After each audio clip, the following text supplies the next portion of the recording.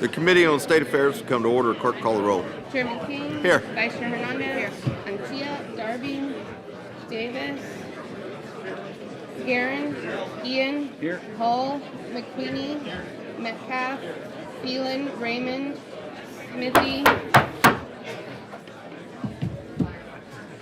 Thompson. Here. Turner. We have a quorum. All right. As a reminder, anyone present invited to testify before the committee will need to register at the kiosk located in the hallways behind the hearing room. If you require assistance in registering or testifying, please contact the committee staff. As noted in our hearing posting, the committee will hear from invited testimony only today. There is an overflow room in 120, and the air is getting turned down. So just to clear up, hopefully it clears up some confusion, the posting is the entire charge was posted. We're not taking up everything in that charge today.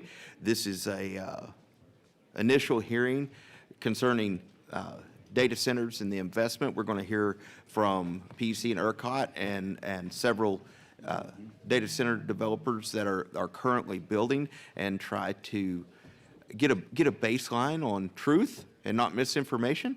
We will hear from public comment at a later hearing, probably later in this month.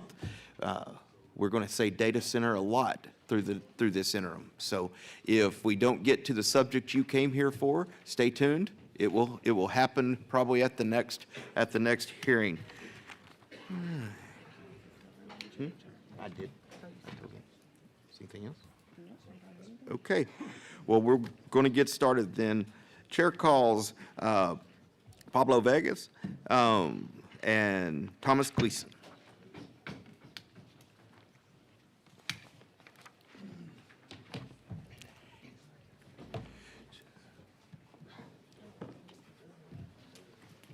So, Chairman Gleason, just for the record, please state your name and who you represent.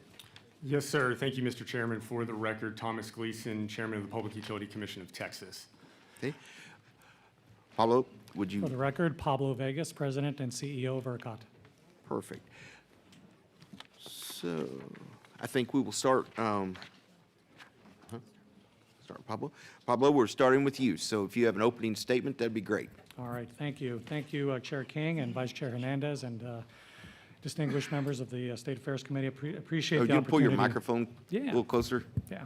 Appreciate the opportunity to discuss the important developments and changes that are going on in the ERCOT market.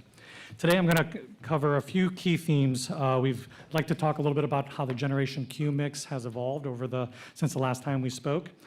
Talk a little bit about the scale of the large load requests that have been coming in. This is the advancement of data centers, artificial intelligence, machine learning capabilities, the whole changing landscape there. And then I want to spend a little time talking about a change to the interconnection process that we are working through right now. We have seen some significant challenges in the old way of connecting large loads into the ERCOT grid based on the volume and the pace of changes that are happening. And so we've got some proposed changes that are fairly significant that I think it's important to understand and should really make a difference in helping the ongoing development of these important resources. So on the slide deck that is being handed out, I'll start on slide 2, where we talk a little bit about the generation interconnection requests.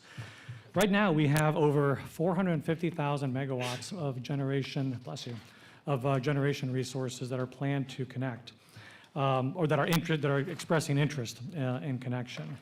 We still see the large dominant interest on solar and battery resources. Those two combined make up over 340,000 megawatts of that 450,000 queue. One thing of note, for the first time, the gas queue is actually higher than the wind queue. It's the first time we've seen that in a long time. Gas queue is at 60,000 megawatts, and our wind queue is just under 50,000 right now. Part of that, we started to see that growth happen right after the Texas Energy Fund was approved a couple of years ago.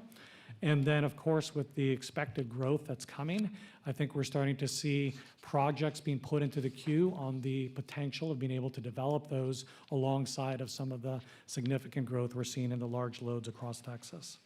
So that's a positive trend.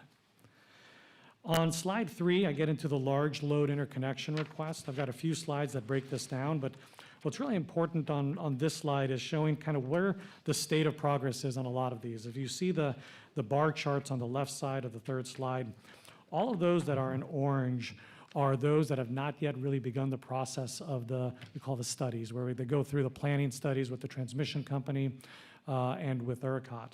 So the large majority have not yet begun that process. Those that are in purple have started the study process. So you see that's a much smaller segment going across the years. And then as you get even further down, you'll see very, very small amounts that have actually had planning studies approved or are ready to energize or actually observed as being energized. This queue is over 410,000 megawatts. That's a huge, huge change since the last time we talked about the growth of data centers. It's been growing rapidly over the last year and a half, and really in the last month and a half, we saw a big chunk of new projects come into this queue, jumping it up over 130,000 megawatts. Of these, over 80% of these, around 87%, are data centers. So there are other projects in here, traditional large industrial development projects, but the large majority of these are data centers. I break down this queue in the next couple slides. I'm not going to spend time going through these. You can just see we've got them as they have been submitted on slide 4. So it kind of shows in the last dozen or so quarters when we received these connection requests. The slide 5 after that shows by transmission service provider the number of projects and the size of the megawatts that they've submitted into the queue. So you can see that in increasing order going down the slide. And then on the 6th slide, we show the queue based on when they expect or are asking to go into service, so when they would actually be energizing. And so you can see the lion's share of these projects are really beginning to energize or proposing to energize later into 2027, a lot in 2028, and then it starts to taper down as you go into 29 and into 2030. So the big interest is really in the next 2 to 3 years, which is really where the challenge in the infrastructure window is, because as you know, it takes time to develop power plants and supply to serve. It takes time to develop transmission lines and build those in order to connect. So these next 2 to 3 years are really critical, which is why the process of this large load interconnection process is needing to change so that we can try to optimize that connection window. Slide 7 gets into that new subject of this process. And I want to spend a minute kind of explaining the way things work today, why it's having a problem, and what we're proposing to do about that. So today, when a large load comes to Texas and wants to interconnect, or historically, let's say, they have worked with their transmission service provider first to understand what kind of upgrades are going to be needed to serve them. So are they going to need new substations? Are they going to need potentially additional capacity on the transmission lines themselves? But what would be needed in order to serve that project? They would work with that transmission company, determine what those upgrades would do. The transmission company would do studies and work with them to understand those requirements. And then once that was done, they would send those studies to ERCOT, and we would look at that, and we'd look at it in the context of the transmission grid in that area, making sure that that project considers all things that are happening on the electric system in that project area. If we see that it can be connected stably, we would provide our approval to that study, and then the project developer would at that point have a green light to go ahead and build their facility at that location. That could take, if it was a steel plant or a chemical refiner or a large manufacturer, a chip manufacturer, it could take anywhere from 3, 4, 5 years to develop that infrastructure.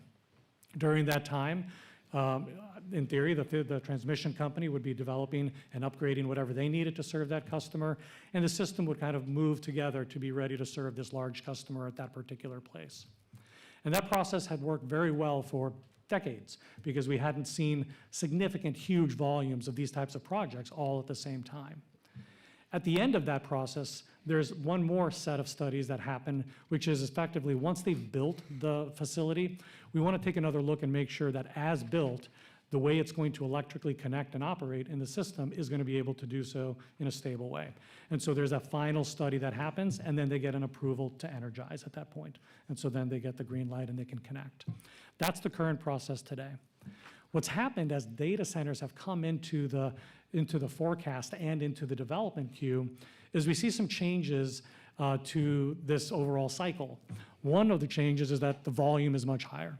So versus having a handful of projects a quarter that are developing and moving, we were seeing dozens and dozens of projects every month getting added into this queue process.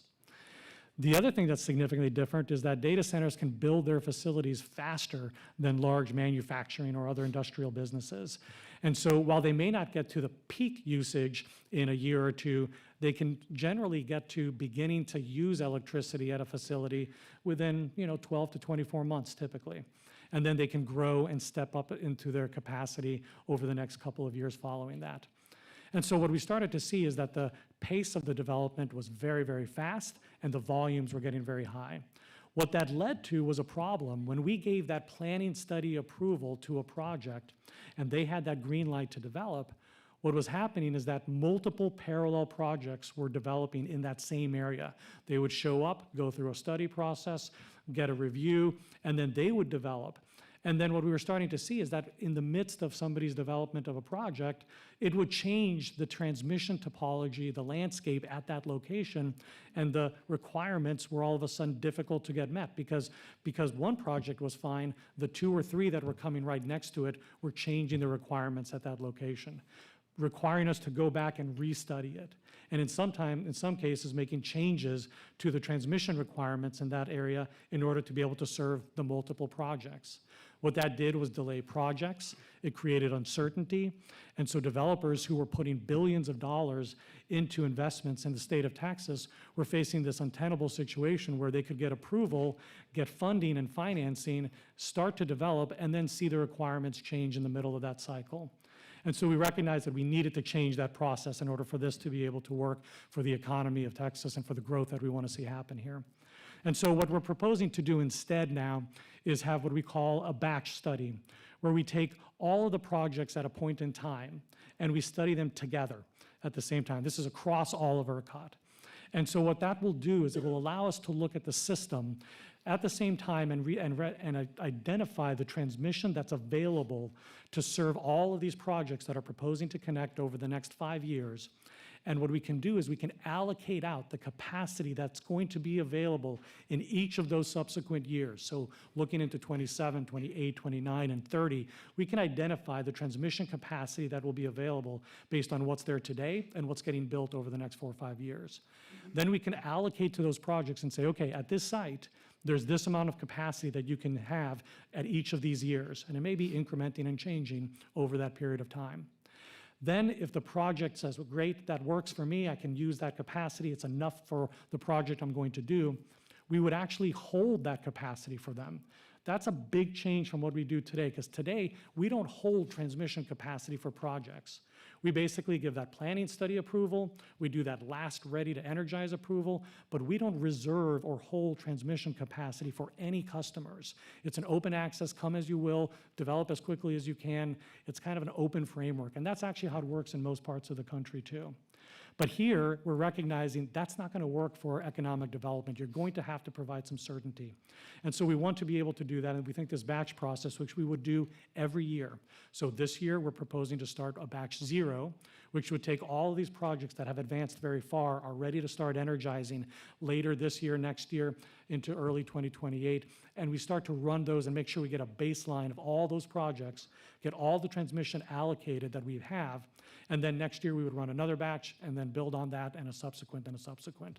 And we would do that year in, year out in order to help continue to show what that growth trajectory looks like, make good, smart decisions on what transmission should be built only for projects that we know are going to be built because they will have to meet a set of requirements in order to get into these studies. And in order to hold that transmission, they'll have to be able to prove that they've owned the land and they've got leases available to do so, that they have potentially ordered the equipment necessary to build all of the infrastructure to serve them.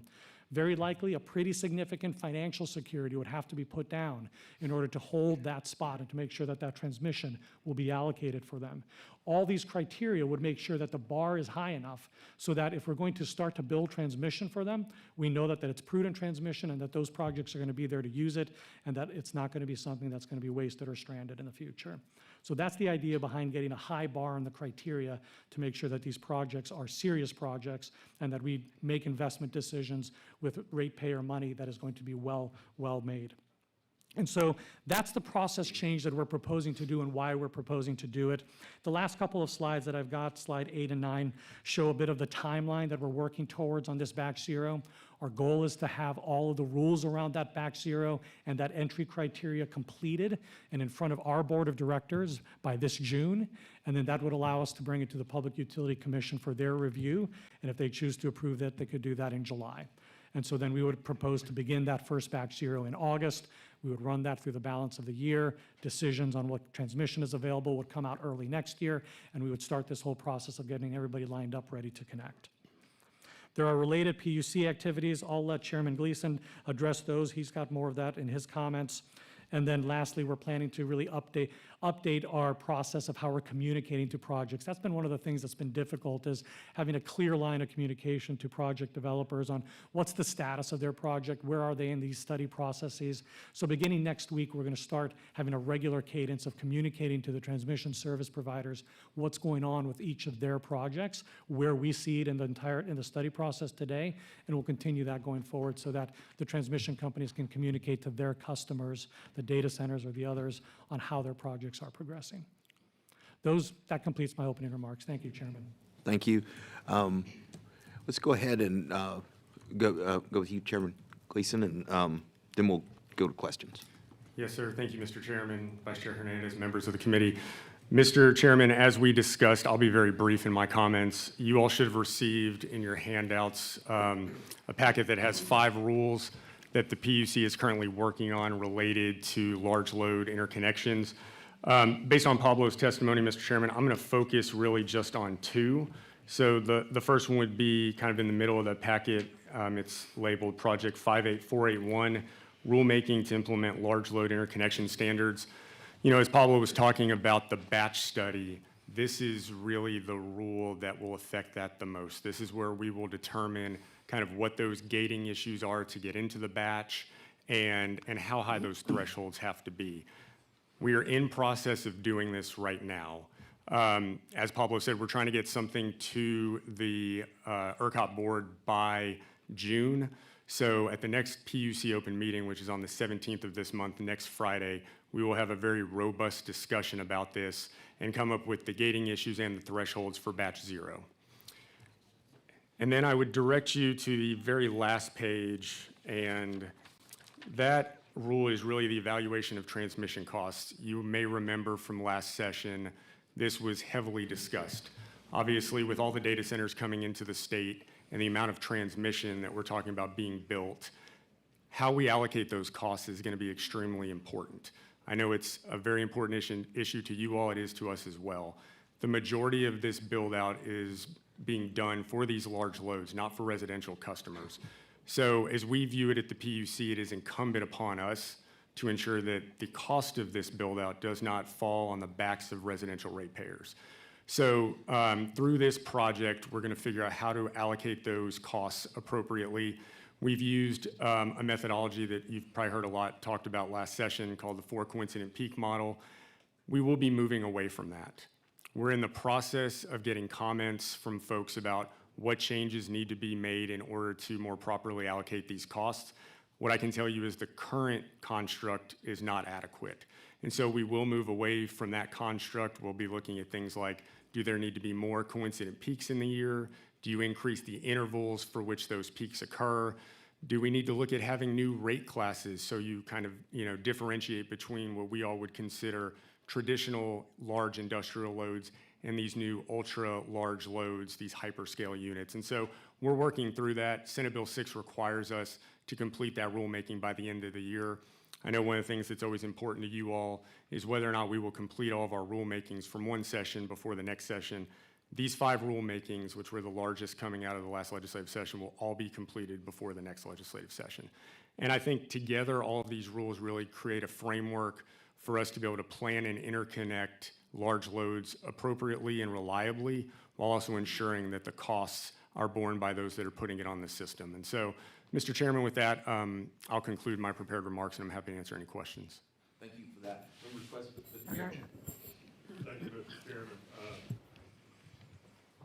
As these data center projects apply, they're required to put up a deposit. Is my understanding, is that correct? Yes, sir, there will be a financial commitment piece. Is it refundable? So as the rule is currently written and proposed, 80% of it would be non-refundable, 20% would be refundable. If it came to a situation where a guy needs 100 megawatts and we come to him and say, we're only going to get you 50, can he get his money back then? So as it's currently written, that financial commitment would be made at the very front end. What I can tell you is, and you all know this from hearing the comments about our PUC rulemakings over time, the goal of the rule as proposed is to elicit comments. So typically staff will put that rule out and go as far out as they think is appropriate, knowing that through the process, you can always pull it back, you can't go any further. So I do not expect that the way it is currently proposed is how it will end up. And I do believe that we will have to look at making that part refundable. One of the things with the financial commitment and all of the issues around interconnection, they serve 2 purposes. We want those entities that are putting the costs on the system to pay for them.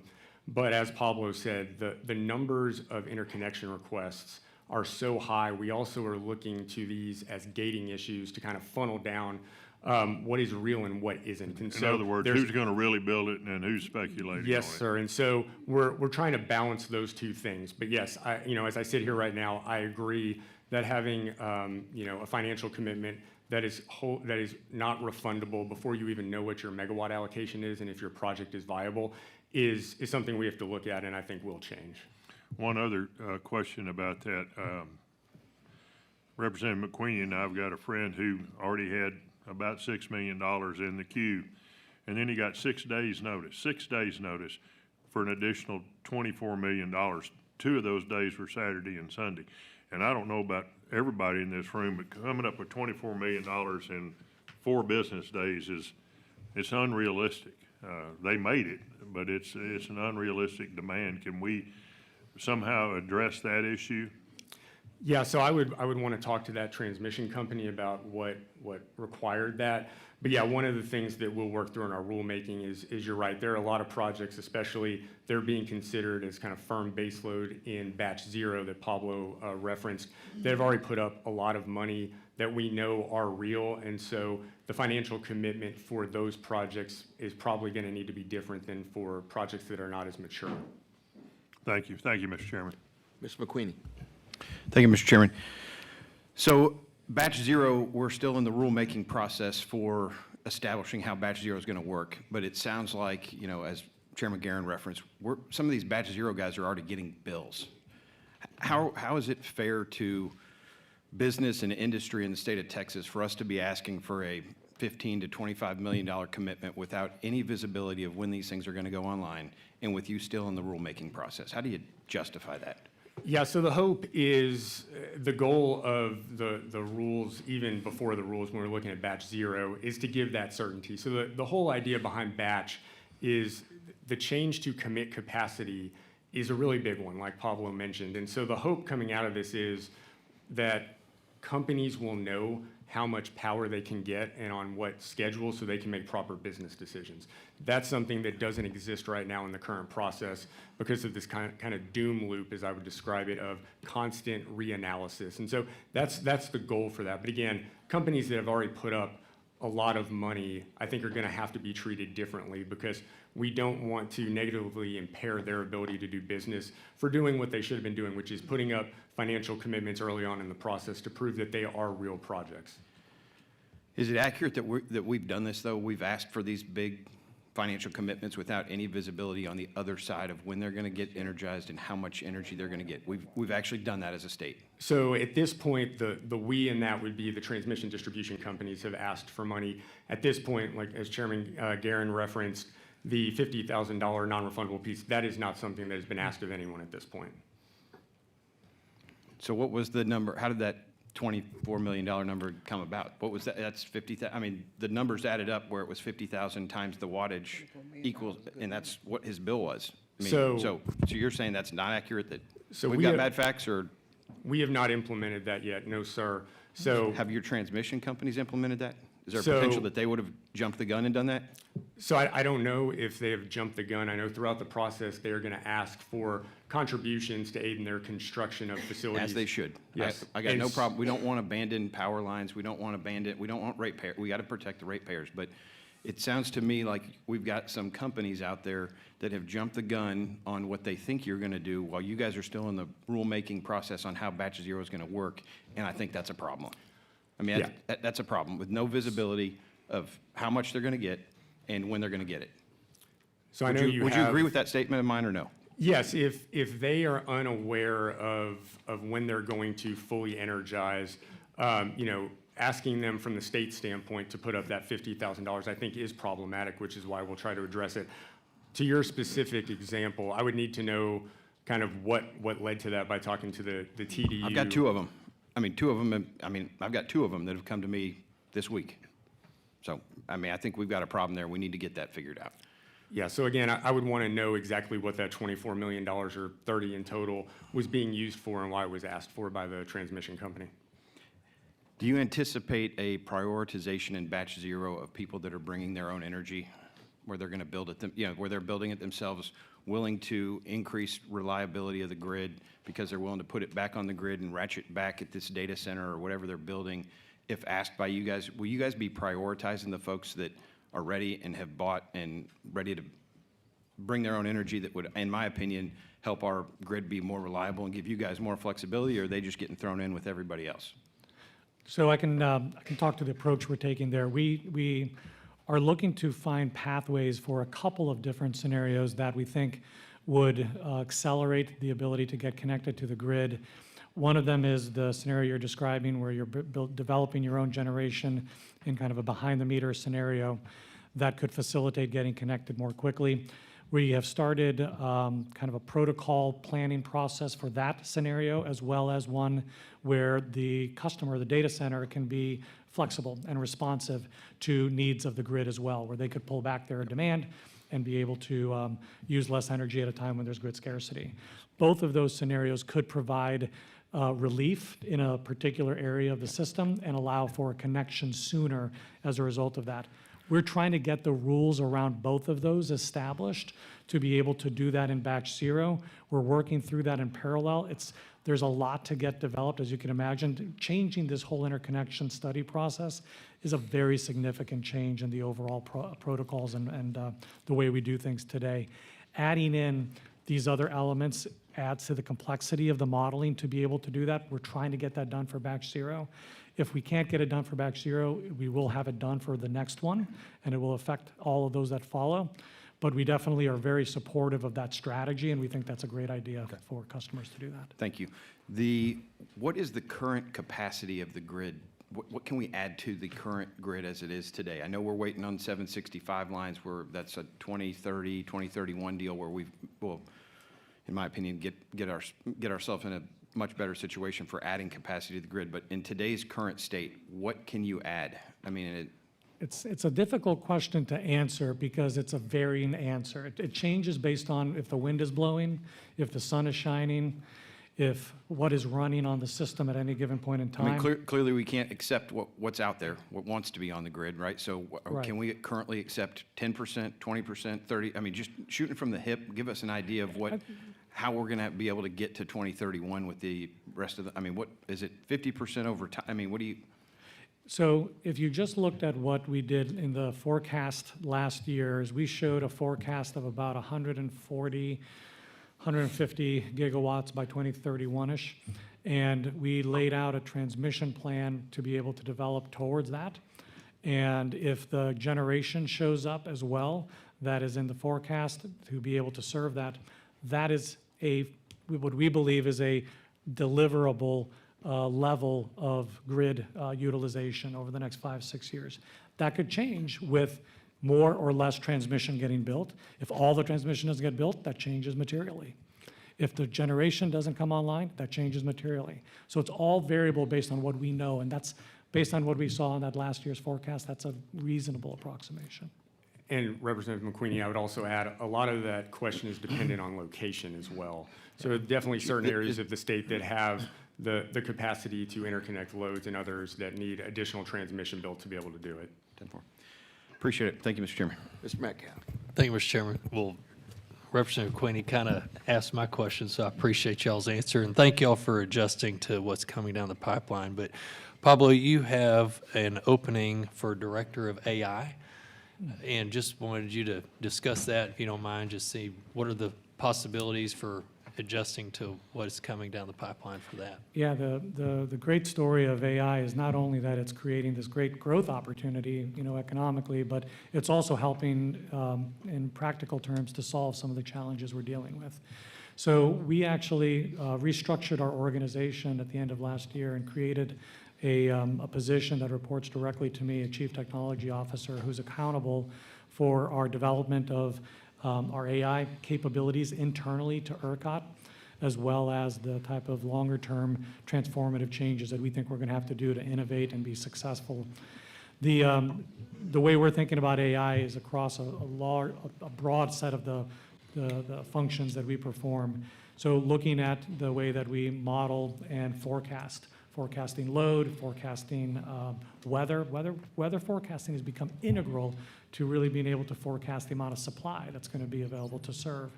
And so there are advanced AI tools and models that can help to integrate both load and supply forecast, factoring in things like weather, to give you a much more granular and accurate point of view in the near term as well as in the longer term. That's one area we're looking at. Another thing we're looking at is how to take all of the millions of data points that we're getting from, we have thousands of generation resources and thousands of customer resources, and being able to take all that data and present information to a control room operator instantly to help them understand where there are risks emerging and where they need to make decisions.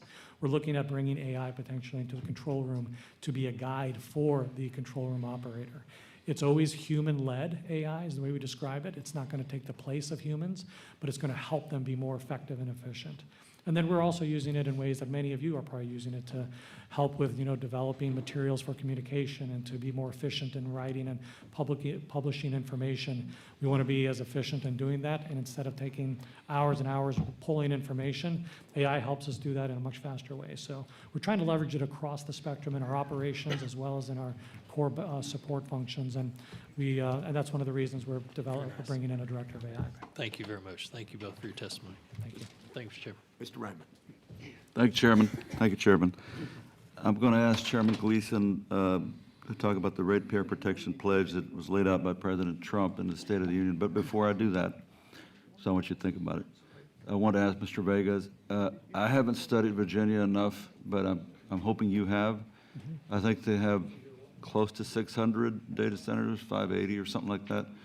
We've got maybe half, well, what are we at, over 300 in Texas? And I don't know how many are being proposed. But it's a significantly smaller state than we are. And so I wanted to ask you if you guys have looked at what happened over there, how they've handled it. That's a lot, over 500, close to 600 for a state that size. And I don't know how much residential sort of growth they've had, compared to data centers, but I'm guessing it's data centers are the ones that are taking up most of the energy. So have you looked at Virginia? Have you gleaned anything from that in terms of how we can use their experience to prepare for what, is sort of happening more and more in Texas? Yeah, the Northern Virginia area, that's one of the largest data center hubs in the United States and in the world, really developed because of its proximity to the telecommunications hub of the country right there just outside of DC. Initially, that was one of the biggest, most important pieces of infrastructure to support data centers was the availability of high-speed internet and networking communications tools. So they've developed over the years. If you recall, I mean, right now, or a few years ago, the data is a little bit dated. The amount of data center load in the U.S. was anywhere from 20 to 30 gigawatts worth of data center load in the whole country. When was it? What year? a couple of years ago. Okay. That was what the stats were showing. Okay. And so a big portion of that was in Northern Virginia. We are looking at a queue of over 400,000 megawatts, 400 gigawatts. So 200 times or 20 times the size of the entire country. So what we are learning and what Northern Virginia is going through right now is actually not that different from what we're going through.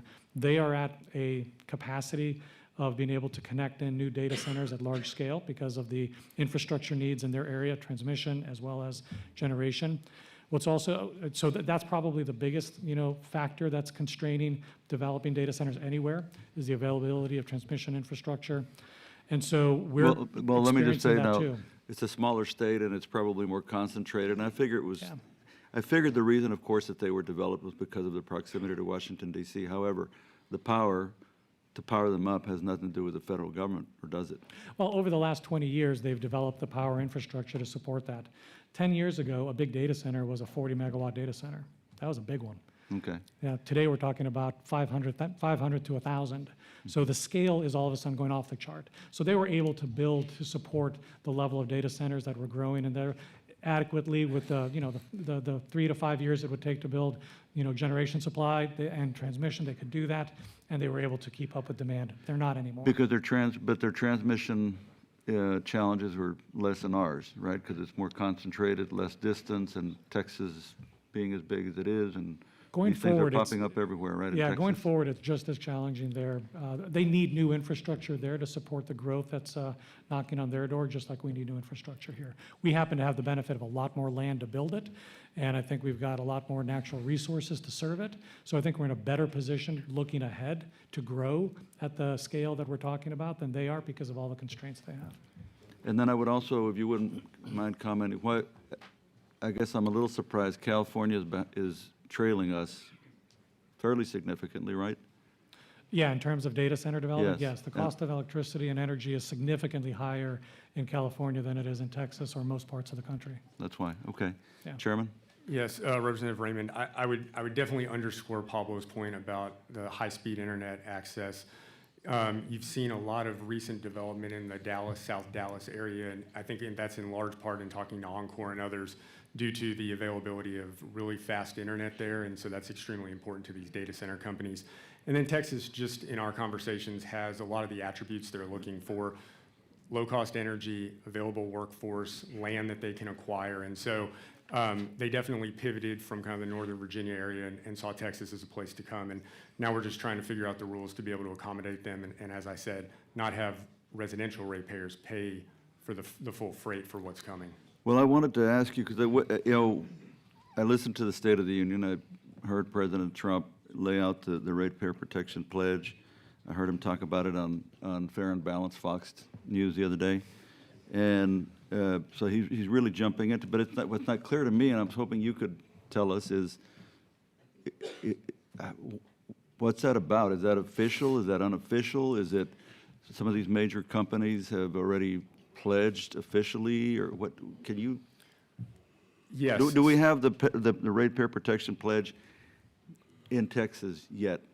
So all the companies that we talk to, the data centers, their customers, are looking for ways to pay their share of all of these costs. They understand, because it's come from the top, but also, state leadership has said this. They've heard from, bodies like the State House that we want this development here, but we have to balance that with costs. Costs have gone up a lot in this state since Winter Storm Uri for a myriad of reasons, mostly centered on reliability and resilience, which were necessary. But again, these costs are really on the system because of these ultra-large loads and the amount of energy and transmission they need to be served. So, as I said in my opening statement, we are at the PUC are looking at all the ways that we can address that. So, like we said, changing the way that it's the way that transmission costs are allocated.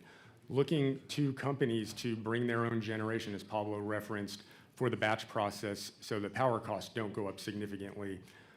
The other thing that we also have to talk about when we're thinking about this is how easy is it for us to show that these companies are paying for the costs of these transmission upgrades.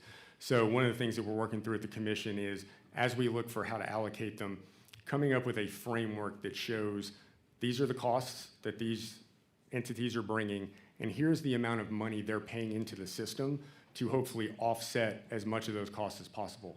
And so, it's not just, in my opinion, ensuring that ratepayers are protected. It's being able to show them that they're being protected. And so the rules that we're looking to promulgate are going to accomplish that. Okay, so what he laid out is sort of unofficial. It's not official, it's just him saying these big companies are pledging to, quote, pay their own way, quoting the president. So we take that as a signal that that's what we're solving for. And so the rules that we're putting in place, the frameworks, are going to achieve that. And so whether it's official or not, we are taking it as something that we have to do to ensure that residential ratepayers are not paying for the costs that are being borne on the system because of these extra large loads. Okay, thanks. Ms. T. I want to thank you so much, both of you, for your magnificent testimony. I want to just ask just some ordinary questions for ordinary folks. I'm about to have another data center in my district. And what I'm concerned about is how is that going to impact electricity during the hurricanes? Because we get hit with hurricanes and now tornadoes in Houston. How are those data centers in terms of demanding of electricity going to impact where my folks are? You want me to cover or do that? You can go first. Yeah, I was just going to add, or say that one of the things that this legislative body did in the last session, which was very helpful to that question, was pass a set of rules that said if the grid gets into an emergency condition, that the data centers have to come off of the grid and use their own backup generation that they have and not add to the burden of the grid during a scarcity or emergency event.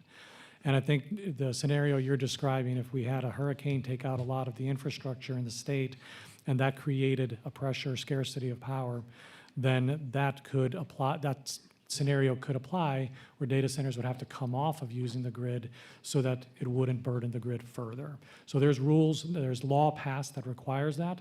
And we're actually working through with the Public Utility Commission on getting the specific rules of how that will be implemented this year so that that will be in effect. I just want to make sure that there's not going to be those little moving blackouts, and we got to say the data center, but the residential folks, they got to pay the penalty for not having electricity. And Representative Thompson, I would add, Yes, sir. That's one thing we learned coming out of Winter Storm Uri, right? Is we saw a lot of instances where large industrial customers were still receiving power and residential customers weren't.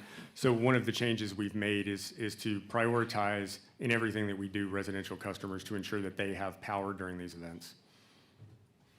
And let me ask you another question. One of the things that my district did was Katy, Texas had a problem with water, and we allowed them to come through my district to get to Lake Houston to have water. And I know data centers use water. I want to know whether or not that how is that going to, the onslaught of data centers popping up? And I realize that Texas thrive on business. We got to have business. How is that going to impact my constituents as in terms of water availability? Yes, ma'am. We are working at the commission right now to find that answer. So Chairman Wally, who chairs our budget subcommittee in the House, put a rider in our budget that requires us to do a survey of data centers to better understand their water usage and then provide that information to the legislature and also to the Water Development Board, who deals in the statewide water plan. We have put that out and are expecting results to come in shortly to be able to put together a report on that. This is something I've talked to Vice Chair Hernandez about at some length. I'm hopeful that we get a really high response rate on this.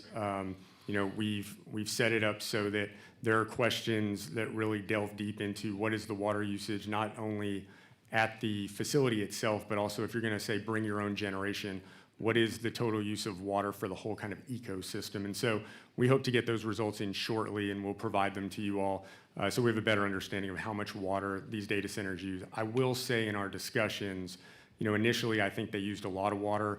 For most of the companies I talk to now, these are closed loop systems. So initially there's a lot of water, but there's not a lot of water loss going forward. So I expect, but don't know, that we'll find that the data center itself is not using an inordinate amount of water, to be seen about, those that are bringing their own generation and how much water those facilities use. Is there a saturation point in an area for data centers to be located? I'm getting my second one near where I live. It's coming soon. The limit, I'm not sure that we're getting to a saturation point yet. I think really it's a question of how much compute capacity is needed based on what's happening with the growth of artificial intelligence and machine learning and all of the new ways that it's serving businesses and consumers. So I don't think we've seen a saturation limit in terms of the demand yet for it. From a practical point of view, we are consistently evaluating the infrastructure's ability to serve that demand and making sure that anything that we're going to connect into our system can be connected reliably and not create an instability or reliability risk for everyday Texans. So that's in large part why all these changes that we're talking about are needed in order to be able to reliably connect in these large consumers. And then the marketplace, I think, will determine what the real demand is for these types of products and capabilities. And since the market rate place is so good in doing that, when there's a concentration of these data centers, how does that impact the quality of air for residential persons living in and near around those data centers? I'm not aware of any air impact issues with the data center operations. I don't think they have emissions that I'm aware of any. Well, I'm not the person to ask that. I guess maybe there'll be a panel full of data center developers after us that would be much better suited to answer. You're not aware of questions any like that. studies that have been done to see whether or not that impact the quality of air? It's not Because, required. once you put brick and mortar on the ground, it does have some impact on air quality. Yeah, there's no requirements. Perhaps that's something we'll get to in the future. Yes, ma'am. I think, they go through, the permitting process that those types of facilities have to go through. But yeah, I'm not aware, at least in our discussions over the last, number of years on this issue, impacts to air quality has not been something that's come up in those discussions. Mr. Chairman, you've done such an excellent job in your position, but we are familiar with the permit department on certain areas in my area, concrete batching plants, and it really lacks a lot of, it needs a lot of improvement. Thank you very much, gentlemen. Mr. Chairman, thank Darby. you. Thank you, Mr. Chairman. Good morning. Thank you each for your service. We've been talking about, this is a discussion about data centers, but before data centers, we had the Permian Basin Reliability Plan. And that was built around specific load forecast and current set of transmission capabilities. And now batch zero allocations are capped by that existing transmission for the next 5 years, I guess, is what your testimony is. And I guess my question relates to Permian Basin customers who are in the queue. They had their load, they knew what it was, they told you what it was, and they knew what the transmission capabilities were. And then they've been relying upon the commitments made by ERCOT and PUC with regards to that plan, and the companies have relied upon that. So what are we to do? Are they going to, now that batch zero is coming out, are they going to have to, their allocation be reduced proportionally? Kind of walk me through, because again, this has been an ongoing process for a number of sessions, and this reliability plan has been in existence for a while, and we've committed as a legislature to this task. And so I just want to see how this batch zero process is implicating and affecting those folks who had committed resources to that Permian Basin Reliability Plan. Open it up to either one of you if you have a comment. So just real quick, Chairman Darby, are you asking if those that were approved for large load prior to Senate Bill 6, if this batch is now going to be retroactive? Correct. That's been my question all along. Which one of y'all want to answer that? Yeah, this is not a retroactive, existing customers that have transmission access today are going to continue to have the transmission access that they have in the future. This whole batch zero, the whole reason we have to do looking at everybody at the same time is because we have to figure out how to incrementally allow the next customer to get onto the grid reliably. Those that are there today are there today. They've got their allocation. And so that's not going to change. This is about new ones that are going to come on in the future and what they're going to be able to consume. Okay, well, that was bothering me from the start. I just want to make sure we're honoring the commitments as we move forward, because I recall and know the emphasis we have for the permanent basin Absolutely. Plan. So thank you for that. Thank you. Vice Chair Hernandez. Thank you, Mr. Chairman, and thank you both for being here today. As Ms. T was mentioning earlier about water usage and Chairman Wally's rider requiring PUC to send that survey out, this is a voluntary survey, correct? That's correct, Vice Chair Hernandez. We've brought this up in multiple open meetings. As you might expect, the data centers recently have been showing up to our open meetings often, and we make it a point in each of those open meetings to let them know that we expect everyone to participate. And like I said, I think we will end up with a high response rate. That is really what I believe we will get. There will be certain questions. I'll be interested to see whether or not we get a high response rate to individual questions that we posed.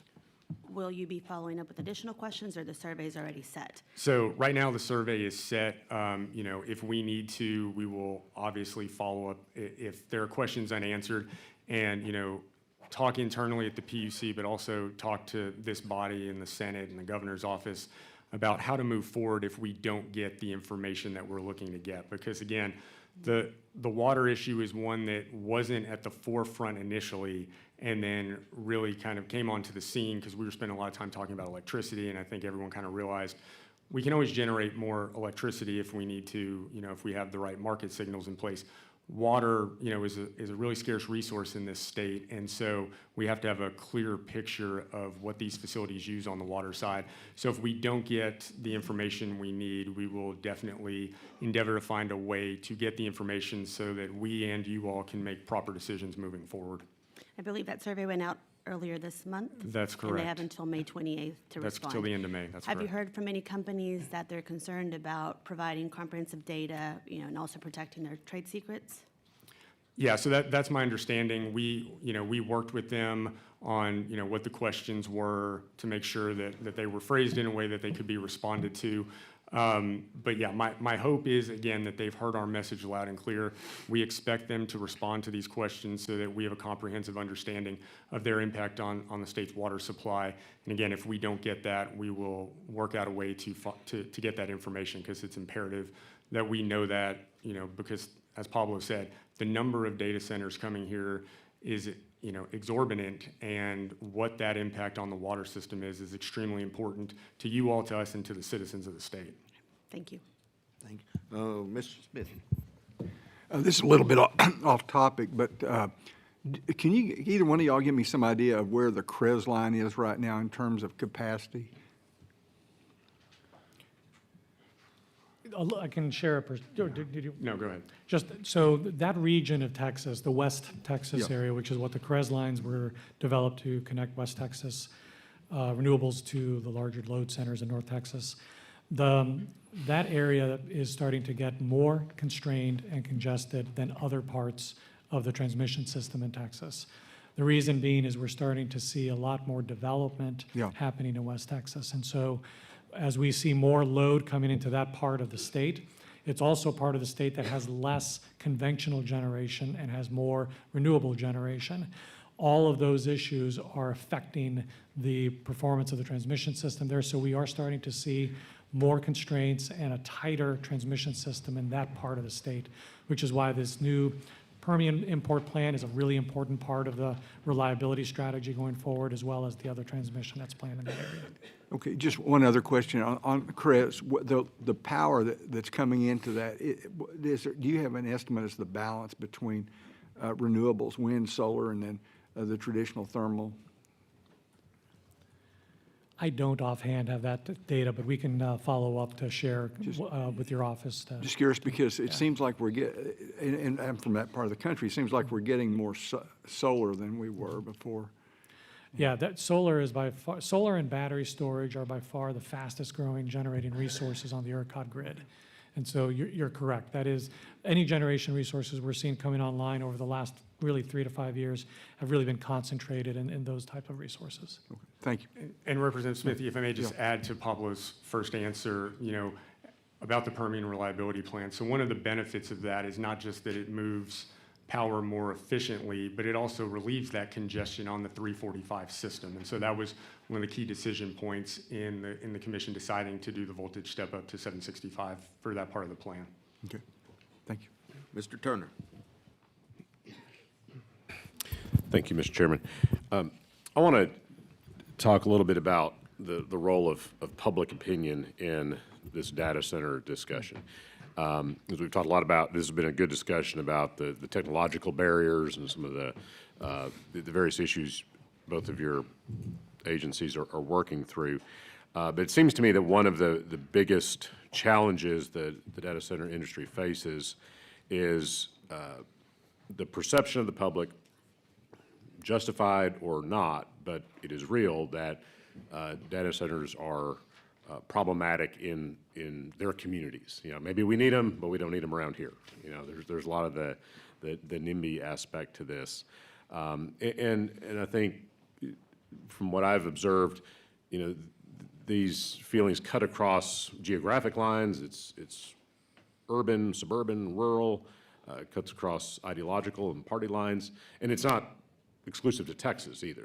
These debates seem to be going on all over the country. So, but in Texas, what I've observed is that there's very specific, we don't want data centers because, and some things are not things y'all would deal with, like construction activity and noise, truck traffic, proximity to people's property, that type of thing. But then water, as we've talked about a little bit, and then obviously electricity, and the electricity concerns seem to be centered on two things. One, reliability, that, Winter Storm Uri is still fresh on all of our constituents' minds and our minds. And so people naturally have a fear that this could trigger another disaster like we had in Winter Storm Uri if there's too much demand.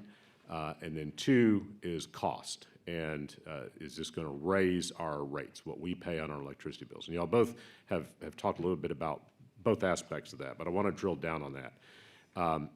So on costs, first off, Chairman Gleason. So you talked about cost allocation and how the commission is reevaluating 4CP and looking at alternatives to allocating costs. Yes, sir. So just kind of a baseline question, is it the goal of the commission to make sure that data center activity does not increase the electricity costs for our constituents? Yes, we're working to establish a framework that adheres to cost causation principles, that those who cause the cost pay the cost. Okay. And so when we talk about 4CP and how that may evolve into something, or will evolve into something else, I mean, you said pretty clearly it will change. That deals with transmission and distribution. Correct. Okay, so that's the regulated part of the market that the commission regulates. And then we have the deregulated part of the market, which is retail and generation, correct? Correct. Okay. So what's your view on the generation side as to whether or not this additional demand is, what is its impact on generation costs and that part of our constituents' electricity bill? Yeah, so, with the proliferation of renewables and batteries in the state, we continue to see low electricity costs, though they are higher than they were, say, pre-Winter Storm Uri.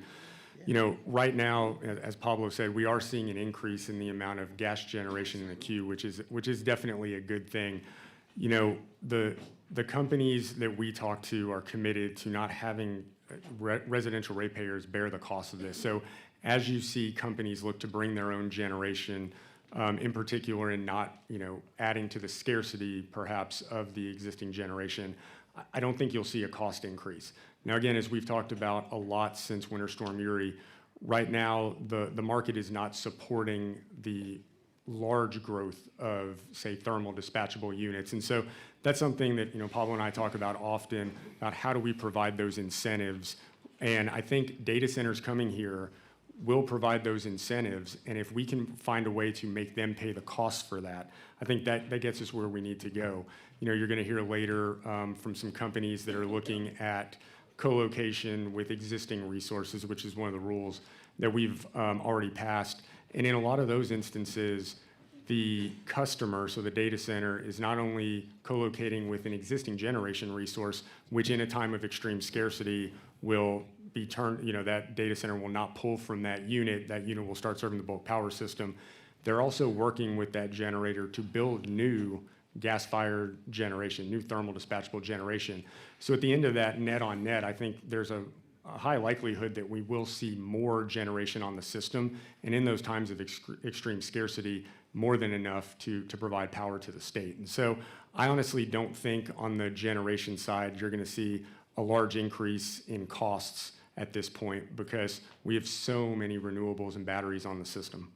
Okay, yeah, and I agree that I think this is a potentially a very good thing on the generation side to send the right market signals to get more generation built in our state. And that was one of my initial concerns about SB 6 is that it might go too far to inhibit some of that activity. But hopefully we reach the right balance there.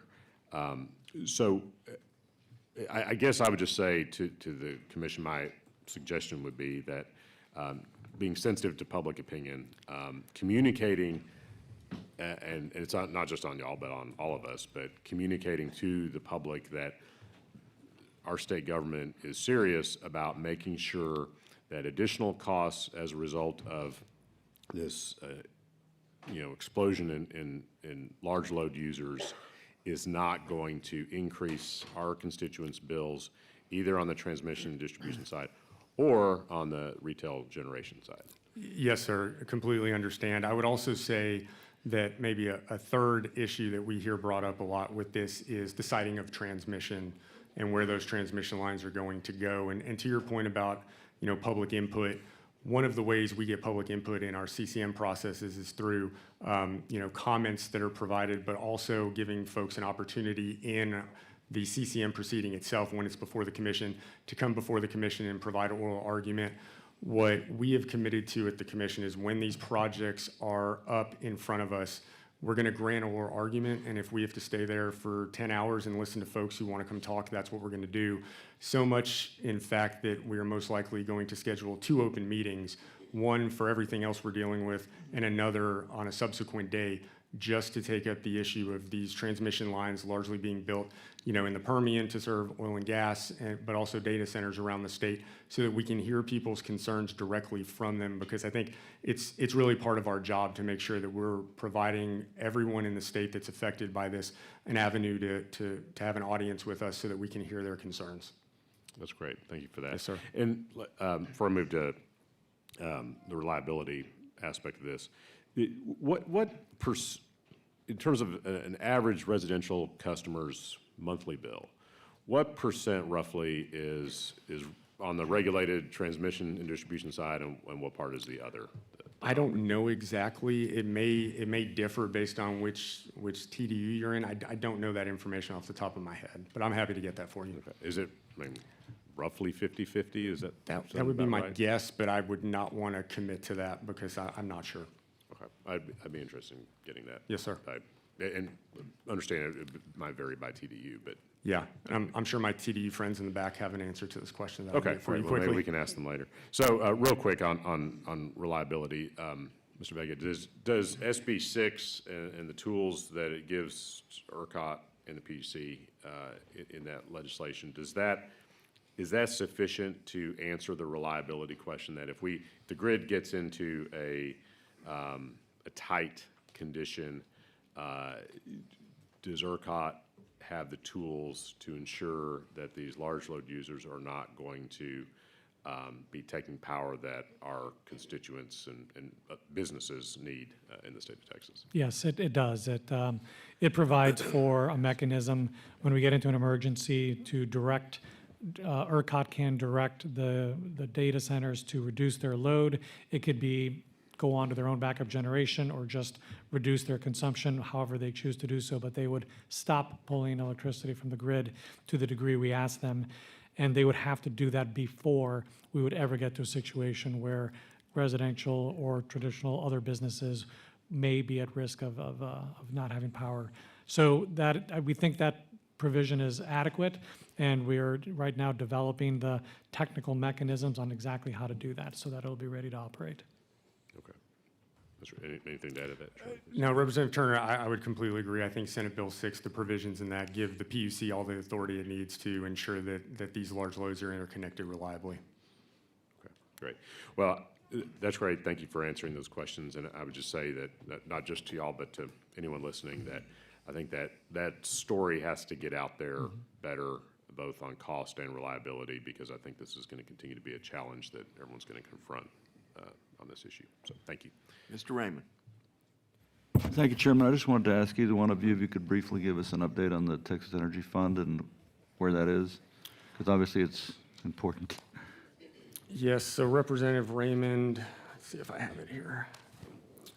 So to date, we have about 3,500 megawatts in executed loans. So 3,500, we have about another How many projects is that? That is 8 projects currently, and we have another about 5,000 megawatts that is in due diligence moving forward. So that's just for the loan program. We also have a number of projects. And what does that equal in money? So it'll end up coming out under the 7.2 billion. I don't know the exact number for those projects, but as you remember, for the Inside ERCOT loan and completion bonus program, 7.2 billion. I think by the end of this, when you take the 2 programs together, we'll get about 8,500 to 9,500 megawatts, and it'll come in well below, I believe, the 7.2 billion that was allocated. And do you have completion dates or anything like that on there? I don't have them in front of me, but we can get those to you for the projects that are both under contract and in due diligence. Yeah, I mean, by the time we get to January, when we get back in session, we're going to ask where it is, right? And, you know, make it move, man.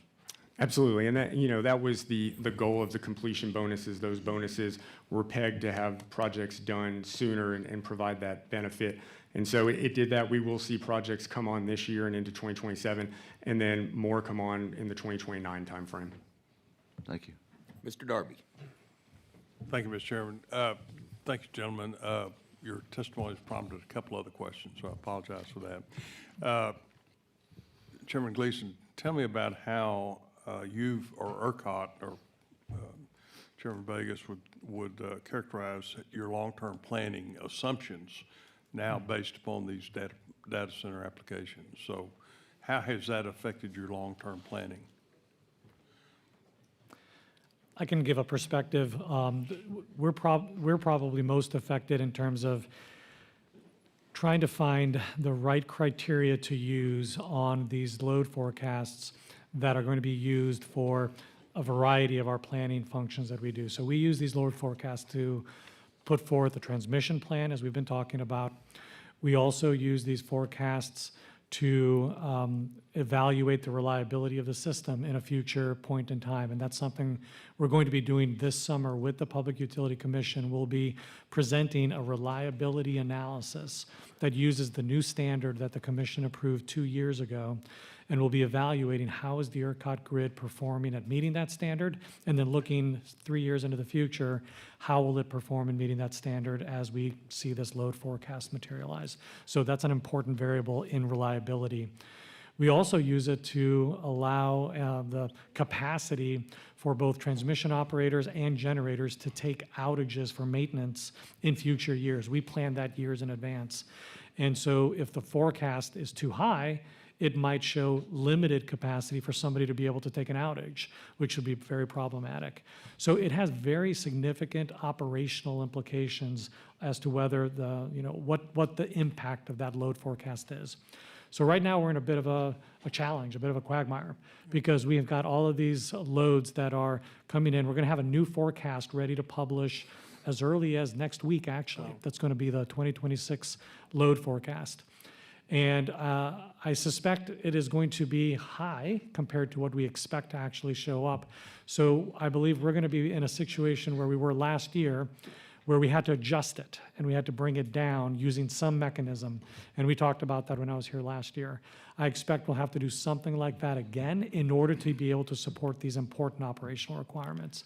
But right now, the key to getting it right is some of these new rules that are being established that set the large load standards, setting the financial security, the ownership of land, the ordering of materials. Those types of requirements will whittle out projects that are less serious and hopefully get us a more accurate forecast. Yeah, Chairman Darby, I agree with Pablo. I think it's a really important question. The number that gets published, what are we going to do with that? If it's an extremely high number, is that really the number we're going to use in our reliability standard assessment and say that the market is short all those gigawatts?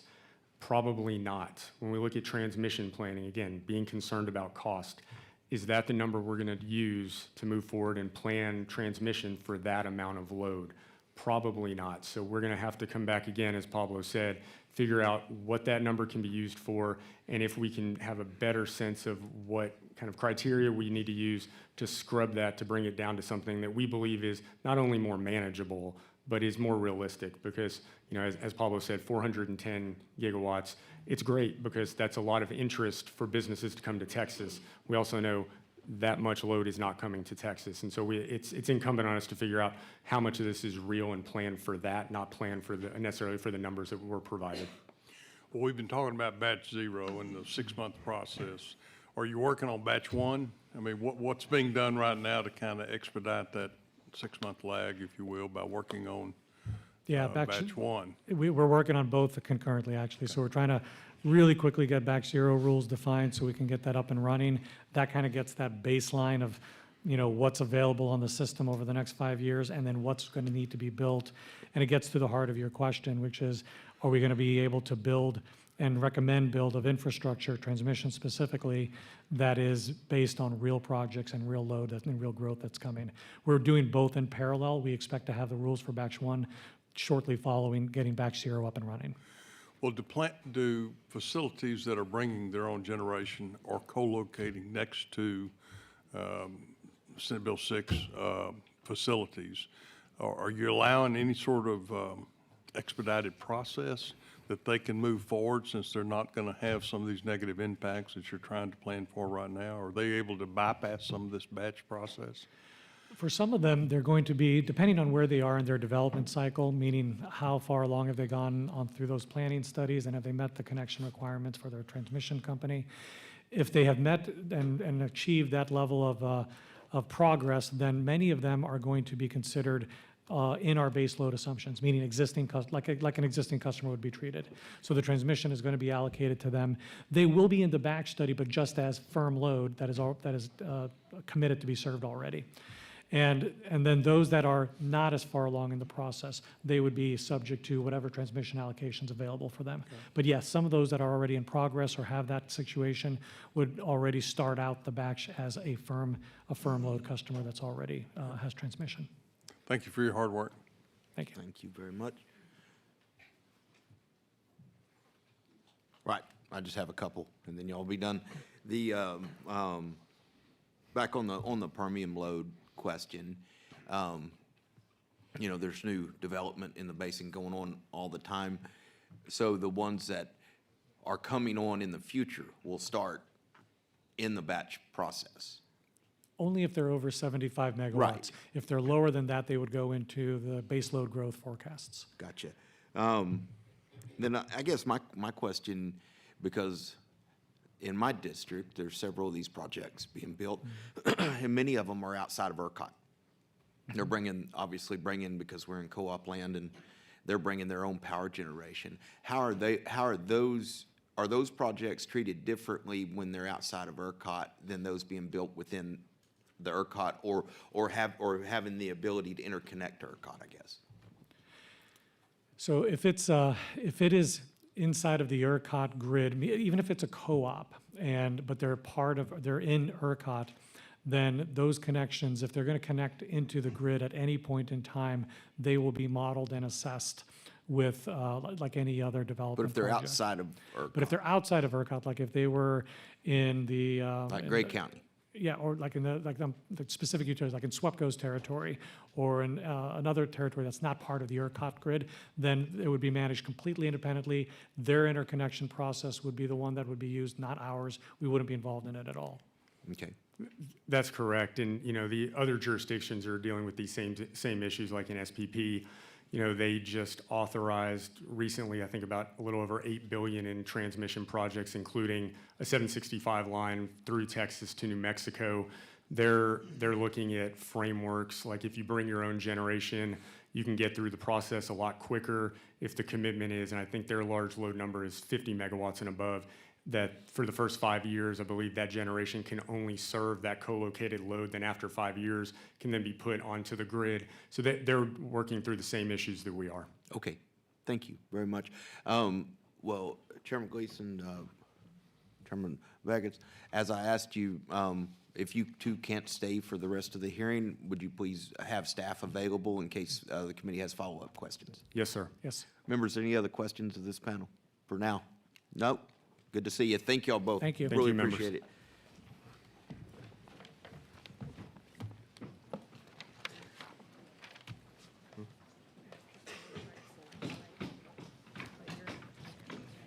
Is that right?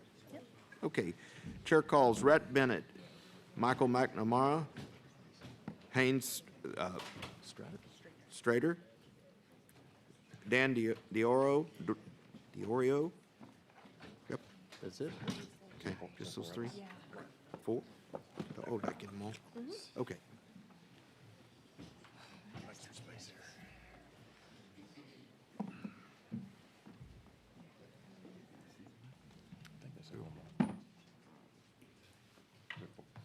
I think we're missing Michael. Yeah.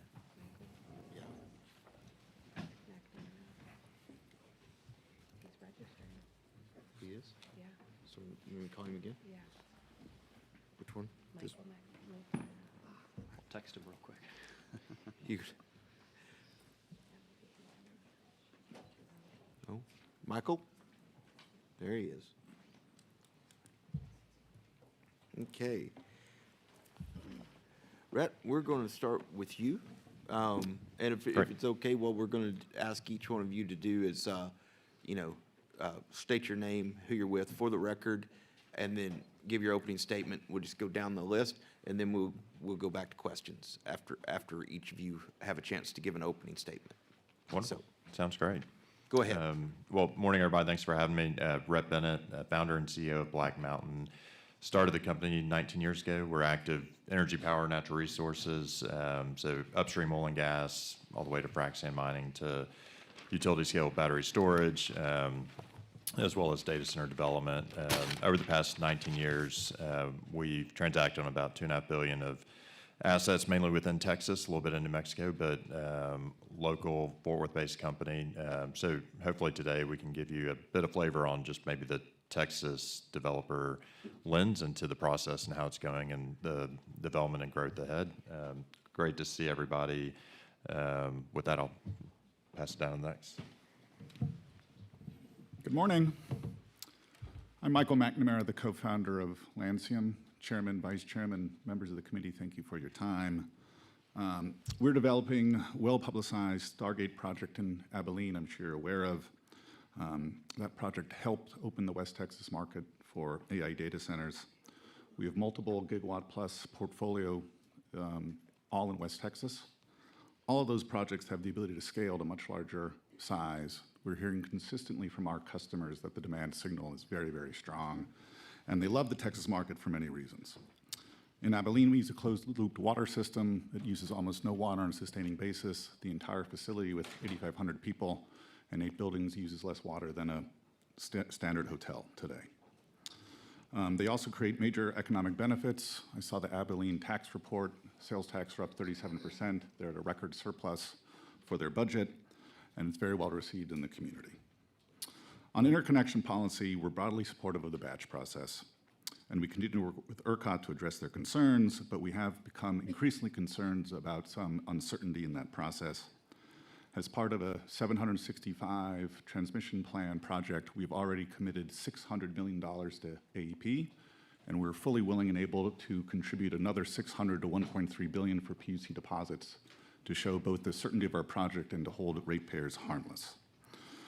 Under the new policy as drafted, though, for the batch, it could create a de facto moratorium on future growth, which could drive these projects out of the state or cause them to go fully behind the meter, which provides no benefits from scale for the transmission system.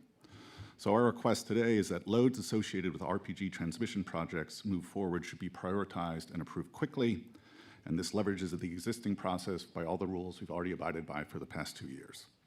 As an alternative, existing RPGs should be approved and their associated load should be placed in the batch zero as base load. Thank you very much. Dan, go ahead. Thank you, Chairman and members of the committee. My name is Dan Diorio. I'm Vice President of State Policy for the Data Center Coalition. DCC is the National Membership Association for the data center industry. Our members are leading data center owners and operators, as well as companies that lease large amounts of data center capacity. A strong majority of our members have long-term operations, infrastructure investments, and teams in Texas, and 11 are proudly headquartered here.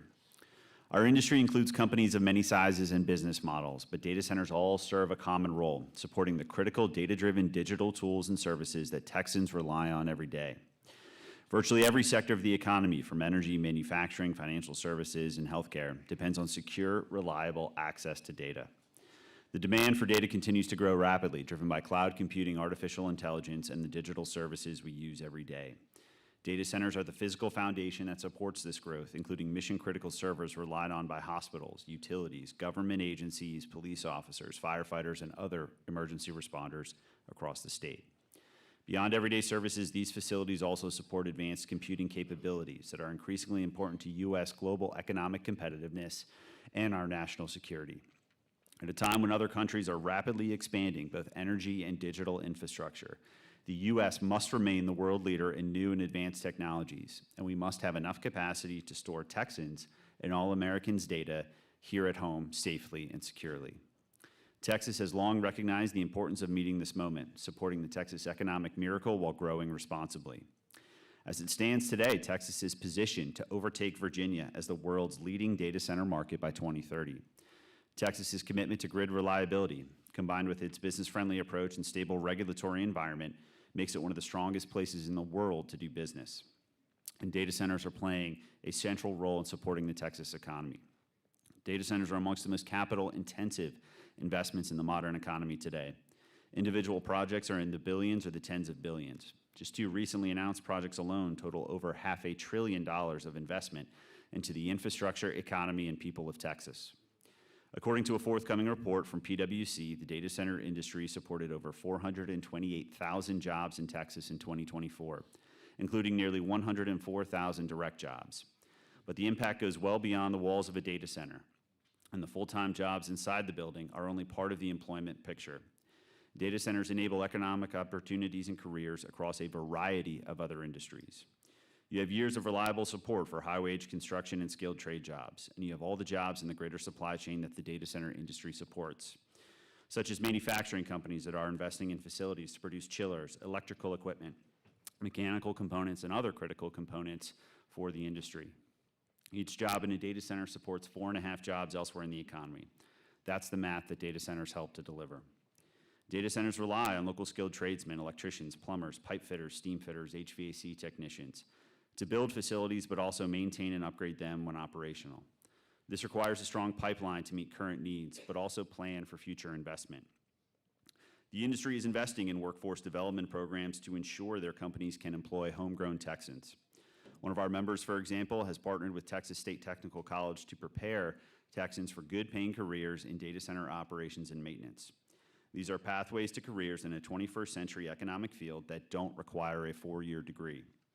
Taken together, these impacts confirm that every megawatt of new data center load delivers benefits well beyond the facility fence line. The data center industry contributed $65.8 billion to Texas's GDP in 2024, and generated $4.5 billion in state and local tax revenue, including $2.2 billion paid directly to the state of Texas in 2024. These impacts are already here, and the growth is continuing. Texas is now front and center of the global technology race.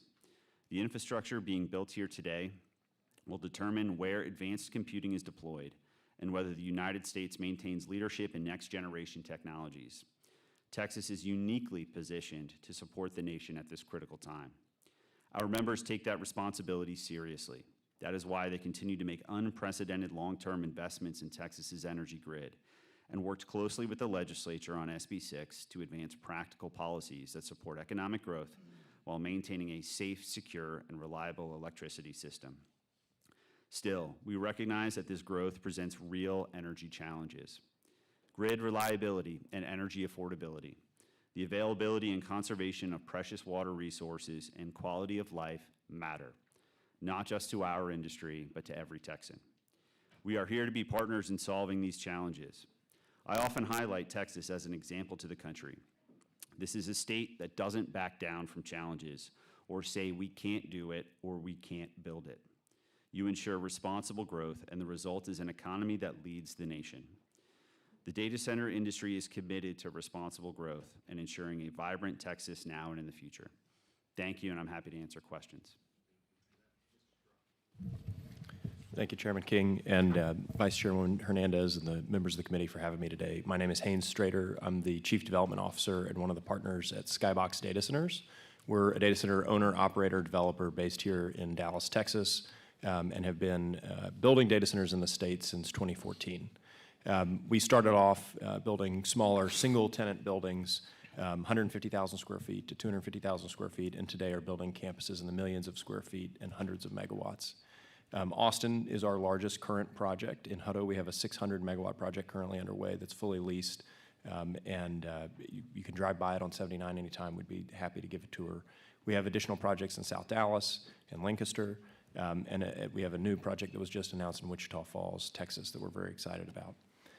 We have found that partnering with the TSPs, particularly Oncor and AEP and CenterPoint in our history, has been critical to finding points of congestion on the grid where there are opportunities to improve the throughput of electrons along high voltage transmission systems, which ultimately increases reliability for the state.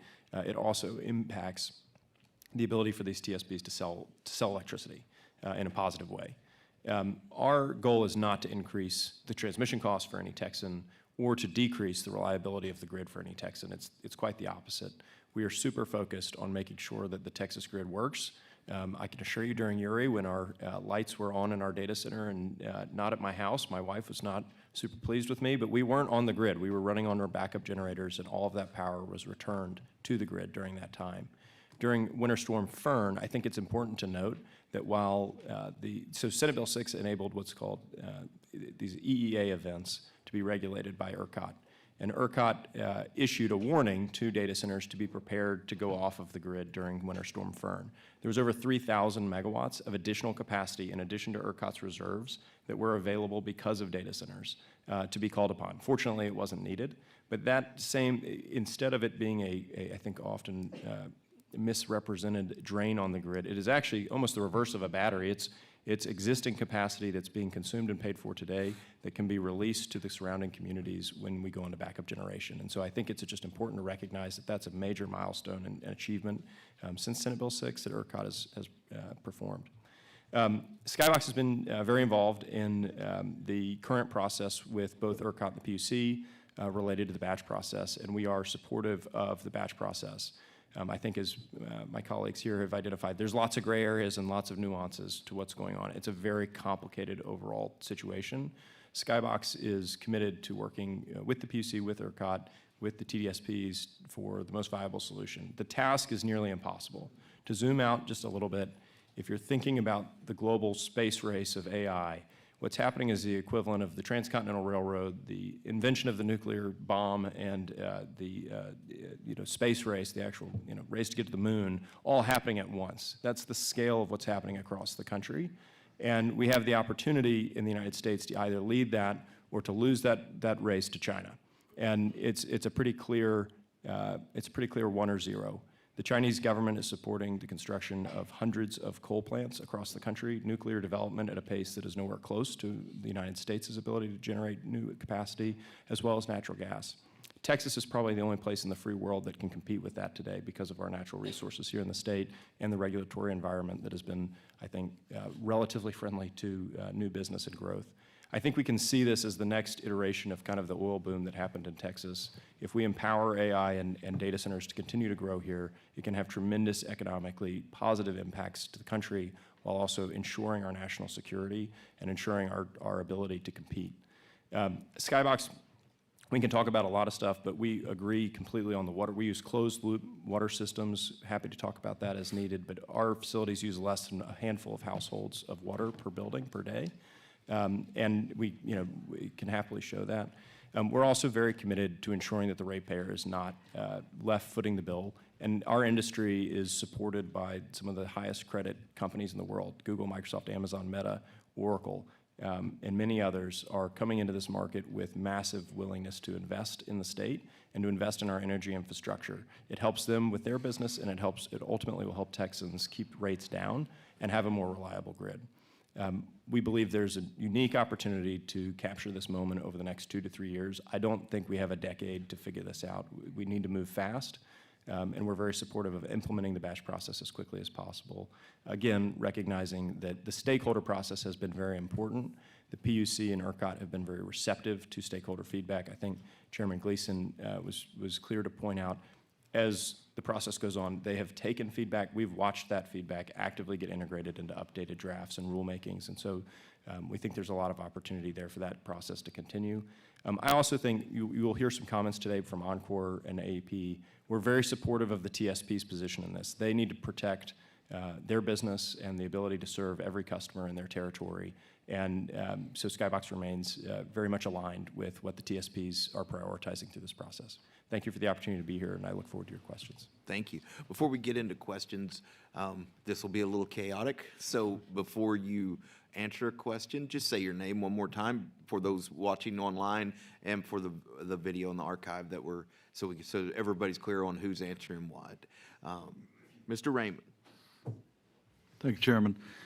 Do you, and whoever wants to answer, can you give us an idea, either what percentage or of the data centers are AI or crypto mining? And then also, are any of you involved yet in quantum computing? And also the second part of that question would be, how much more power is needed for AI as opposed to crypto or vice versa, or are they about the same? I know quantum requires less, right? So whoever wants to take that on. Sure, Dan Diorio with the Data Center Coalition. Right now, AI is an important growth driver, but the vast majority of data centers being built today are for cloud infrastructure. We know, according to Bain, that by 2027, AI will be probably about 24% of global compute. So while it is, again, an important growth driver, it is really just now emerging. And so the vast majority of data centers being built are servicing all the services that we rely on every day from cloud infrastructure.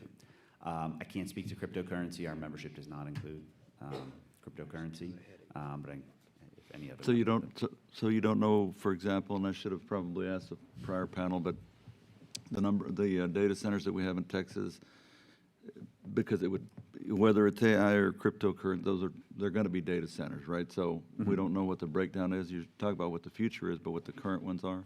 I don't. In fact, I would actually say the current ones, I would say probably none of them that are up and operational would be AI specific. So it's unlikely that they would be AI specific. And again, I can't speak to the cryptocurrency piece. In Texas? In Texas, yes. Yeah. So, I mean, I figured you know how many in Texas are AI right now. Yes. And I would say it would be few and far between. I doubt there's actually an up and operational AI-specific data center. There will be AI compute in a data center, but it won't be exclusively dedicated to AI. So with reference to okay. I think we have a bit of a different perspective. Just say your name. McNamara with Lancium. Thank you. We today have 4 gigawatts of capacity, fully leased, all for AI, of which the Stargate is operational for 3 buildings, 8 buildings coming, and then 2 more buildings coming. That's all AI. And I think you'll see far less cryptocurrency mining in Texas because any site that can crypto can also be for AI, and the economic value of AI is far higher. And for Far fewer new ones, right? But with reference to existing centers right now, I figured most of them would be crypto, but I don't know. And that's why I was asking I you guys, think because you guys are the experts, right? you're seeing a trend of former cryptocurrency miners are becoming AI data centers. And you've seen that Okay, in so Children's Texas and in West Texas. Okay.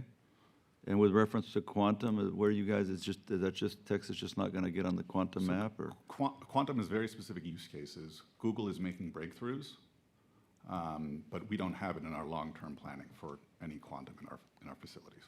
Okay, go ahead.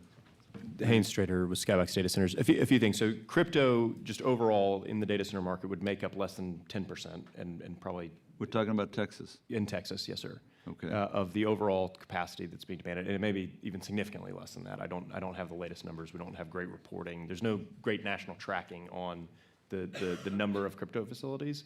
But what the panel that's sitting here in front of you today represents are enterprise-grade, high-quality data centers that are serving high-credit tenants, that are building the technological things that you use every day, whether it's accessing your bank account, whether it's using AI technology. Okay, back up, Yes, because sir. you're confusing me now. I'm sure the other members are not confused.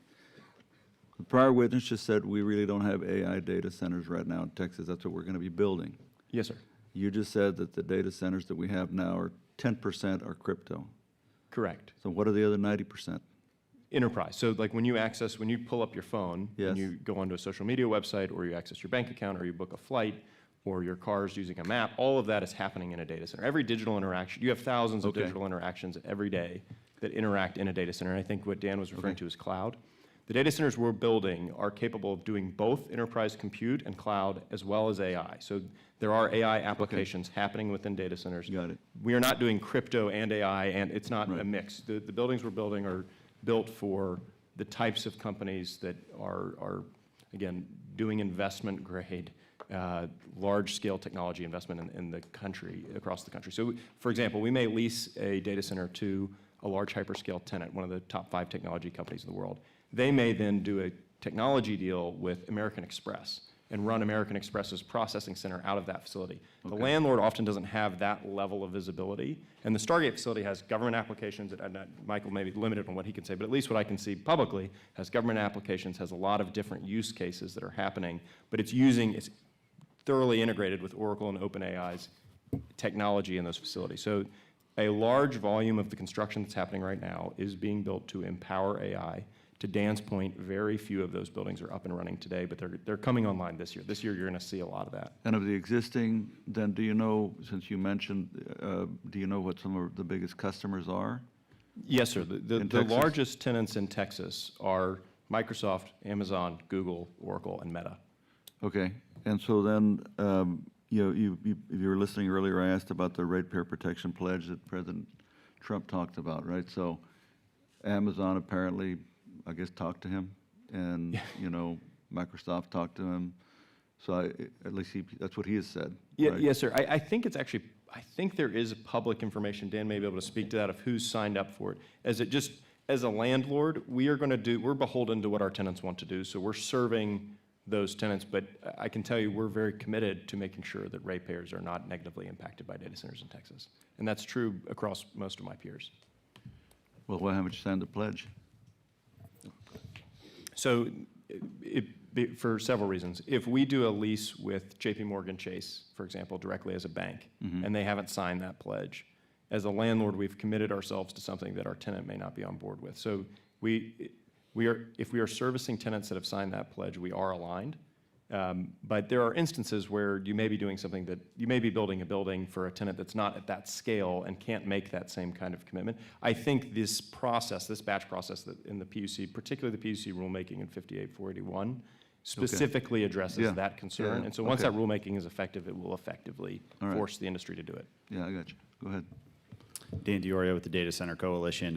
The current signers of the Ratepayer Protection Pledge are Amazon, Google, Meta, Microsoft, OpenAI, Oracle, and xAI.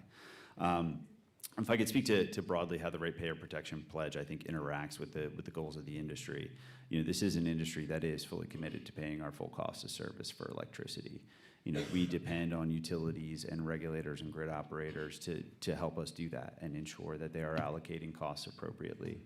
And when So- you say that, that includes, of course, I mean, the big part that we got to look out for in terms of of the public, right, is the cost of the construction of what it's going to take to get that power to you. So I hope that when you say that you're including that. Yes, we are, very much Okay. so. That involves the infrastructure that is to service the facility, of course, yeah. Just want to make sure. No, of course, no, that's a great question. And, I think this industry more so than many others is being proactive in, and I'm speaking broadly, not just in Texas here, about facilitating innovative partnerships to do that. I think there's a couple of different ways. One is with tariffs, utility tariffs, or contracts or policies, which allocate costs appropriately and have certain mechanisms in there to both give the utility the certainty it needs as far as the revenue that will be coming in and the project moving forward, so that it can invest in the infrastructure and allocate costs. Back up, you said the word tariff, is that what you said? Yes, yeah, Tariff. utility, I don't do tariffs in Texas. I know that It's a President, utility I know tariff, President Trump thinks it's a beautiful the word, I contract or don't, but. policy under which you take electricity service. It's often Okay. referred to as a tariff. There's an added rate. So when you buy electricity, you may be paying, to the actual generator, it's 4 or 5 cents a kilowatt hour. And then there's another cent and a half that's a tariff that goes to the transmission service provider that pays for that transmission deployment and goes into the rate base ultimately. So your customers pay for that? Yeah, yes, sir. Your tenants or your customer, I guess, whatever. Yes, sir. So beyond those tariffs or policies that the industry has supported, and we see those policies be very effective in Indiana, Michigan Power, which is the state of Indiana, vast majority of the state of Indiana. They had one of the first large load, policies or tariffs in the country. And they announced just about a month ago that they're going to lower their base rates because of data center revenue coming in. We see the same with those very similar policies in Georgia Power in Georgia. They have frozen rates for 3 years, and now they will lower rates after that 3-year freeze because of the revenue coming in and the mechanisms that they've put in place to ensure they have the funding to invest in the infrastructure. You getting this information to Gleason? Yes. All right. And we also see in a place like PG&E, for example, in California, of all places, that data centers have helped keep rates 11% lower than they otherwise would have been in the state. So there's tremendous opportunity for large loads coming on the system. But two of the other ways that the industry is investing in those unique partnerships are through co-location with existing generating facilities, as Chairman Gleason and Chairman Vegas have mentioned in their remarks, as well as various opportunities to bring your own generation or bring your own power or operate behind the meter. Those are all, I think, innovative partnerships that alleviate some of the short-term constraints and especially alleviate short-term cost spikes. But ultimately, long-term investment in the grid is what's needed for a thriving economy, and Texas is already far down that path. Thank you. Okay. Thank you, Chairman. Mr. Metcalf. Thank you, Mr. Chairman. So my first question is to Dan. What are the benefits to the local community for one of these data centers? Thank you for the question. Dan Diorio with the Data Center Coalition. There are many benefits for the local community. I think first and foremost is these large capital projects generate significant amounts of local revenue. And a brief example of that is in the city of Red Oak, Texas. They have $13 billion of investment coming in on formerly tax-exempt land. So that was land that they did not have a revenue stream from.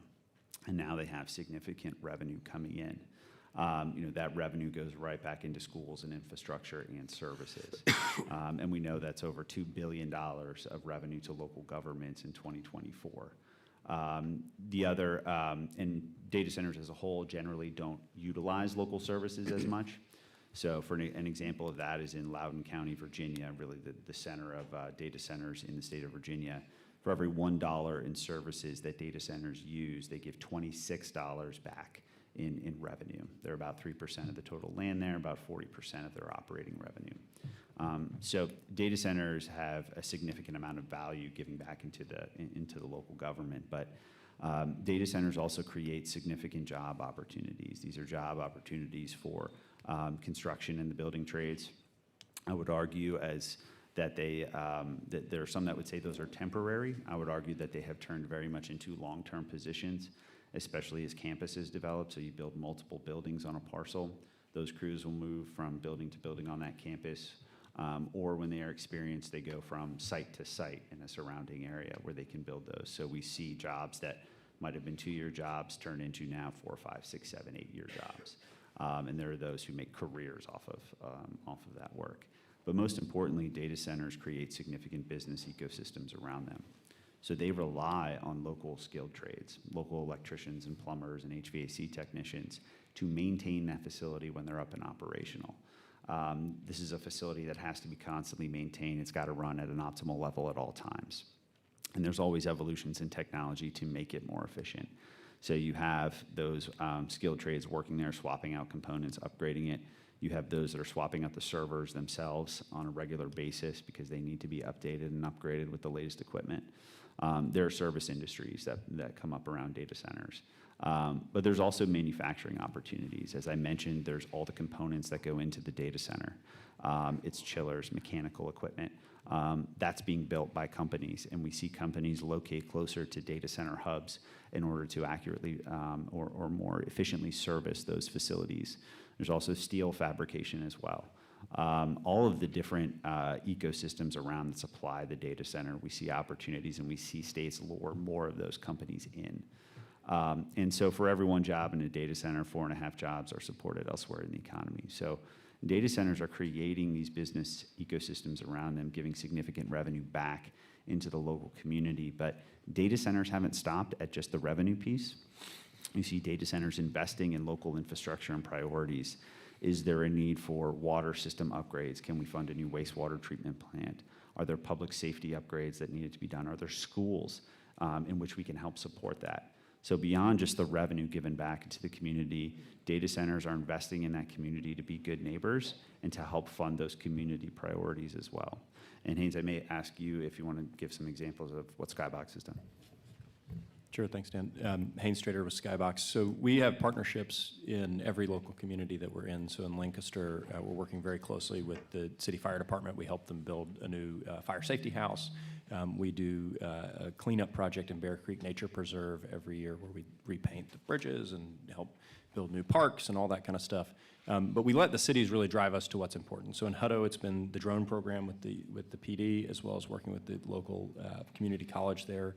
We actually have a great training apprenticeship program there where we've got today of our 100 operators working, 100 employees in the Austin area. We've got at least 6 that have come straight out of that program and are working in our facilities today. And so that we look forward to continuing to grow those initiatives. But in Wichita Falls, for example, if that project proceeds as planned, it will double the tax base of the city, a single project on 250 acres. So, rivaling the economic impact of an Air Force base in that city. So Skybox is really focused on spending time in going into communities that want us. We understand there are places in Texas that maybe the community isn't so open to having a data center there. And that's okay. And we want to go to places where we're wanted, where we're desired, and we've spent a lot of time working with the cities that we're in. I think there's a lot of public pushback.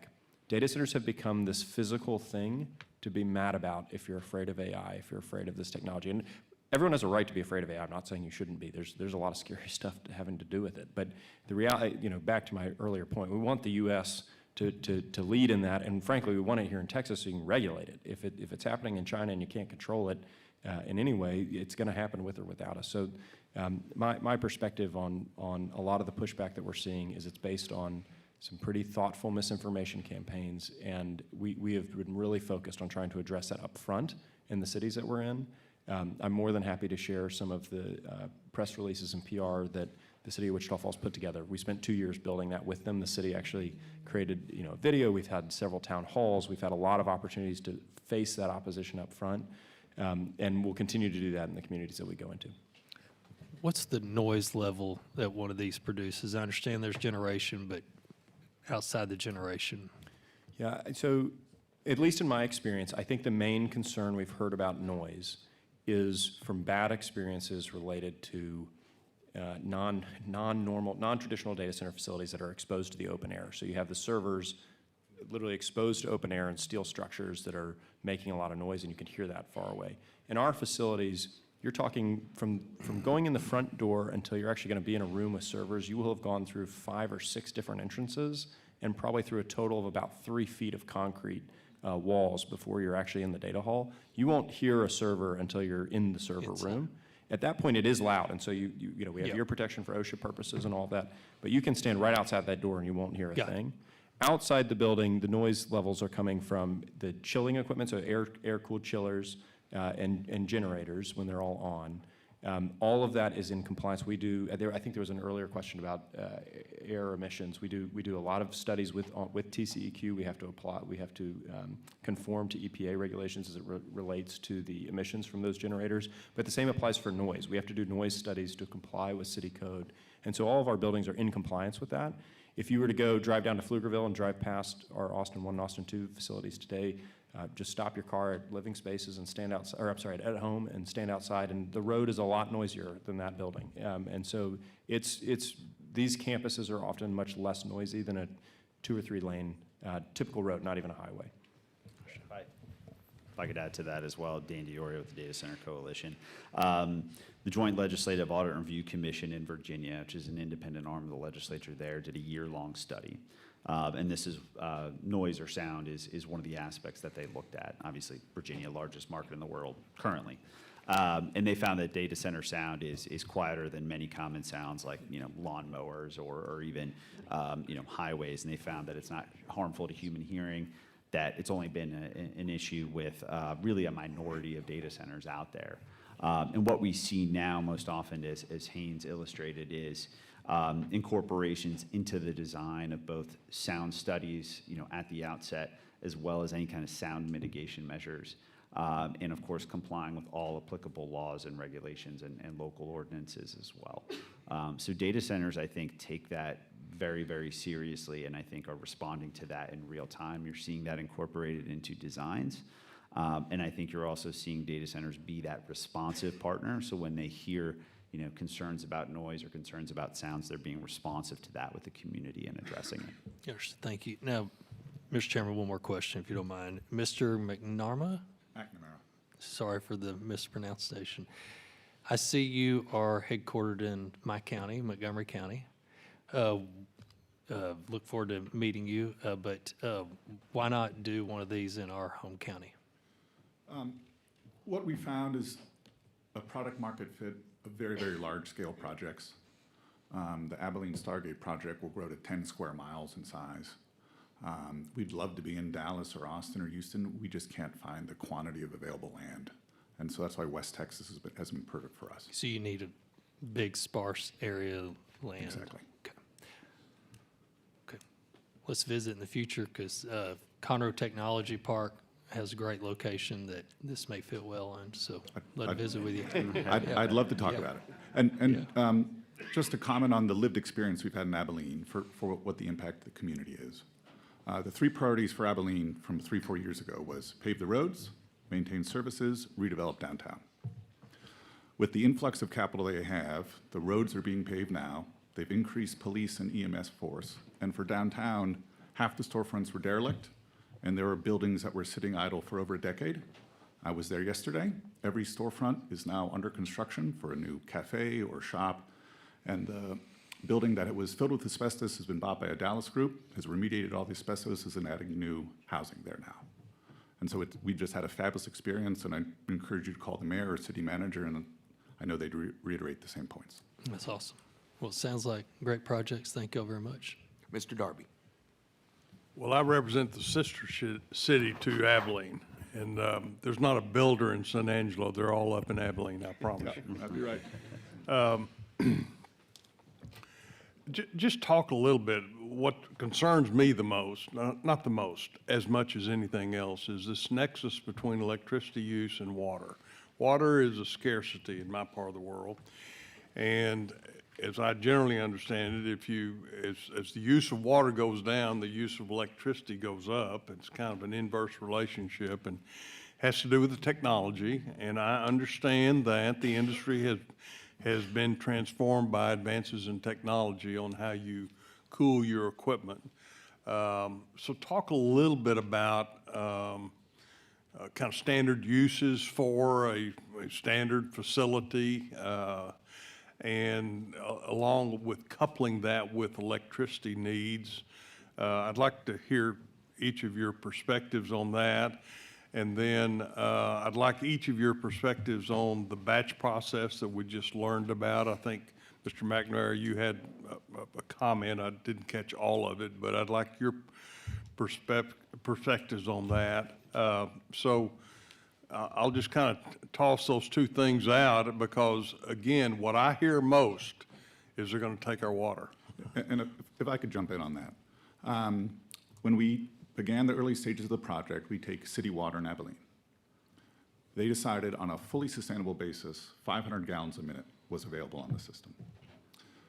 8,500 people are at site, 3 buildings are running full out. We consumed 20 gallons a minute last month, not even 5% of our allocation. We're not even in the top 50 of the Abilene city's water users. By far the biggest is the Coca-Cola bottler. And what we're going to do in the future, because we try to be ahead of these issues, is we're going to give meaningful water back. We have a water shortage, but it's a water shortage driven by shortages of engineering and money. We can fix all those. We've engaged Jacobs Engineering, the world's best water firm, to do a full study in the Panhandle. I'll have much more substantial results to share shortly, but what we're doing in Childress today is we need 11,000 gallons a day for facility water. We will give back in a number of months 1 million gallons a day to Red River Water Authority.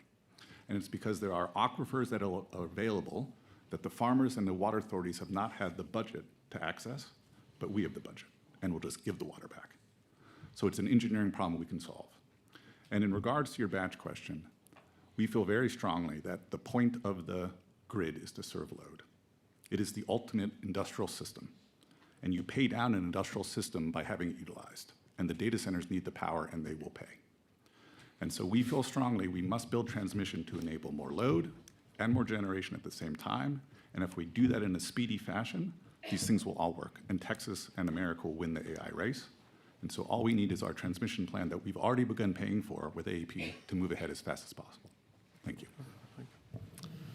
Thank you very much for the question. It's very much an important one, and I know top of mind for not just Texas, but everyone in the country right now. And again, Dan Diorio with the Data Center Coalition. Level setting and providing context, I think, really is key to understanding energy and water use. And you touched on some of that already in terms of the inverse relationship there. There is no one-size-fits-all method of cooling. It really depends on the local factors, and data centers take those into consideration, and they very much design their facilities around them. You know, they're not going to go into a water scarce area and use, you know, primarily evaporative-based cooling. You know, that's just, it's not in the industry's best interest. It's not in the area's best interest as well. And we see in typically water-stressed areas that data centers, and I can run down several different stats, but in a place like Arizona, another top 5 market in the country, data centers use less water than the semiconductor industry that's there, than beverage production, than sand and gravel mining, and less water than golf courses in the state of Arizona. So it's very emblematic, I think, of how data centers approach, you know, water scarcity issues and what technologies they use. We have the industry, and there's several different factors in here in terms of what we were talking about as far as returning water. You know, there's terms like water use, and so that's what is withdrawn from the watershed, but much of that is later returned. You have water consumption, which is actually what's lost from the water environment, whether it's evaporation or transpiration or otherwise. And so I think there's some contextual evidence that is lost within that in terms of withdrawal figures as far as consumption figures and water use and how that all relates. The other, I think, key factor here is that the technologies are being deployed now. They've been deployed for years. And it's not just the technologies in and of themselves. There's innovative methods.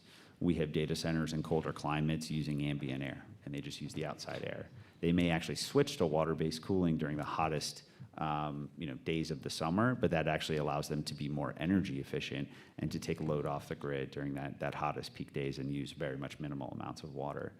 So there's all these innovative tools and technologies because as data centers have, and the industry has worked to achieve its own sustainability goals, they have very much incorporated water into those sustainability goals. How can we be water efficient, but also water positive? How can we return more water? You have data centers utilizing recycled wastewater. You have data centers using different combinations like direct-to-chip cooling, liquid immersion cooling, some of these many different technologies. And I'll finish out with just kind of one other contextual piece here that I think is important to understanding it, which is maximum peak daily use versus actual use. We touched on that a little bit. I think some of the numbers that you see often highlighted are, oh, this could use up to X amount a day. And that's because these are permitted for the worst case scenario. The worst of the worst case scenario in which you may actually have to draw that amount of water because it's, it's 115 degrees outside and you just can't maintain it. But the actual daily consumptive use is far, far, far, far lower than that. But you obviously plan for the worst case scenario and that fits into the infrastructure provider's plan.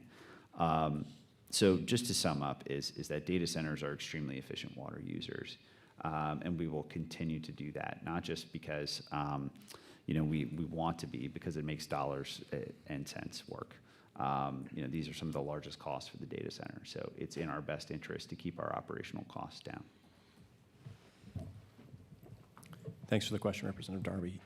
Haynes Strater with Skybox. On the water issue, it comes up a lot, and I couldn't agree more. I think Michael's living it with 8,500 construction workers a day. Construction is where you're actually using probably the most water because you've just got so many people on site. Once the building is stabilized, we use a closed loop system, and on a typical building, call it somewhere between 150 to 300,000 square feet of building footprint, we're charging that system one time with somewhere around 25,000 to 30,000 gallons of water, one time. That's about as much as a residential pool. I think my pool in Dallas is a little bit smaller than that.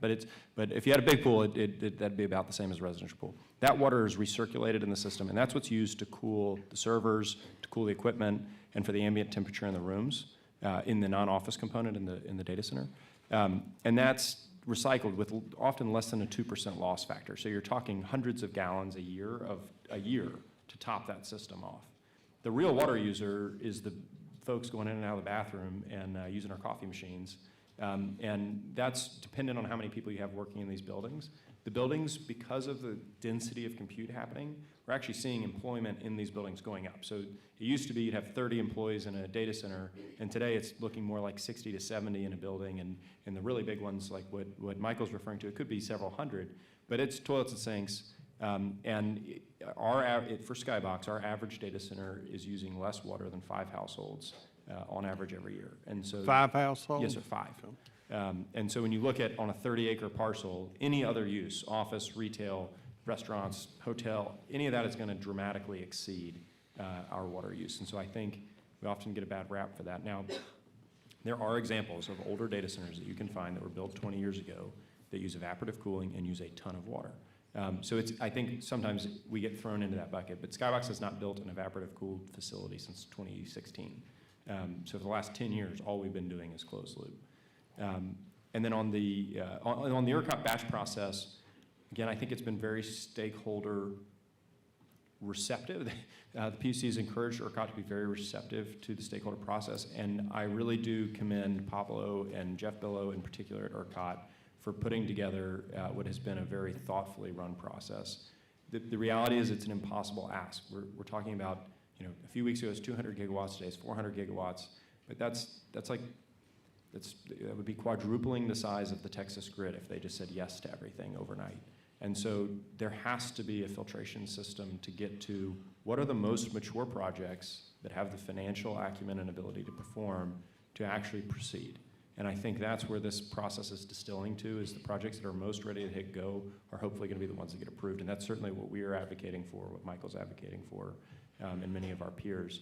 I think one of the challenges is there are a lot of people that own land with power lines running through it and have some real estate development background and are putting in requests, and there's no good gate of how to stop that or at least vet it more thoroughly.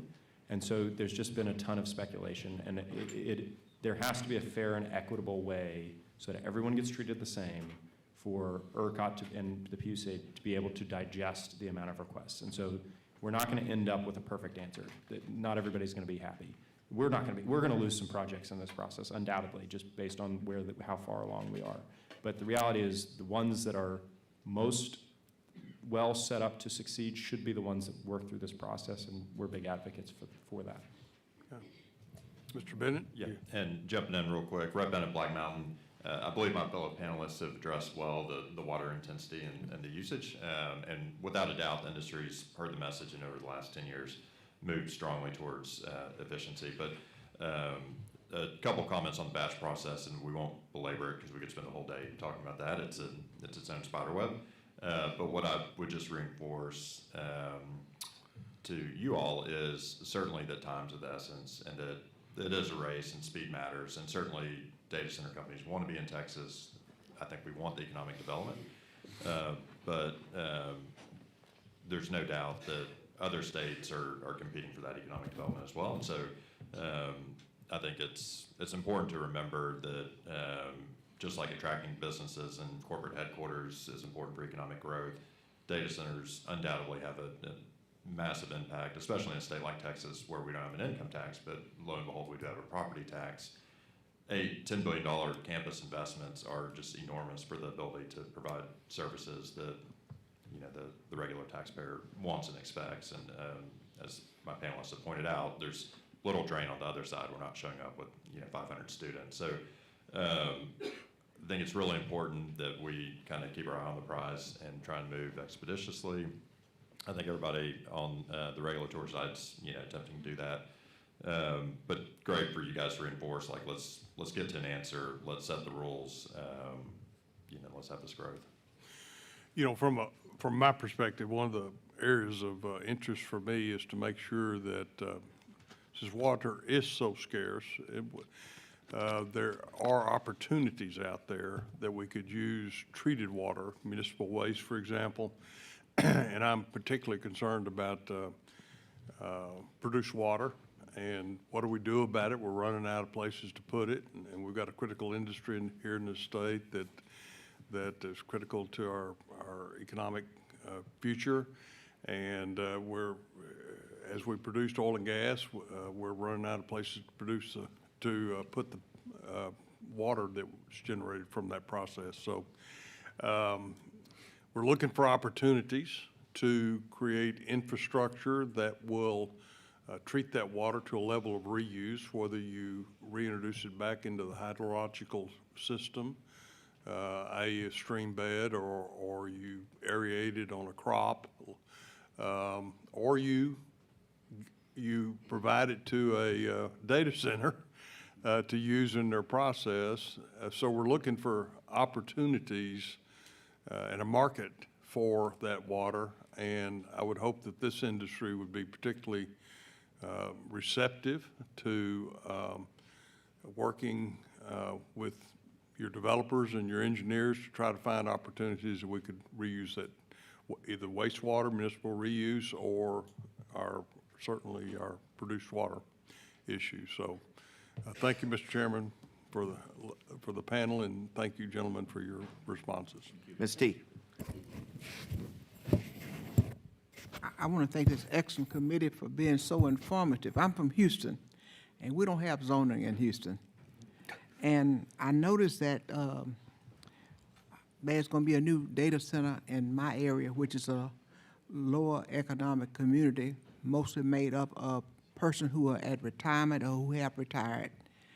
Do you all, when you get ready to locate in certain geographical areas, are you ever offered any governmental incentives? Thank you, Representative. Just to clarify the question, do we offer incentives, or are those governments? Does the governmental entities offer you any incentives to locate? That's very much going to depend on the specific locality, but there are local incentives that are sometimes offered in conjunction with the local economic development agency. I don't know. Yes, so Texas has a state incentive for data centers. We've been that has drawn a lot of data centers to the state historically, and I think has been a very successful program. It offsets the sales and use tax, so just sales tax on electricity, sales tax on servers, on equipment. Skybox historically has not pursued significant or meaningful incentives related to business personal property or real property taxes. So we're usually not focused on a large incentive program. With that said, we have done a program in Pflugerville for the first building. I think the total incentive on that was about $2 million over a 5-year period. And then there's an incentive program for the first portion of the campus in Hutto.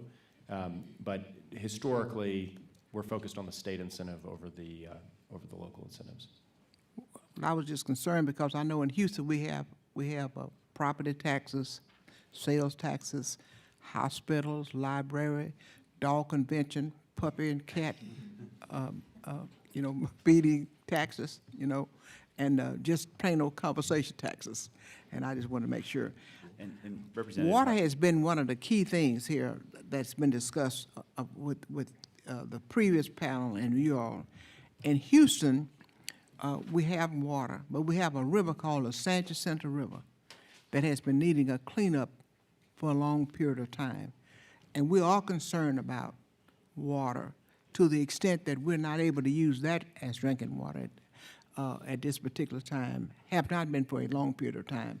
And we're really trying to be more cautious about data centers coming into the area. Not that we don't want them, because we think that they serve a very unique and necessary purpose.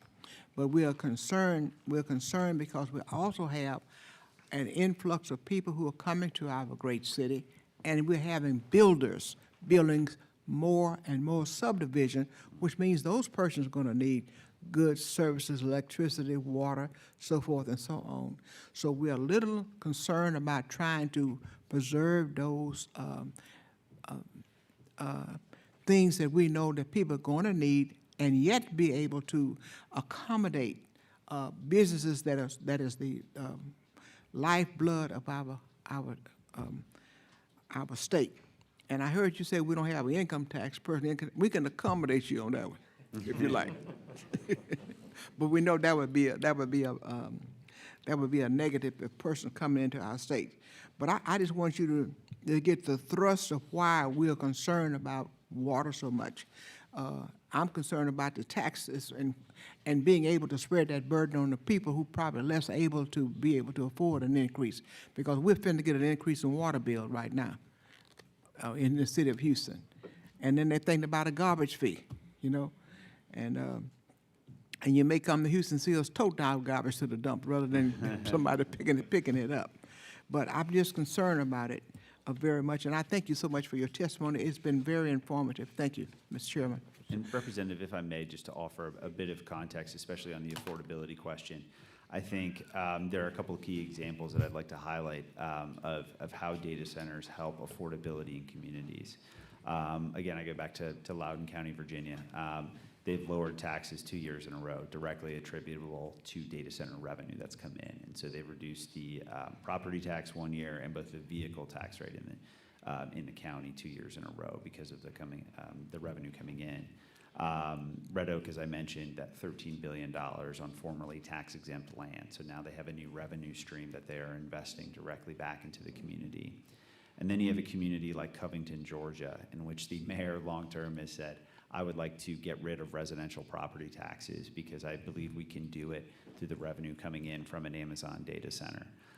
And so I think there's tremendous opportunity for data centers to help address affordability concerns in communities, and ultimately, I think, help prevent tax increases on residents of those communities for many of those services, because they can fill that revenue.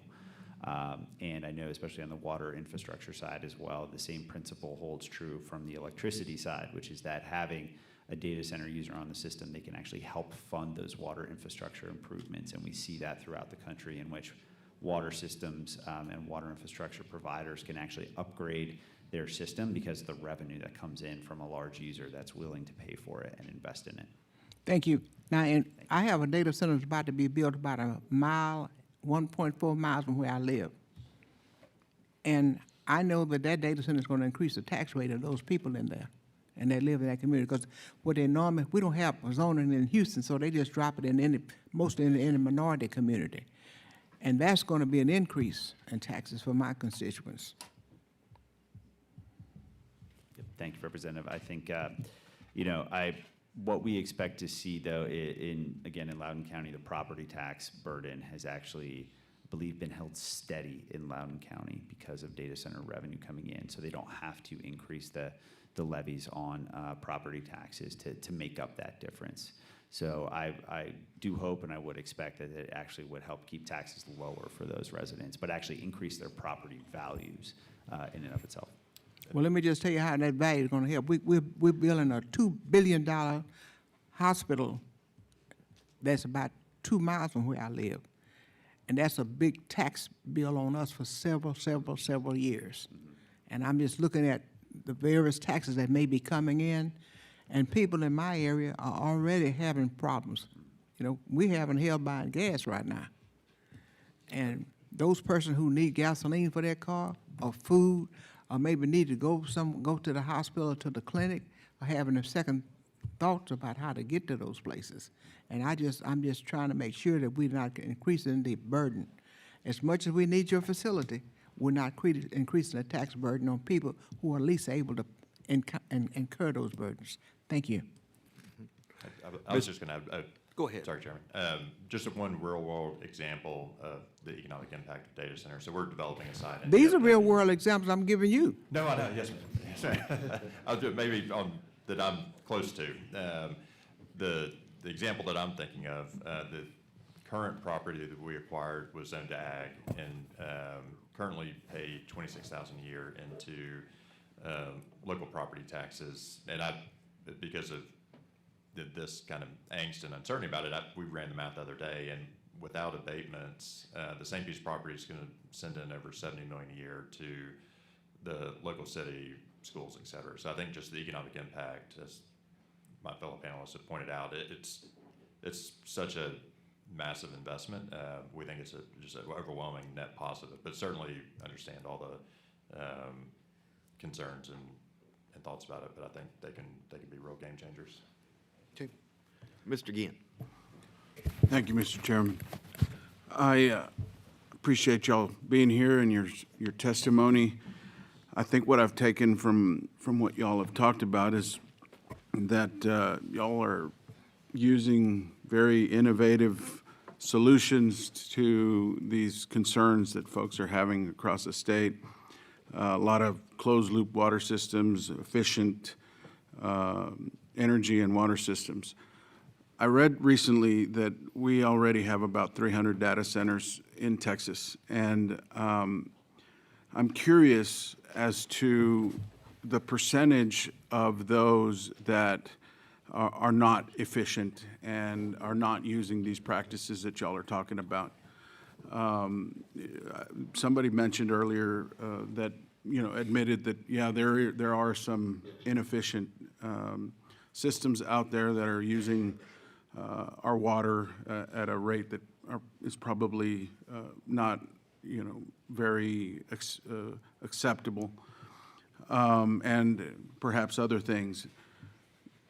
And it looks like the PUC is preparing to do things to make sure that going forward we utilize practices like what y'all are talking about. But of those that are already built, can you all give some perspective about the percentage of these data centers that are not efficient and are probably, bad players in the industry? So if you were just to look at the overall Texas market, now I'll zoom in on Dallas just as an example. Dallas is the largest data center market in Texas today of actual built-out inventory of what's existing computing right now, not under construction. There's about 800 megawatts, so less than 1 gigawatt. So to put that in perspective, what Lancium's building in Abilene is more than 4 times the size of that today using this more modern technology. Of that 800 megawatts, I would estimate it is less than 20% that is using non-closed loop systems that's using evaporative cooling, and those are going to be older buildings that were built in 90s, early 2000s, and have been improved over time, but it may not be efficient for them to ultimately make the conversion.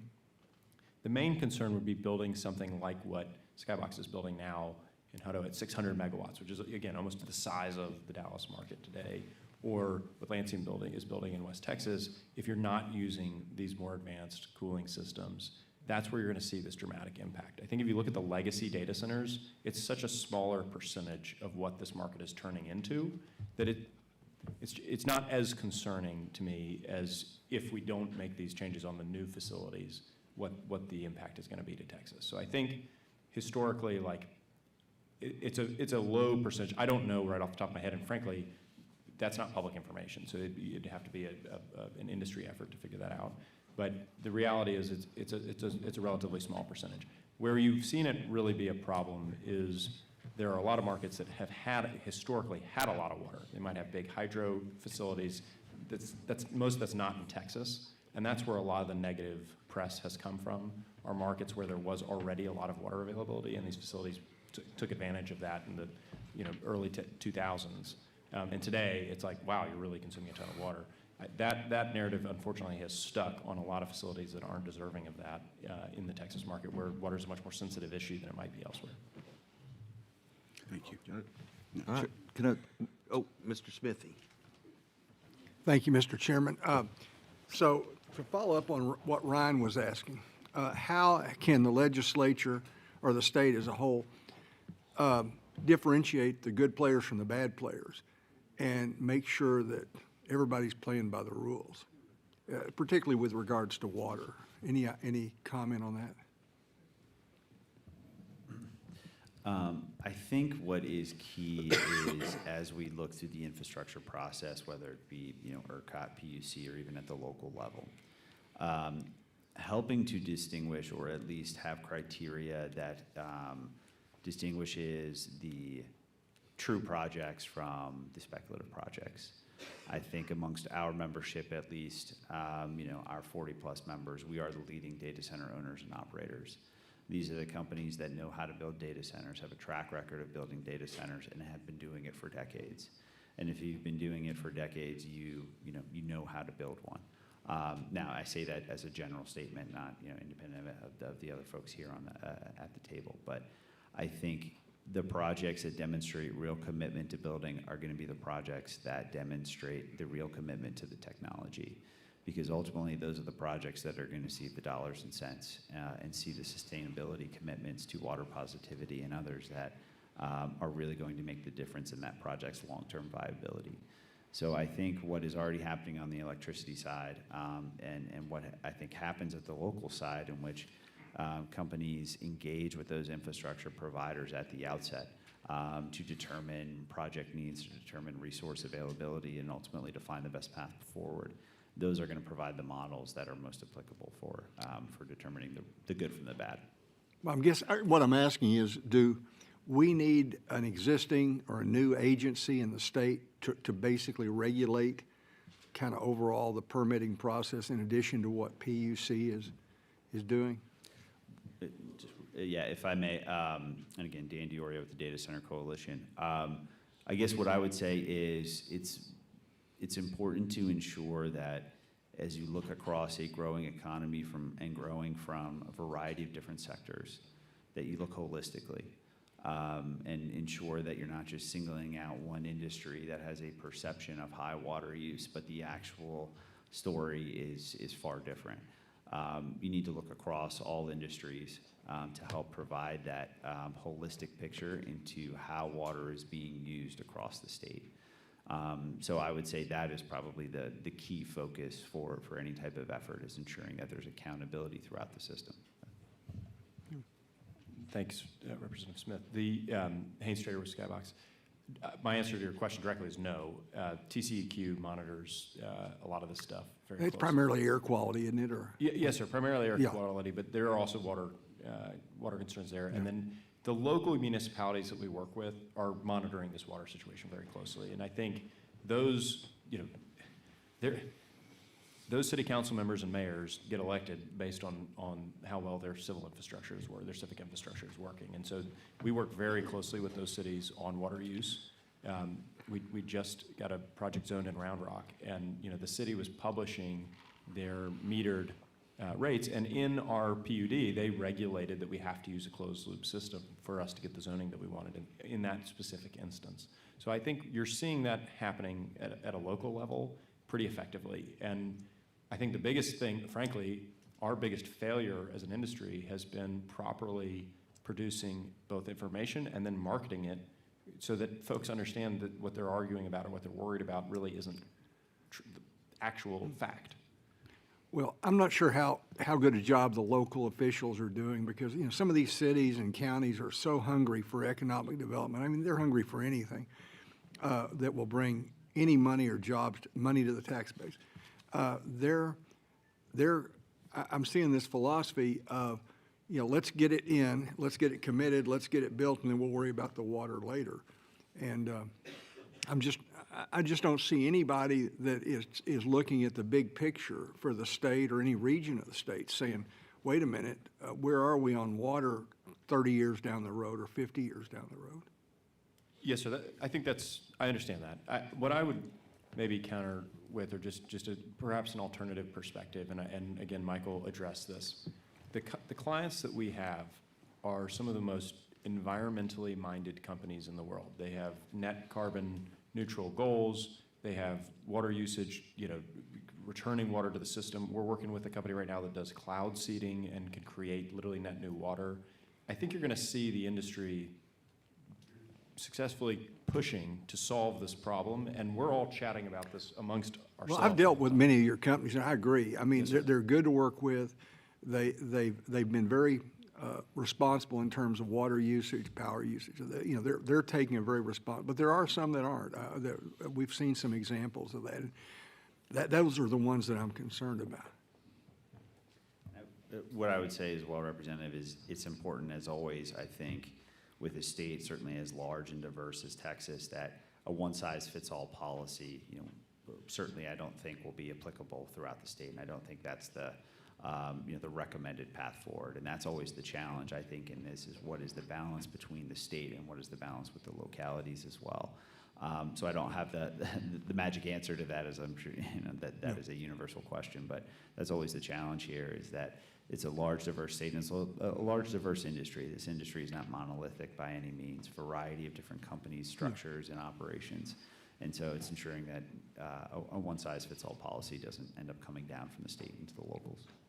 Okay. Go ahead. I'm sorry. Rhett, Bennett, Black Mountain. It's probably worth adding that I would say the vast majority of the state is covered with groundwater conservation districts that do have local kind of governance on trying to promote the sustainability and duration of those water resources, so that there is regulation that exists over, I would say that covers 80 or 90% of the state, and don't quote me on that, but just from having worked all over the state.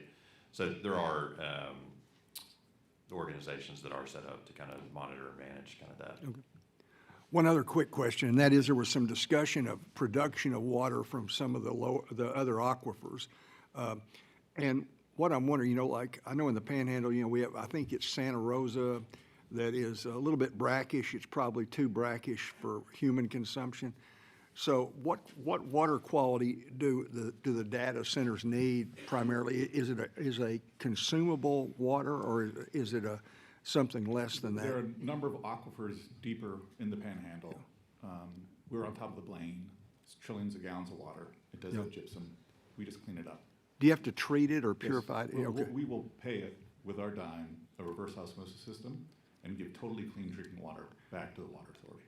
See, this is really exciting, because I agree. It's a possibility to develop long-term water supplies that have never really existed in our part of the world. And Jacobs has designed a long-term plan that runs through 2080 on how we get from a deficit to a surplus, and we're working on it. That's I think, a really laudable objective. So thank you very much. Thank you. Mr. Raymond.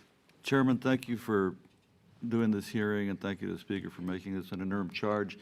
Your testimony, for me anyway, has been very instructive, I think probably for the other members.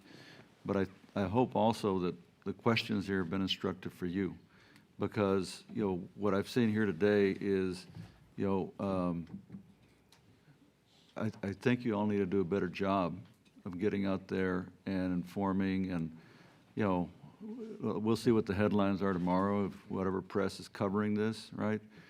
But I do think it's about better informing, primarily prospectively, like the data centers that are seeking to get online, or that are coming online, or that you're going to be building in Texas. We can talk about the old ones. The ones, I think some of the stuff that John was referencing was stuff that you said is 20 years old or 25 years old, right? So I think you've got to do a better job of that, because what'll happen when we get here in January is most of the members, you know, they're reading the same stuff that the general public is reading. Most of the members are not sitting on this committee, right? And then we have so many different things to deal with that it's like, if you haven't sort of fully informed or better informed the public and the legislators, then, you know, you run into these buzzsaws that are I'm sure very frustrating. For example, I know Mr. Smithy didn't hear your earlier testimony, and now he's walked out, and I'm going to hear it here. But other industries that we just sort of take for granted that use so much more water than you guys do. Let's see if somebody writes about that tomorrow. I doubt it. You know, oh, all these other industries are using a lot more water than data centers. Maybe not so bad. That's probably not going to be the headline. It probably should. It probably should be.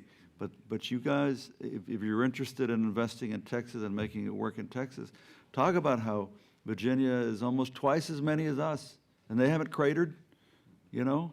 Their power's fine, their water's fine, you know, things like that. So I'm not going to tell you how to do your business, but y'all were really good. But you need to get out there and I think do a better job of informing. And the pluses, I mean, the stuff about the water, I hope that's true, dude, because that's great. That's great stuff, what you're talking about. White-haired guy here, you know. It's a streak. Huh? It's a streak. Well, I've got it all over.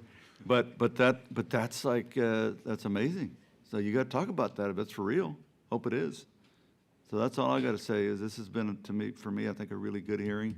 I hope it's been a good hearing for you guys as well. Thank you, Chairman. Mr. Turner. Thank you, Mr. Chairman. Just a quick follow-up on the water issue. So one of, I think it was you, Dan, said that older data centers used evaporative cooling.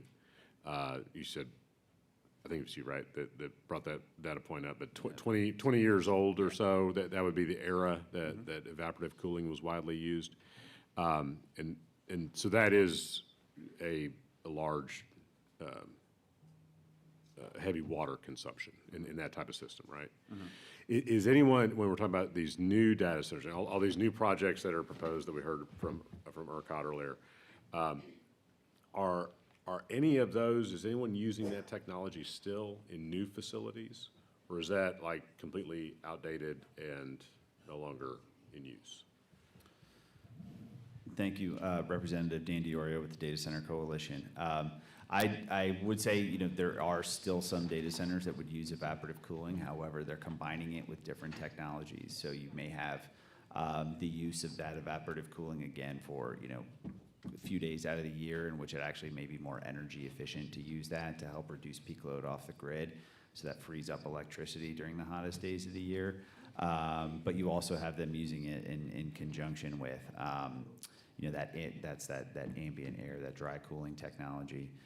So it's used in conjunction with other technologies. You're not just using straight evaporative cooling where you're losing, you know, something like what, 70, 80% probably to evaporation throughout it. So it's not just a typical like evaporative cooling system on a home. It's not, you know, that type of system anymore. But there are going to be combinations of how data centers use all of that together. Yeah. No, it's a good call out, Representative Turner. There are definitely multiple users that have different approaches. Skybox is dedicated to closed loop in Texas. Okay.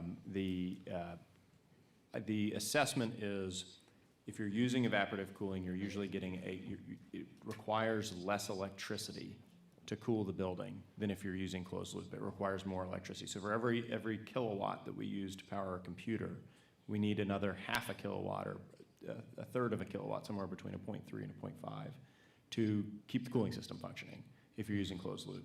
If you're using evaporative, that number goes down dramatically, so it could be less than 1/10 of a kilowatt. So that's in areas, for example, like Houston, where you might have access to a lot of water, that it may be more efficient to actually run evaporative cooling in that scenario where you've got abundant water versus an area that's very water constrained. So our approach has been, given just given the pushback across the state, but also just being respectful of our resources. In Texas, Skybox has chosen to solely invest in closed loop in all of our new developments. But there are still users that are pursuing some evaporative cooled solutions, but I agree with Dan. They're much more innovative than they were 25 years ago, and it's not the millions of gallons a day that these facilities could have consumed in the past.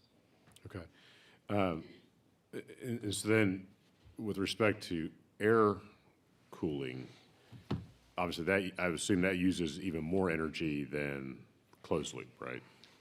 So you can have a closed loop system that is air cooled, if that makes sense. So, but yes, it does use more energy. That's correct. Yes, sir. Okay.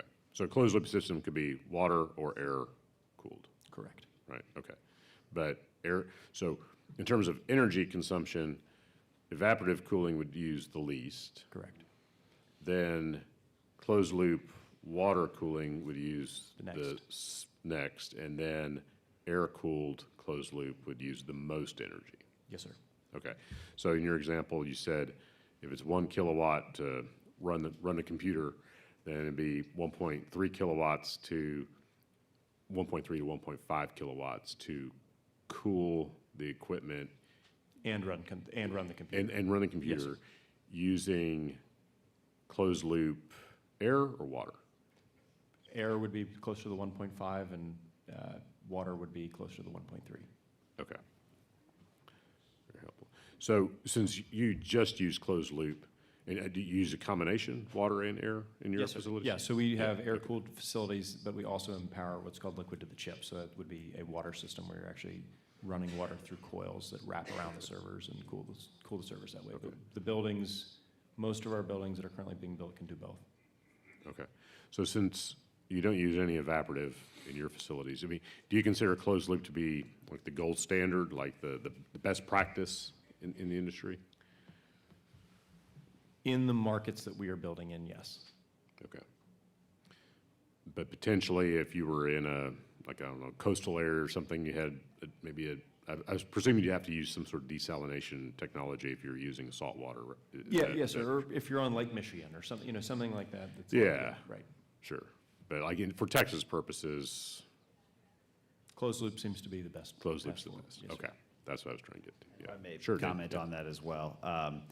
What I think is really key from across the industry is the rapid pace of technological innovation for how the industry approaches energy and water use.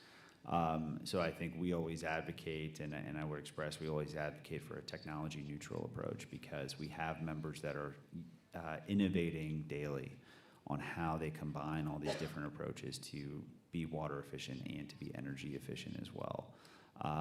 The industry is moving quickly, and I think the industry is moving quickly because we hear the concerns, and we've heard them loud and clear. And so a technology and neutral approach is always the best because, as the other panelists up here have all indicated, the industry is rapidly evolving to address these issues and using a variety of technologies to do so. So just to be, get us back on track here. You can't talk about data centers without talking about water. I get it. But the Natural Resource Committee actually has that interim charge. So I'm going to move us back to the batch process and what the hell we're supposed to be talking about. So thank you for that. Members, are questions? I've got a couple about the batch process. So, and Rhett, this is actually for you, given some of our other conversations, you know, the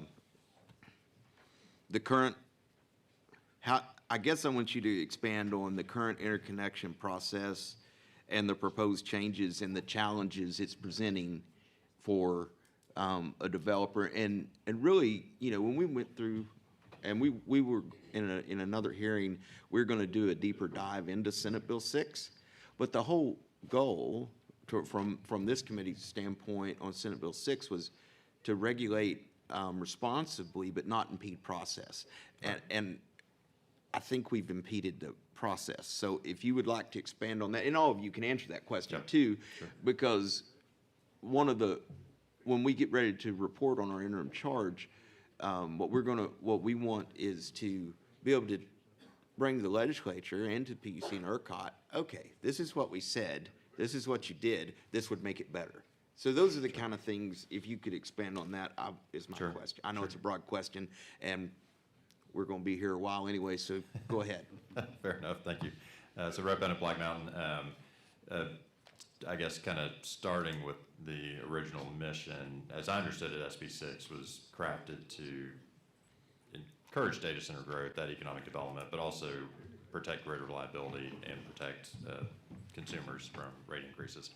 I think we're winning on 2 out of 3. I think that the first point is the one that's proven to be the most challenging on just encouraging that growth and promoting a data center development in Texas. So as Chairman Gleason and Pablo were kind of pointing out this morning, I think there's been a lot of effort put into what's it look like, and I think we're making good progress on that. I think there's probably been a lull in activity on like getting stuff done under the current rules with a lot of mindset kind of looking forward to what's the landscape going to look like. So I would say from my perspective, and we're advancing over a dozen projects everywhere from the Panhandle to the Gulf Coast, all over Texas. It's not been without its frustrations. I would agree. I think Haynes earlier characterized it as an impossible task. It certainly, as constituted, is challenging. I think overall people are kind of working towards triangulating towards the right answer. But I think my earlier comments on just making sure we continue to impress that speed, time is of the essence. We should continue to try and outcompete other states that are trying to attract these investments. At some point, making sure we've got some cadence of output on the actual approvals would be super helpful. But in general, I think we're triangulating towards the right areas. I think the one thing that we would flag, just as we craft the rules, is making sure it's not exclusionary and that it's ultimately a process that's kind of open both to the Googles of the world and then to Texas developers like myself, where we're coming up with fair and equitable rules kind of across the board, but not to the extent that things are out of reach. And then some of the monetary thresholds probably to get bandied about or on the upper end of the extreme, which acknowledging they said those probably come back. But I think, really we want to incentivize this growth. I think the batch process is getting to it. I think continuing to encourage the regulators, the rules on the books today, let's keep trying to advance projects and grow, is extremely important. I'll let some of the other panelists chime in on the batch process, but I think it's got good aspirations. I would add we're active in SPP and MISO, some other power markets, and certainly whether you call it batch or cluster, there's pros and cons to any methodology. And some of those other markets, I would say the continuous loop of restudies can also occur in a batch or cluster process. It's not just germane to just individualized studies. So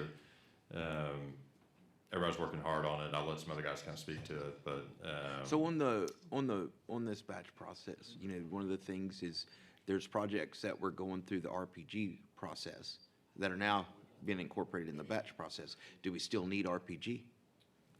Depends on who you ask. Right? Well, I'm asking you.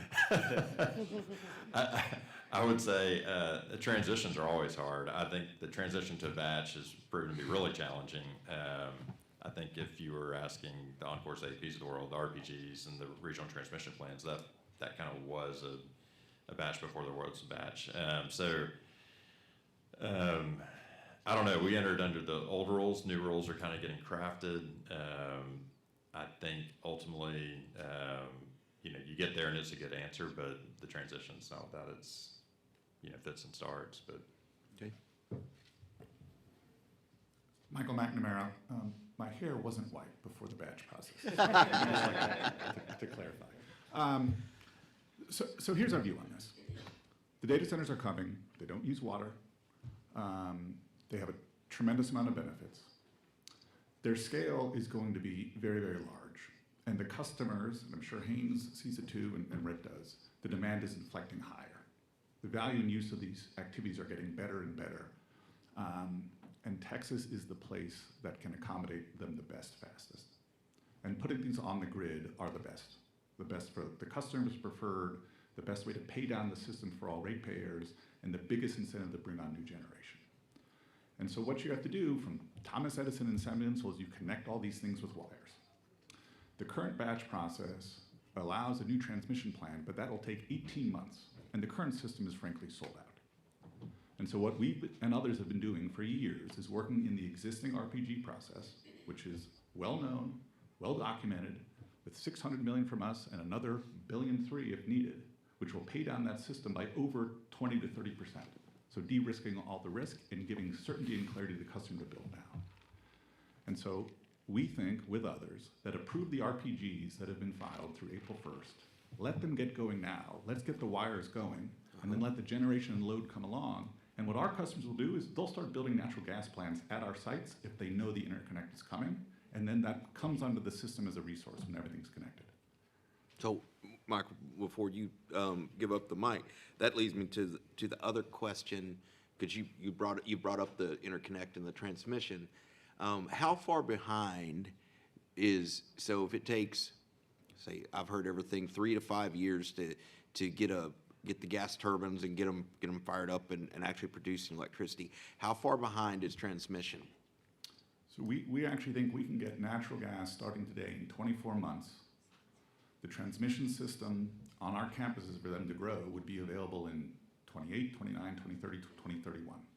That's right in the sweet spot of what the customers want now. Okay, all right.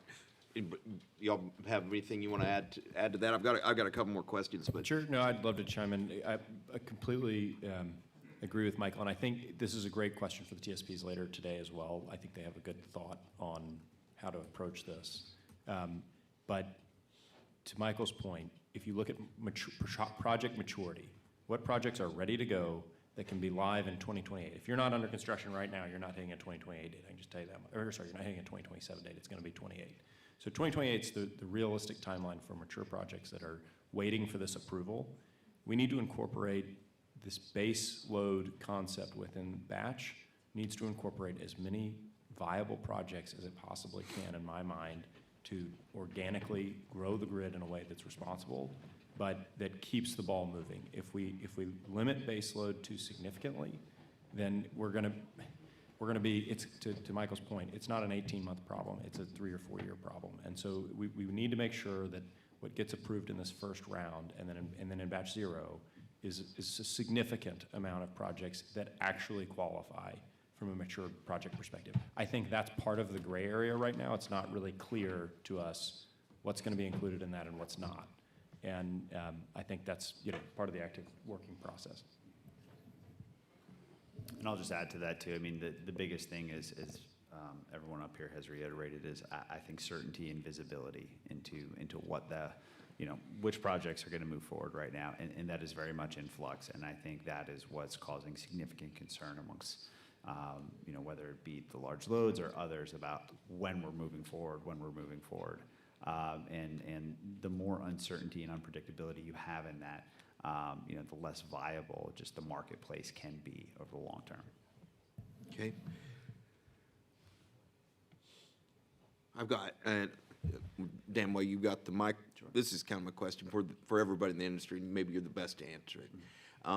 Particularly where these things are going in rural, very rural Texas, and people and laborers are scarce. Is there a concerted effort to do interlocal agreements with the schools in the realm of CTE? Yes, absolutely. I think that's kind of the simple answer to that is workforce pipelines are an industry-wide concern. Okay. And so developing the next generation workforce and the next generation workforce that's there is key.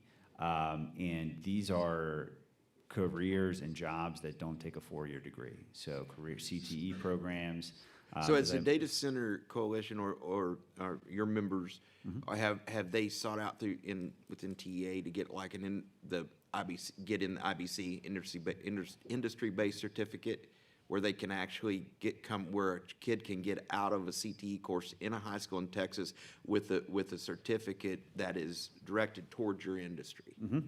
Have you gone down that path? Yes, Okay. we have. Texas State Technical College, one of our members, Compass Data Centers, work directly with them because Compass is in Red Oak. So directly work with them to establish the criteria, establish the certificate program that allows that individual to come out to be a data center technician. Okay. And to be able to work directly in that facility, work on placement pipelines to get into the industry, whether it would be with that company, Compass, or other companies that are building. So. And we also have done that in Northern Virginia as well, working with the community college system there to establish a data center curriculum. So this is for the data center industry, as well as with the community college system in Illinois too. Again, to establish data center specific curriculum to then get that pipeline of homegrown talent into the data center industry. Okay. Perfect. My last question, which is also a little bit off topic from the batch process, but it's something that concerns me from an environmental standpoint. Where's the industry headed with battery storage and disposal? That's one of the things that we saw with renewables when they came in, and now we have boneyards of windmill towers and stuff that nobody wants to reclaim or do anything with. Well, I don't think we can afford from an environmental standpoint to have that same kind of scenario with batteries. So I'd just like a little insight on what's kind of industry standard, what's the plan as these things grow and build and there's more of it? What I would say generally is, and while I may not have direct statistics or specific information, I know that our companies are heavily engaged in recycling opportunities, so like e-waste recycling, whether it be the servers or the batteries, because data centers will have battery systems kind of within them to control that time between when you can fire up your backup generators if you need to bridge that gap there. So data centers already have some of those battery storage systems in their facilities, and they routinely work with e-waste and recycling opportunities for those. Battery storage systems, I think, are very much a part of the current picture as far as whether it be utilizing it for potential backup opportunities, if possible, looking at larger scale, utility scale battery storage systems as well. There's a member company of DCC that has funded a large scale utility system, battery energy storage system in Oregon.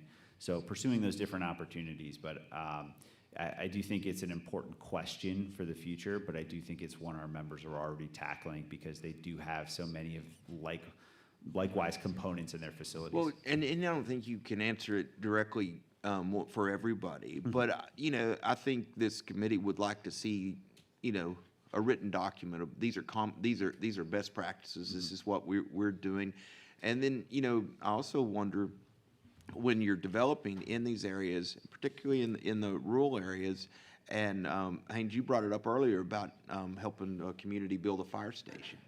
Well, in my world of the wildfire area, we're prepared. We're better prepared to fight a wildfire. Nobody's prepared to fight a battery fire. That's something that, from a public safety standpoint, I think this committee would like to have some information on where the industry is on these things and prevention, fighting fires, those kind of things that we can add to our report when we're done. Yep. And just to build on that a little bit more as far as battery safety, Chairman King, yes, fire suppression systems are always incorporated into designs, public safety response. And I know that actually we have an industry advisory council portion of our membership, which are those within the ecosystem. So for example, a company like Johnson Controls, and I know they actively are manufacturing fire suppression systems that go into data centers for that. So it is a very real concern for the data center industry and one we take seriously. So we can get you more information on how the industry is already incorporating that into their designs. Thank you. I'd just comment on the last question. I think when you think about these buildings, think about a modern submarine being built above ground. The threat of a fire to the asset and to the people in that building is obviously very significant. And so every aspect of the building is sectionalized. The fire suppression system is very specific. You know, we don't use HEAL on gas anymore, but very early system detection, VESDA, and all kinds of different technologies that ensure that our staff that operate these buildings are extremely well trained. We do trainings with the local AHJ fire departments in our buildings as the buildings are commissioned to make sure everybody understands where the lockouts are, where the fire riser rooms are, how to access that, if you know how to segment the building in those events. So the largest technology companies in the world have been very prescriptive of how to ensure that if there is an event like that, it doesn't take the whole building out, much less create a threat to the community. Sure. Okay. Rhett, Bennett, Black Mountain. And I would just add one more comment on the recycling side. I think there is a differentiation between maybe the windmills, and not picking on any industry, but those blades are probably not made of super valuable material, whereas the batteries have lithium, nickel, cobalt, like really valuable ingredients that are certainly worth reinjecting kind of into the circular economy. So I think battery recycling is probably a huge deal as compared to maybe the low value that might exist out of the windmill blades. All right. I don't see any other questions for y'all. Thank you very much. Your testimony was great. Appreciate it.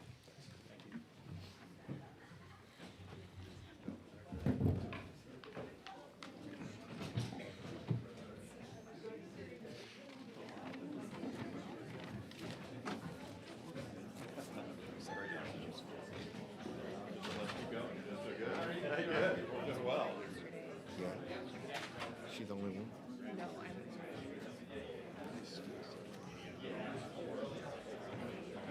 Thank you for your very kind voicemail today of the election. I ran out of steam on your description correct too as well. That's all. Okay. All right. Chair calls Chris Moser, Stacy Doré, Brian Lloyd, Walt Baum.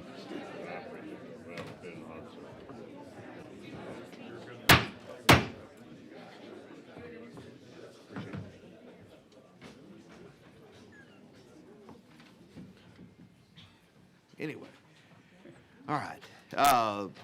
We do the same thing. Just go through, if you have an opening statement, introduce yourself. We'll start with Chris.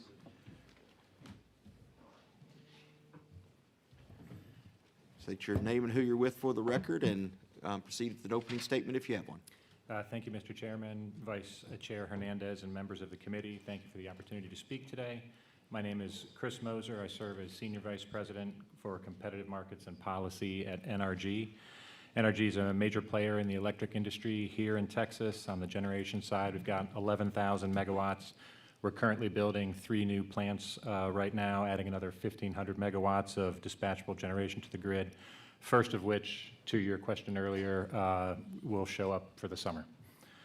And that's Texas Energy Fund plants that have been helped by that.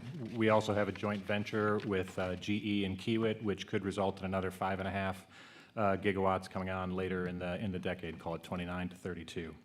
But generation is only part of the NRG story in Texas. We're also one of Texas's largest load-serving entities, 3 million residential customers, and in fact, we serve we send more power to our customers than we generate every year. And with that big a customer base, we've been focused on affordability since the beginning of the data center boom. And here's what we're trying to do to help that. On the generation side, we're bringing new dispatchable supply to the grid. On the retail side, we've built premier demand-side management programs across the system, residential, commercial, and industrial. For instance, our smart thermostat program helps residential customers save money, and I'm happy to say we have almost 200 megawatts worth of participating customers. And our business program resulted in $5 million worth of savings in 2025 for businesses and schools.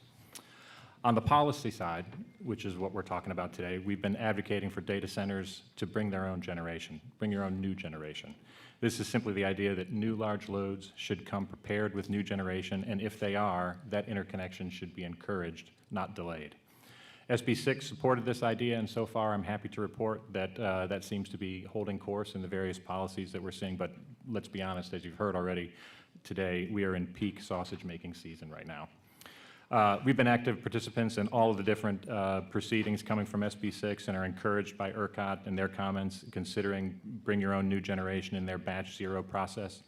We think allowing a load co-located with new generation to take service when the generation is available gives data centers what they want, which is speed to power, and helps keep the grid stable and prices lower. We think the batch process must accommodate data centers when they bring beneficial arrangements like these to the grid. SB6 provided the framework that Texas needs to create investment incentives while mitigating the impact on average customers. Part of that mitigation is what was mentioned earlier by Chairman Gleason on the reallocation, the relook at the allocation of transmission costs.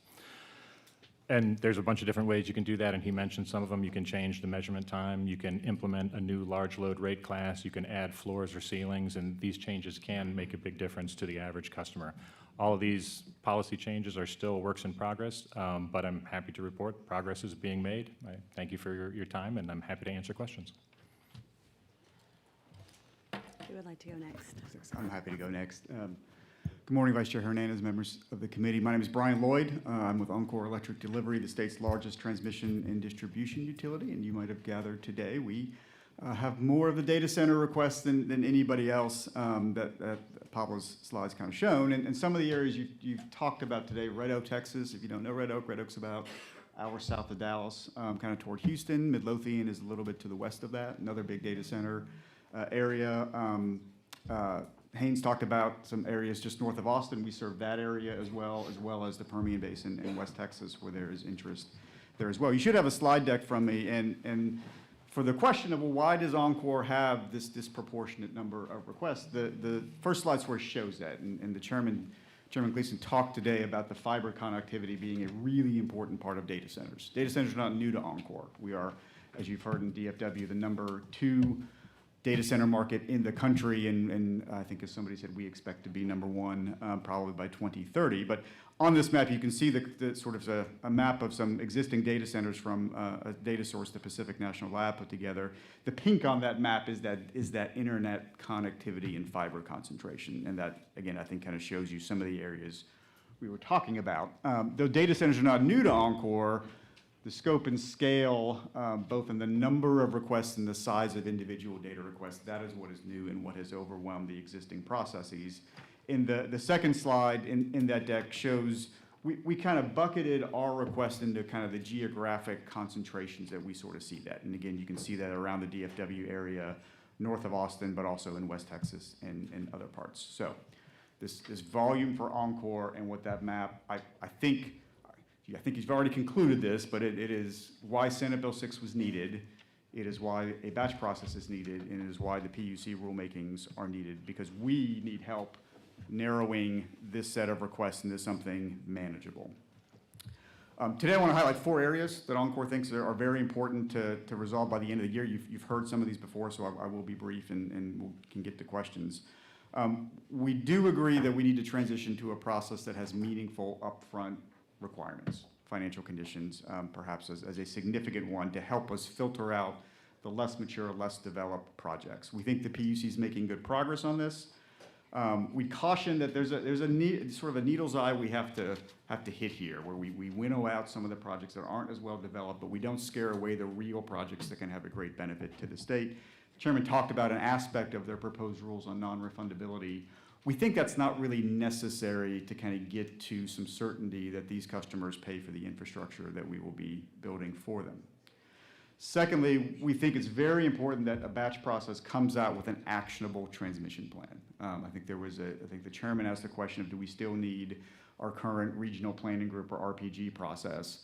That process has been one where it has been difficult to move transmission projects along. So we think the batch needs to come out with the transmission plan so we and the other utilities can get to building what the state needs.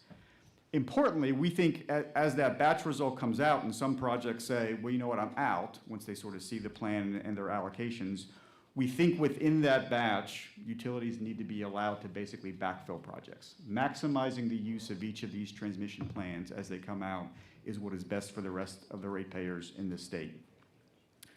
Third, this question of who pays, how they pay, and when they pay is, I think, the most critical question to get answered by the end of this year. We have an historic opportunity to make a generational investment in the Texas power grid in a way that makes Texas attractive to these businesses, but also improves reliability and resiliency for the rest of the state, as well as keep rates stable. It's kind of hard to sometimes say what part of a transmission project is for reliability versus serving new customers, but we actually have one that's a pretty pure, how do we increase capacity for new large loads? And it's what we call our South Dallas project. You've heard a lot about South Dallas. It's an area that there are data centers that are there today, under construction, and more want to come. We submitted a suite of transmission projects to ERCOT over a year ago, about $1.2 billion in transmission. Now that sounds like an eye-popping number, but let me walk you through the math of how that works. For a $1.2 billion investment, for us, that translates into a need for our rates to then recover about $146 million a year, because we spread this investment over a very long time. Other customers' rates don't go up by that, though, because we are enabling new customers to come onto the system to pay. That's a very, very key fact. Under our current transmission rates, before we do anything on reallocating costs and everything else, 1 gigawatt of new industrial load, if it pays at that 1 gigawatt, brings in about $40 million of revenue a year. Okay, so for this project that enables 4 gigawatts of load, we get $160 million of new revenue for $143 million of new costs. Let me repeat that number. We get $160 million of new revenue for $143 million of cost if this load pays sort of for the contracted capacity that we are building for them. That's a great thing for the rest of the ratepayers of the state. And this South Dallas project, this is largely a rebuild, very little new transmission here. We are rebuilding or reconductoring 30 to 40-year-old transmission that we're going to have to do in the next couple of decades anyway. And if we have an opportunity to have new customers coming to the state pay for that, we'll have done some really good work in this state. I also want to sort of hit a point that I think Representative Darby and some others have made. It is our strong view that we cannot halt the longstanding work on interconnecting new customers, large and small, and the transmission needed to serve them while the batch process and the rules are finalized.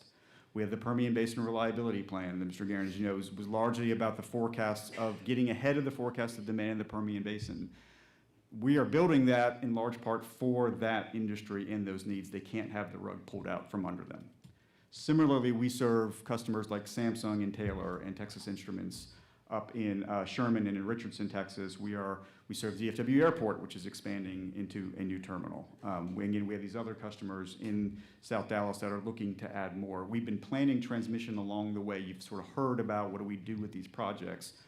We think it's important that the customers we have been planning for and building for get the benefit of those projects as part of this process. The last slide you have there, this is a data center charge, I know, but this makes the point that we can't lose sight of the other needs of the state. If we had no data centers on our system between oil and gas, other manufacturing, and other large demands on our system, the Oncor peak demand would still grow by 60% in the next 5 to 6 years. We have to continue to plan and make sure that there is grid available for these other very important Texas industries. And that's all I have. Happy to answer questions when we get to that.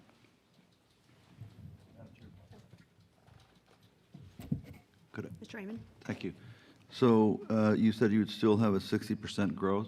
Yes, sir. What will it be, since you are going to have since it looks like you're going to have data centers? So instead of a 60% growth, what is it going to be, 80?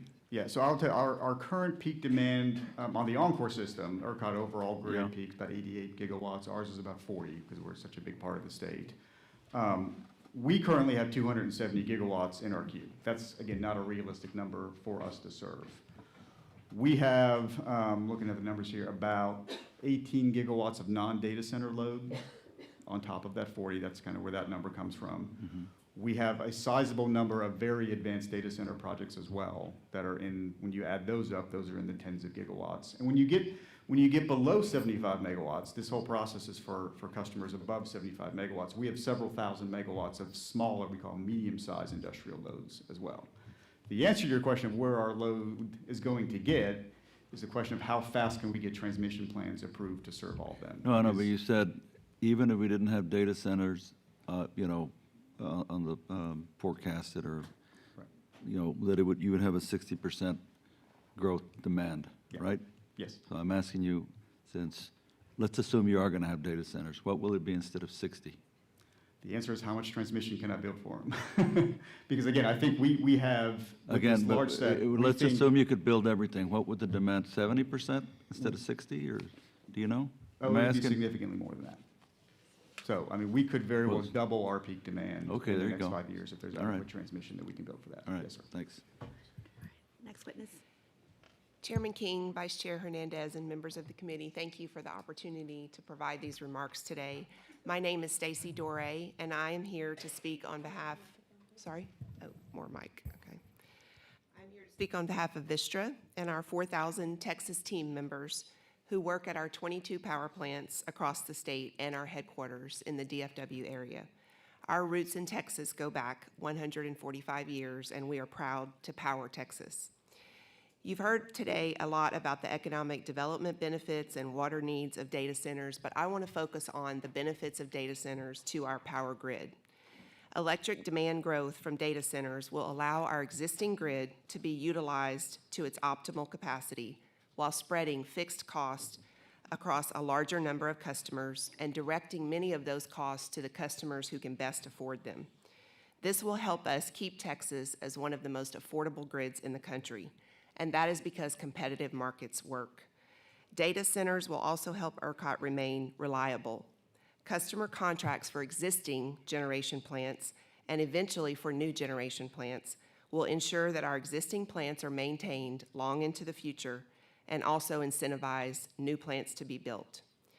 Vistra has nearly 12 gigawatts of gas plants in ERCOT, and similar to other gas plants, they only run 50 to 60% of the hours in a year. These plants are turned down or turned off when the grid does not need them. Additional data centers in ERCOT can be served efficiently and cost-effectively by these underutilized gas plants. That is the most cost-effective way of meeting this demand growth. We do need new generation as well. In fact, by 2028, Vistra will have added more than 3,100 megawatts to the ERCOT grid since 2020. But new power plants take time to build, and in the meantime, many data centers bring their own backup generation. This will allow them to curtail their energy usage during the roughly 5 to 20 hours per year that the grid is tight, ensuring that our grid is optimized, reliable, and cost-effective. We can offer a great example of how these large customers benefit our power grid. Vistra is proud to partner with Amazon to develop a computing campus on the Comanche Peak nuclear power plant's 8,500 acres of property. Our project with Amazon is differentiated, and it's real, and it's ready to go. First, Amazon is building its data center on land that we already own. The site is far away from residents, and residents will not see it. Second, no new water is needed for this data center. It will use a small portion of Vistra's long-held existing Comanche Peak water rights. Third, all reliability safeguards are in place for this data center. Amazon is building megawatt for megawatt backup generation and is contractually obligated to use it should ERCOT experience an emergency. And fourth, the Somerville County Commissioners Court supports this data center project and has already voted to approve an economic benefits package that enables the county to reap the benefits of Amazon's significant local investment. Finally, and perhaps most importantly, this partnership provides long-term certainty for an existing power plant, Comanche Peak, allowing us to extend the life of the plant for decades. With Amazon's support, we could also potentially add up to 200 megawatts of new nuclear power to Comanche Peak by completing uprate projects, and even exploring one day new nuclear units at the site. Together, Vistra and Amazon have already invested more than $100 million in diligence and design, equipment and parts, demonstrating real commitment to this project, not speculation. And that brings me to my key policy point. In order for Texas to realize the benefits of this project, or any project that is real, credible, and turning dirt, we must get these projects connected on time and not subject them to restarts or restudies.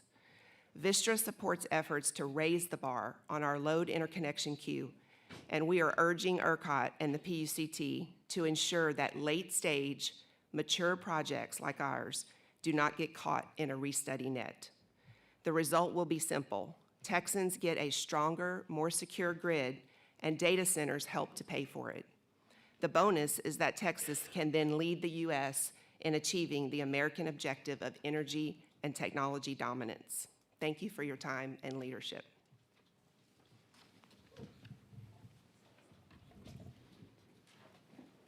Thank you, Mr. Chairman. Madam Vice Chairman, my name is Walt Baum, and I'm with Powering Texans.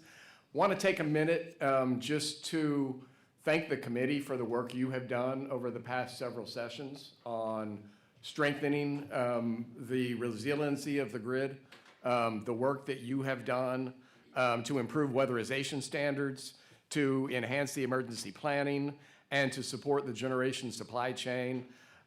Since the 2021 session, since Uri, have made meaningful additions and strength to the grid. Our grid is really strong right now. And that's why we're here today talking about all the data centers that want to come here. The grid is strong because of the innovative wholesale market that this legislature set up. 32 years ago, this committee was doing interim hearings on should we allow anybody else other than utilities to own generation. Back then, the only people who could build a power plant were the investor-owned utilities. Y'all passed a bill in '95 that allowed for the competitive wholesale market to begin to open. That started the transition to the grid we've got today, and then the bill that passed in '99, opening up the full market to competition. The Texas's healthy grid is why the data centers are here, and that's a good thing for the state of Texas and improve grid stability.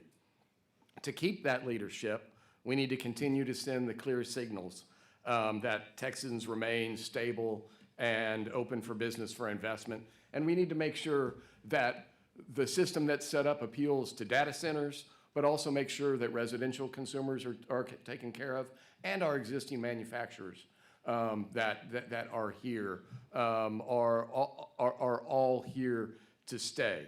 But we do think the legislature has passed the tools that the PUC needs to meet this increased demand. As Stacy was talking about, our competitive market is sending the signals to build new gas plants. These data centers are the perfect customers for new gas plants because they need load 24/7. And as Pablo mentioned earlier, you are seeing new gas plants in the interconnection queue right now has doubled from where y'all sat last year.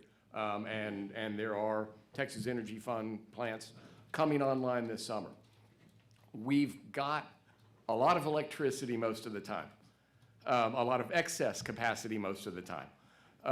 And as Stacy said, if you're utilizing the output of those gas plants, right now, if you pull up your ERCOT app, there's 31 extra thousand megawatts available on the grid right now that isn't being used. So running the output of our existing gas plants more percentage hours of the year is a way that we can meet the load without increasing customer costs.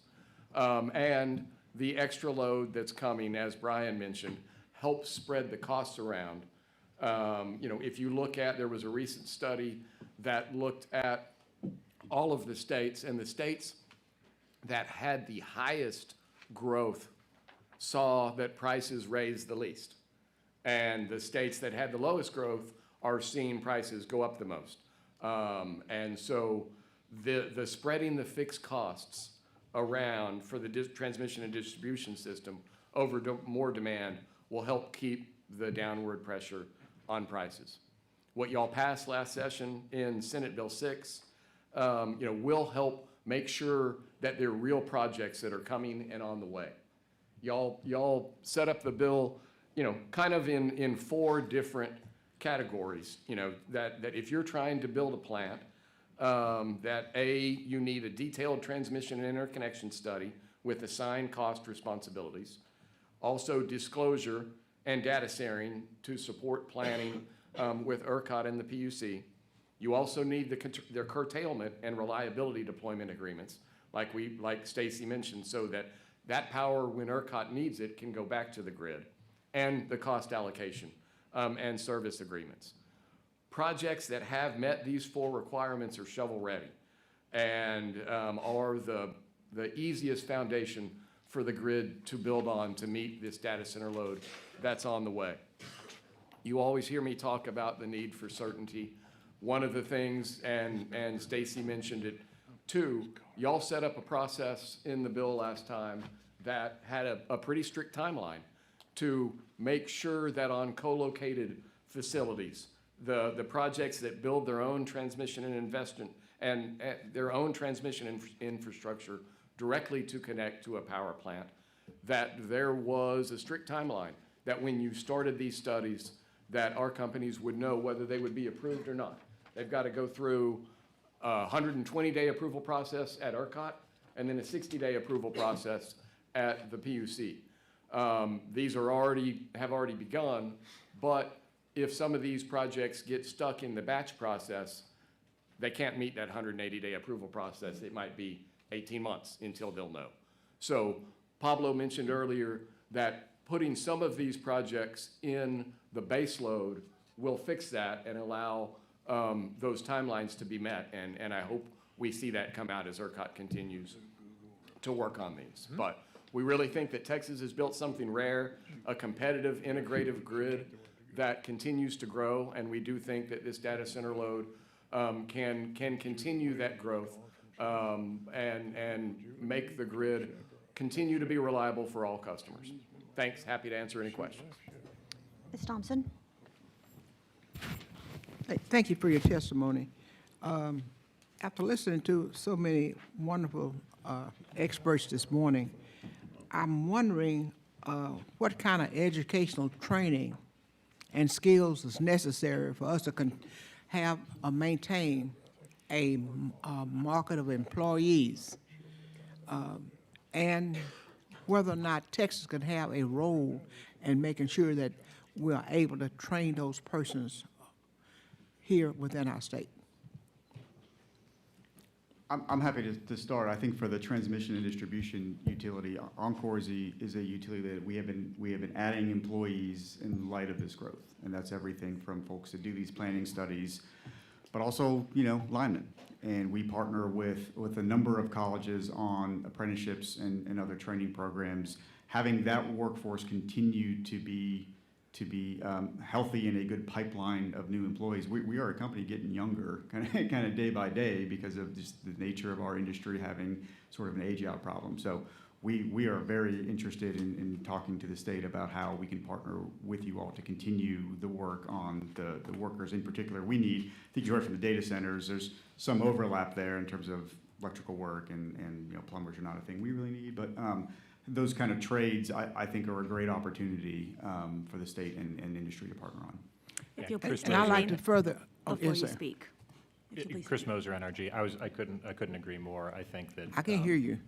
Can you pull your microphone closer? Chris Moser, I couldn't agree more. I think that the trades are, the craft labor, the welders, the electricians are going to be in high demand coming forward. The last time we had a big build out in power plants was in the early 2000s.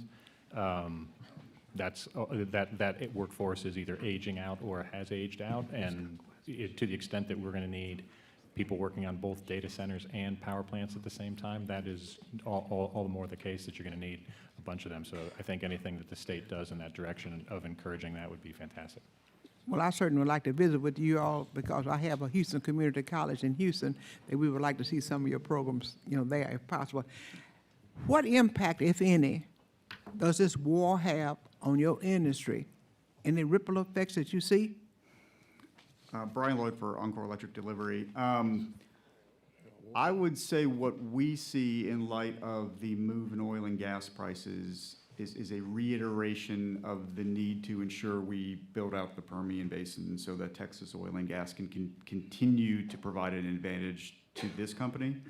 I will say broadly over the last several years, things like tariffs, not our rate tariff, but tariffs on products coming from other countries, has impacted the cost of steel, cost of aluminum, things like that. We manage that as best as we can with our supply chain, but things have gotten a little more expensive to build as we have all this infrastructure we need to do. And are you anticipating on a somewhat of a long-range plan in the event that we may be in this war longer than what we really would like to be?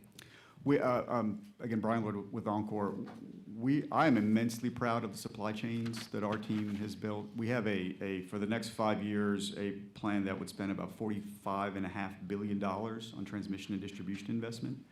We have a strong line of sight to everything we need for that 5 years, including inventories of things you hear about from others, that there's shortages of transformers. I often joke, well, everybody else has a shortage because Oncor has them all. I mean, we have a team that's really done well. We'd love to kind of take some of you guys on a tour of a new logistics hub we have also in South Dallas that I describe it as the warehouse from the end of Indiana Jones, where you kind of walk in and there's an arc in there someplace probably, but there's a lot of electrical equipment too. So we are doing long-range planning, have been doing it for a while because of this growth, and that is what helps make us resilient to these other types of events. Thank you. Mr. Guerin. Thank you, Mr. Chairman. Stacy, your partnership with Amazon and the power that you're going to build for them in Somerville County, you said the Commissioners Court voted in favor of it. Did the people of Somerville County seem to be in support of it? Because obviously in Hood County, which is their neighbor, there's a hell of a lot of pushback. Are you getting pushback from the people in Somerville County? So we enjoy. I mean, I know y'all are the only taxpayer in Somerville County, but. Yeah. We are a very significant taxpayer in Somerville County, and we enjoy a very long-standing positive relationship with the community in Somerville County. I think, of course, everywhere across the country, you're going to see a vocal minority of people who oppose progress and who oppose development, and we listen carefully to those voices. But we are experiencing a lot of support in Somerville County. As I said, the commission did vote to approve a benefits package for the data center there. And we are committed with our partner, Amazon, to communicate clearly, transparently, and quickly about the benefits of the project in the area. I think a lot of what you see in that general vicinity in terms of opposition is opposition to data centers that are frankly not like ours. Ones that don't have a plan for water, they don't have a plan for road access. Frankly, they don't even have a plan for interconnection or power. And they're also taking up a lot of new private land that they've gone out and leased. And as I said, ours is. And y'all are on 8,500 acres that you already own. We're on 8,500 acres. And no neighbors. That's right, exactly. Good fishing, too. Yes, and so we actually individually have enjoyed a lot of support for the project, and we try to make sure that we're distinguishing some of the other noise from the support that is for our project. Well, it seems like since I passed 5066 and nobody did anything about it and just ignored the hell out of it and started studying instead of doing something, y'all have addressed that somewhat, and you're going to build 2 power plants in the Permian, is that correct? We're building 860 megawatts of gas plants at our Permian site, where we already have a gas plant, so we're adding to that site. Is the construction currently underway? It is, and it'll be online in 2028, and we're in the process of finalizing our TEF funding for that. Well, thank you very much for being here, and I appreciate everything y'all are doing for our area. Thank you, Representative. We appreciate your support. Mr. Guerin, what was that bill you referenced? 5066. Did you know what was in it? Mr. Raymond. Mr. Chairman, with all due respect, I can read one-page bills.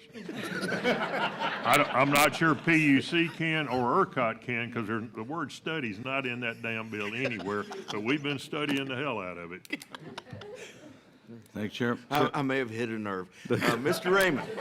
Well, there was another, thank you, Chairman. There's another nerve that was hit here, given the testimony we've heard today and the impact on ratepayers in the state of Texas. I would like to make a motion that any tariffs on steel or anything else that have negatively affected ratepayers in the state of Texas, at least in Texas, that those tariffs be removed immediately. I so make a motion. Can I get a second? You're not recognized for anything. Remove the tariffs that increases the rates. All right. Who's next? Anybody else? Mr. Turner. If you'd been recognized, I would have seconded. My question is, we heard testimony earlier from ERCOT with respect to the proposed batching process on these large load projects.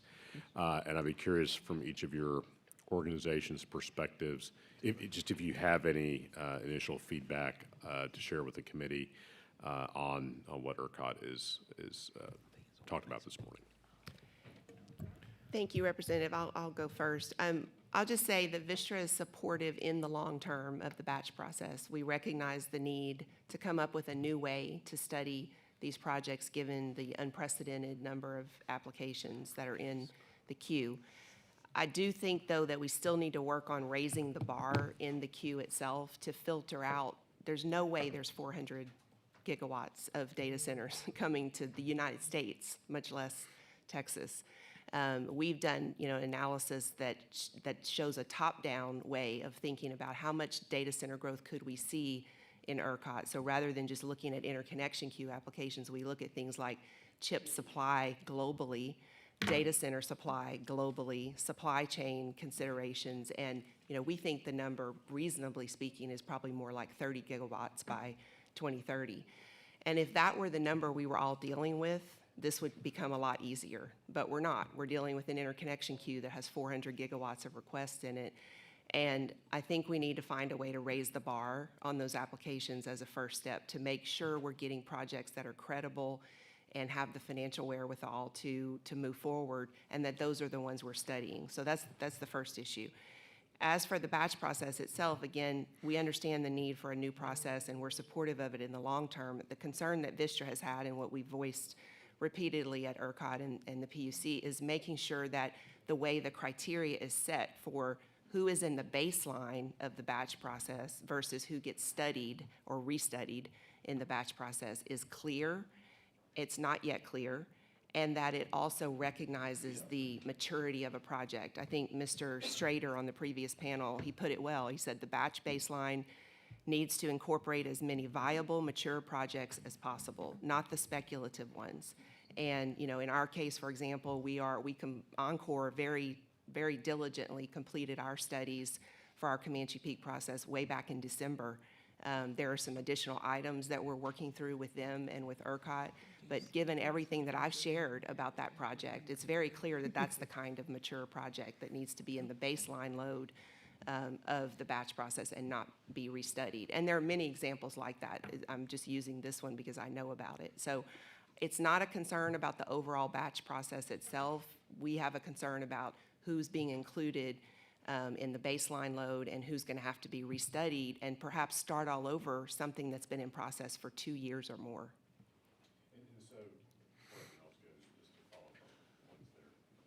Sorry. Just to follow up on a couple of those points. Is there ambiguity right now whether or not those projects that have reached a maturity level are going to be included, or is there a sense that they definitely will be, or is it just sort of an unknown from your perspective? Well, there's ambiguity just from the standpoint of the rules haven't been adopted, and there's a lot of proposals being thrown around. ERCOT has its proposal, we're commenting, other people are commenting, so it's just unclear at the moment. Okay. But also there's an element of the way that at least ERCOT is proposing it that gives them discretion over, deciding the maturity level kind of between now and July. And the criteria for the exercising that discretion, in my view, is very unclear. Okay. Thank you for that clarification. And then with Mr. respect, Turner, I'll just sort of add on that general, if I can. Let me just follow up on one other point Stacia raised. In terms of raising the bar to kind of cull those projects, so you said it's not real. There's no way it's going to be 400 gigawatts, maybe 30. So if I heard that right. What are some things ERCOT can do to raise the bar and get to that? Well, I think Pablo Vegas did, recognize this issue this morning, and he threw out some criteria, which I agree with. I do think the financial security should be higher. I don't think where it's set today is actually going to result in much culling.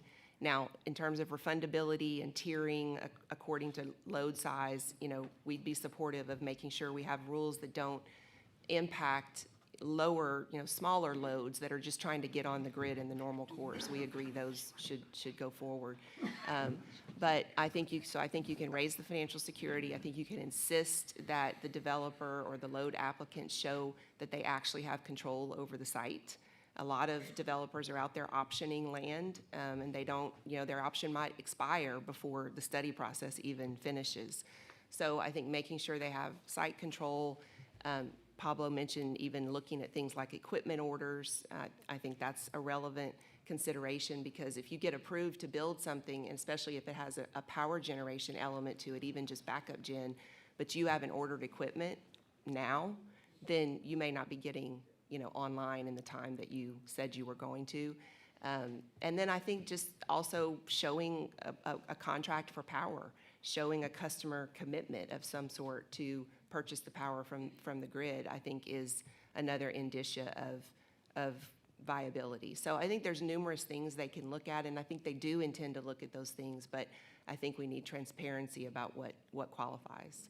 Okay, that's great. Thank you. Sorry, please.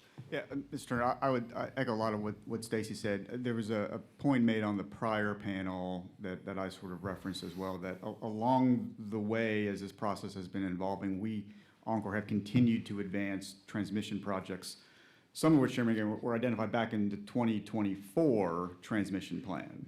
And so our view is that both our South Dallas project, these other ones that are addressing needs that have been identified years ago now, need to move forward, because I don't think there's any circumstance where we're not going to build that transmission.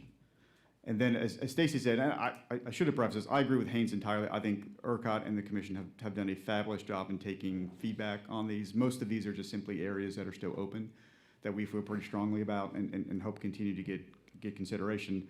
But then the question of sort of, as you've heard, is sort of what's considered sort of a base load in here, I think is still really uncertain. We think customers that we felt strong enough about, were advanced enough to continue to advance these transmission projects, really should kind of get a preference for the capacity that's going to come in out of the batch process. And so I will echo there's a time to stop studying and let us get to building, because the history in this state is we will use the transmission after we build it. Thank you. Chris Moser, NRG. So we're supportive of the batch process as well. I think, as was pointed out earlier, transitions are difficult and messy, and what you're seeing is we're in kind of the middle of the mess right now. We are encouraged that ERCOT is considering bring your own generation in some of the batch zero processes. There's a lot of different formulations of batch zero, so that's going to take some work. But we think generally allowing load that's co-located with new gen to take service when the gen becomes available helps give data centers what they want, which is speed to power, and helps keep the grid stable and prices lower.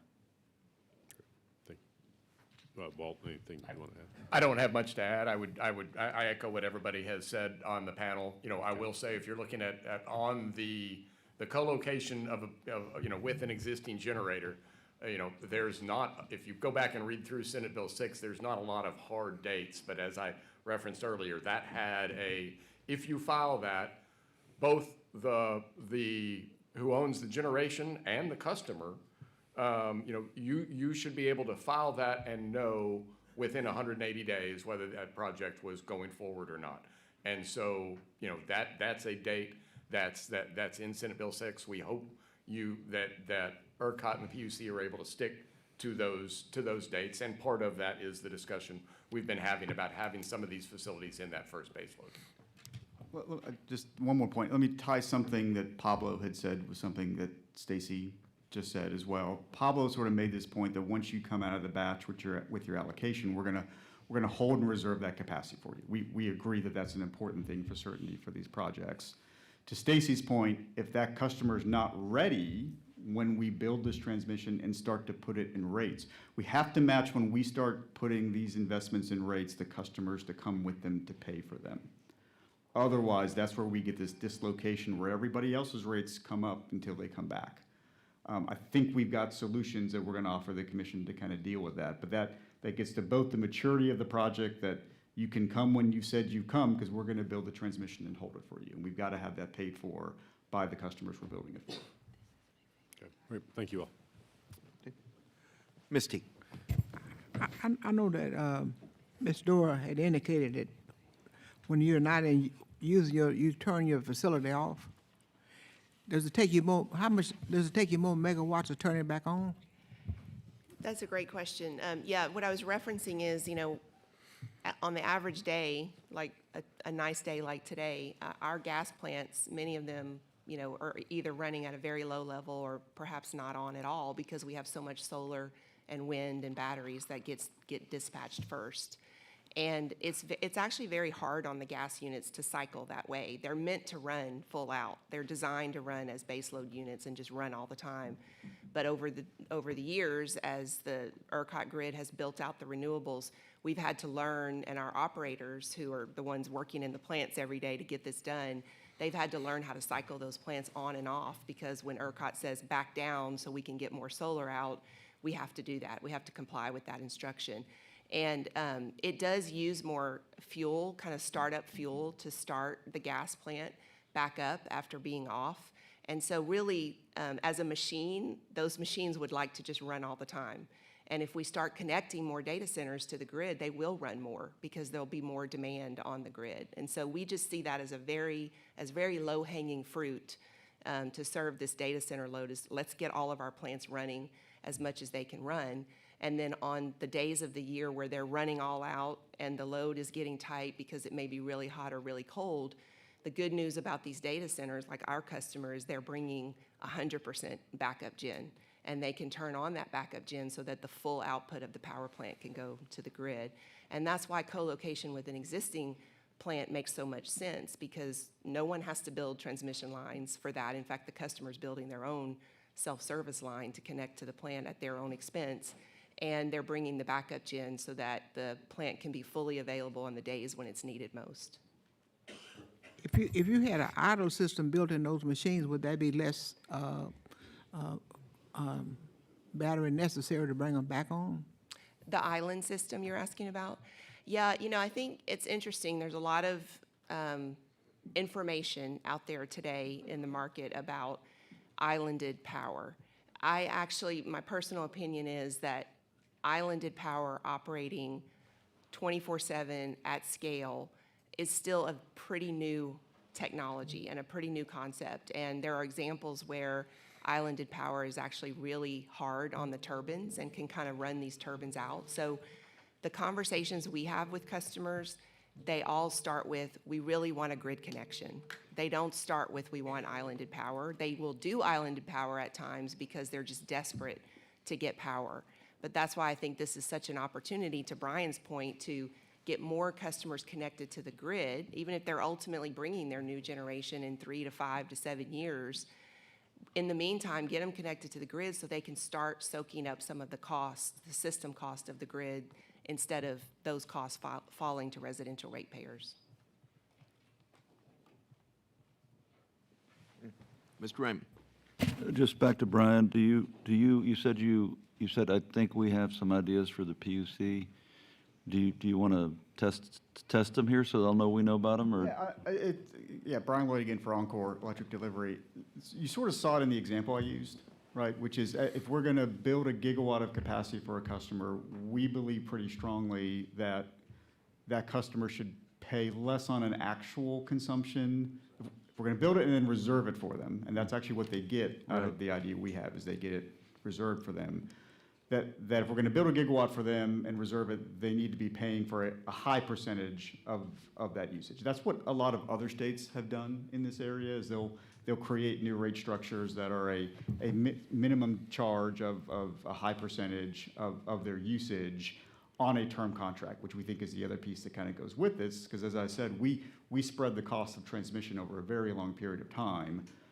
We are not personally worried that the billion and tens of billions of dollars of facilities that you've heard these data center companies talk about have some risk of going away in a couple years. But we think ratepayers should have some certainty that they're there. And then again, as long as you're paying for this capacity that we built for you and contracted with you, you get to reserve it. So if your ramp comes slower because it takes you longer to get chips or whatever, ratepayers are indifferent because you're paying for it. So it's an idea that we will kind of further. And you said other states have done that? They've done similar things to that, yeah. Other states where the utilities are still building generation, it becomes sort of a bigger issue because for each of these customers, they may need a new power plant too. So you may change the percentage that they pay as opposed to from 75 to 100%. Well, again, something like that. you probably heard me, I keep going back to Virginia, like, they're the standard bearer, right? So we ought to be able to get a lot of information there about how we can do it even better. Yeah, AEP, who is another utility in the state, operates in a bunch of other states I've heard and of 'em. jurisdictions. Yeah. I'm sure you guys have heard of them. They've been really helpful kind of in helping us understand how other states, including Virginia and some of Right. the other states they They're operate up there. in, have Yeah, okay. dealt with this issue. Okay. Members, further questions of this panel? Seeing none, thank you all for being here. Thank you.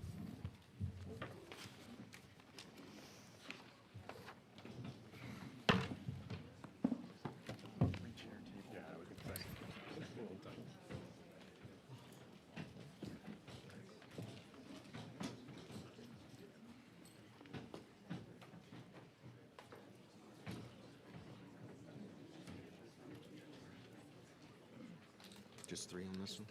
Okay. Chair calls Kirk Offal, Scott Wright, Mark Whitman. Greetings. Good to see you. So, Kirk, we will do the same drill. Each of you give us your name and who you're with, and if you have an opening statement, give it, and we'll just go down the line. We'll start with Kirk. Scott. You're Scott? Yes. But who do I have first? I have, Oh, on the list? I have Kirk first. Yep, that's fine. Yep. Yep. So I'm up. So just Wonderful. name who you represent and your opening statement, and we'll move down the line. Yes, sir. Kirklefell, Overwatch Mission Critical. Chairman King, Vice Chair Hernandez, members of the committee, thank you for your opportunity to be here today to address Speaker Burrow's directive to study the development of data centers in Texas. As I said, my name is Kirklefell. I'm the founder and CEO of Overwatch Mission Critical. We're a veteran-owned company based here in Austin that delivers end-to-end solutions across the data center lifecycle, design, build, staffing, and sustainment powered by the workforce you can trust. We delivered across nearly every Texas data center market and currently play a direct role in leading some of the largest programs in the state through disciplined execution.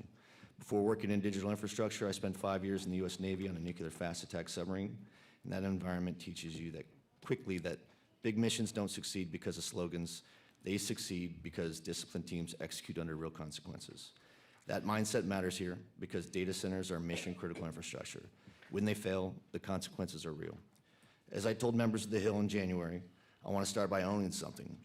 As an industry, we didn't communicate early enough or clearly enough when data center development began accelerating. We didn't explain what we were building, why it mattered, or how communities would benefit. In some cases, we relied on trust we hadn't yet earned.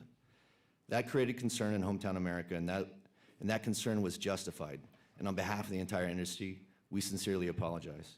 We're correcting that by showing up early, communicating clearly, and engaging communities and policymakers before decisions feel final. Trust isn't something you assert, it's something you earn through consistent action. Framing matters. Global competitiveness and national security are the right starting point because when infrastructure is understood as strategic, it's governed seriously, explained clearly, and managed with structure instead of blunt reactions. AI infrastructure isn't just an economic asset, it's national security asset. If we don't build it and scale it here, it doesn't disappear, it moves offshore and the jobs will follow. That's where strategy becomes tangible for Texans. Data centers don't just create jobs. When done right, they anchor long-term employment, support local suppliers and contractors, broaden local tax bases, and strengthen regional economies. They give communities durable growth, not one-time wins. On regulation, the direction of SB 6 is exactly right. Texas doesn't need to slow down. It needs to move smarter. And to be clear, it isn't deregulation, it's disciplined regulation. SB 6 and ERCOT's large load batch study process brings order to growth. They ensure large loads are real, planned, and financially accountable, protect residential rate players, and send a clear message. If you create demand at scale, you help build the infrastructure that supports it.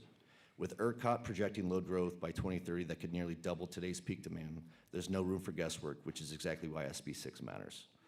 When implemented correctly, data centers don't become a grid risk, they become grid partners through load flexibility, on-site generation, and co-located resources that strengthen reliability.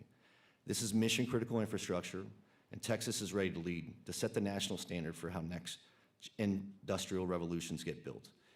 That leadership comes down to execution, interconnection, load accountability, grid resilience, the large load batch study process, and co-located generation. And when the grid is stressed, the answer isn't outsiders with clipboards. It's Texas companies employing Texans who know the grid, the terrain, and the communities they serve. Texas leads because policy and physical infrastructure are aligned, and that alignment drives grid reliability and accountability. Finally, the greatest existential threat to this industry isn't power or capital, it's skilled labor. Each year, more than 17,000 service members transition out of the military in Texas, along high school graduates ready for technical careers. The opportunity is to align proven pipelines like SkillBridge and the Texas Workforce Commission and the Texas Veterans Commission with real growing demand. Thank you. We look forward to working closely with you, the committee, and its members. And as this conversation continues, I welcome all your questions. Thank you very much. Scott, we'll go to you.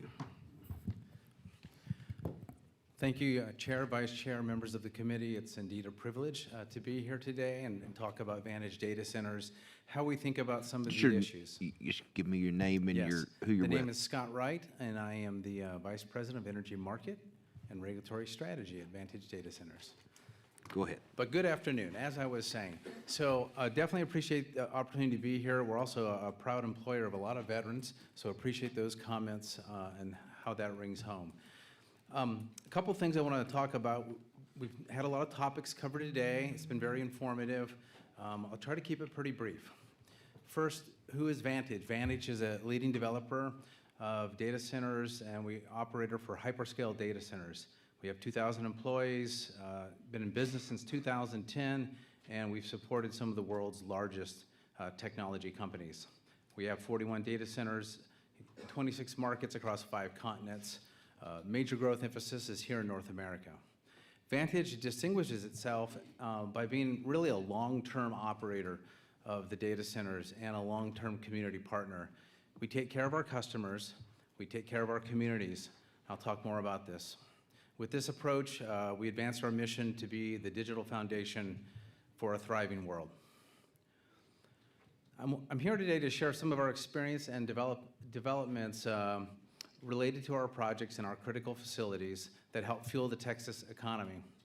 Our Shackelford County campus represents a $25 billion investment and 5,000 jobs for Texas. The campus will have 10 buildings and will support 1.4 gigawatts of IT load of capacity. We pursue grid-powered hybrid and self-gen solutions. Notably, the Shackelford campus is 100% off the grid. So it's a very large campus with a very different approach than some of the things we've talked about today. We do utilize a variety of approaches, but that's just a notable for this large investment in Texas. Vantage is excited to be investing in Texas and investing in Texans. We have Texans across a lot of key leadership roles in our company at the vice president, director, manager level, and a lot of critical individual contributors and support staff.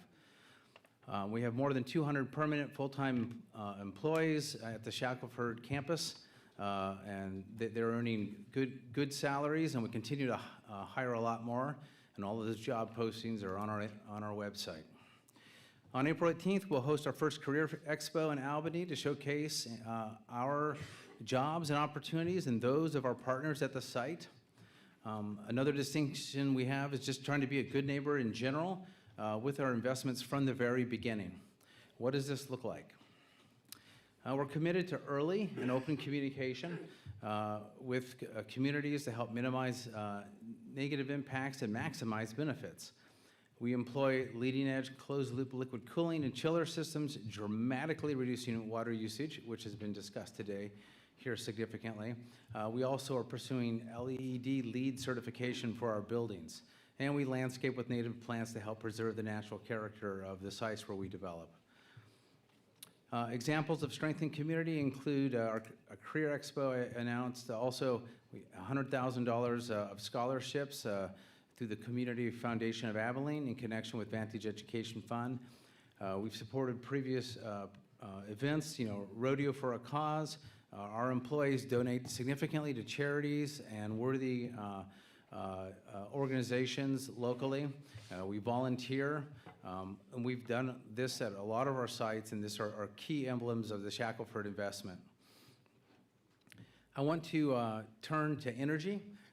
That's something that's critical here. Texas is the energy capital of the U.S. We're thrilled to be part of another amazing growth chapter.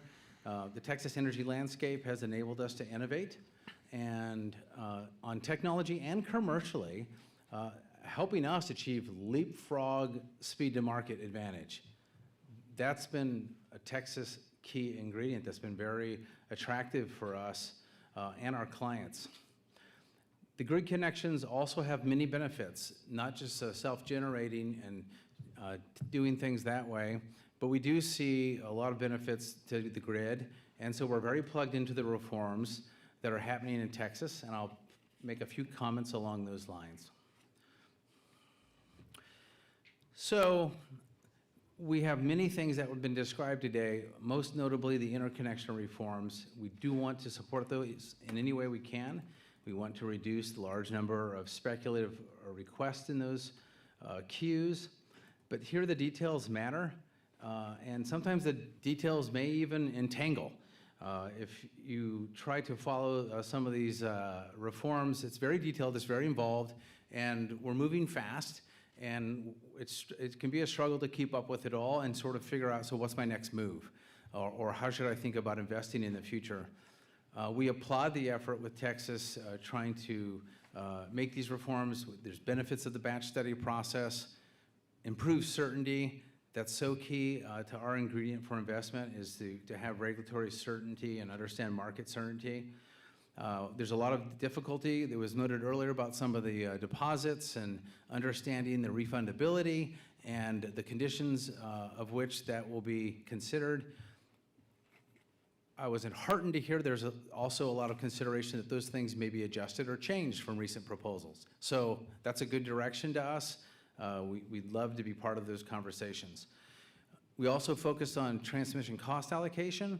We want to pay for the upgrades that we cause. One of our definite guiding principles of our brand, and we are all supportive, and we're very involved in procedures around the United States to help modernize rate filing constructs or rate cost of allocation constructs. So we're very supportive for that here in Texas. We do have a concern that some of the reforms on interconnection may bleed over, and you have similar things you're trying to do in transmission cost allocation where you're kind of maybe doubling down or tripling down on something we're trying to solve or make better. So we just encourage folks to look at the whole picture, the collection of reforms, and say, what are we doing here? Are we making things perhaps overly punitive or overly difficult for investors with a long-term investment horizon and who are long-term players? We appreciate the legislature's thoughtful efforts today to better understand these issues and these views. Look forward and would welcome an opportunity to speak again. Thank you. Thank you. Thank you. Mark? Go ahead. Thank you. Chairman King, Vice Chair Hernandez, members of the committee, thank you for the opportunity to appear before you today. My name is Mark Whitman, and I'm the Vice President of Strategic Initiatives at Crusoe, a company built on a simple but powerful idea that energy and computing infrastructure go hand in hand. Many of you are familiar with Crusoe as the owner, operator, and developer of the first project of Project Stargate in Abilene, Texas. Artificial intelligence has changed everything about how the world thinks about energy and infrastructure. AI workloads require computing power at enormous scale, and the nation that leads in AI infrastructure will hold a decisive strategic advantage for decades to come. Let me be direct. This is a national security issue as much as it is an energy issue. It matters where this infrastructure is built, who builds it, and under what standards. AI is foundational to military readiness, intelligence capability, and economic resilience. And China is making massive coordinated investments in AI computing capacity right now. The United States cannot afford to fall behind. Texas cannot afford to fall behind. The decisions made in this chamber about energy, about permitting, about how we welcome or hinder infrastructure investment will directly shape whether America wins or loses the AI race. Crusoe is proud to be a part of that answer.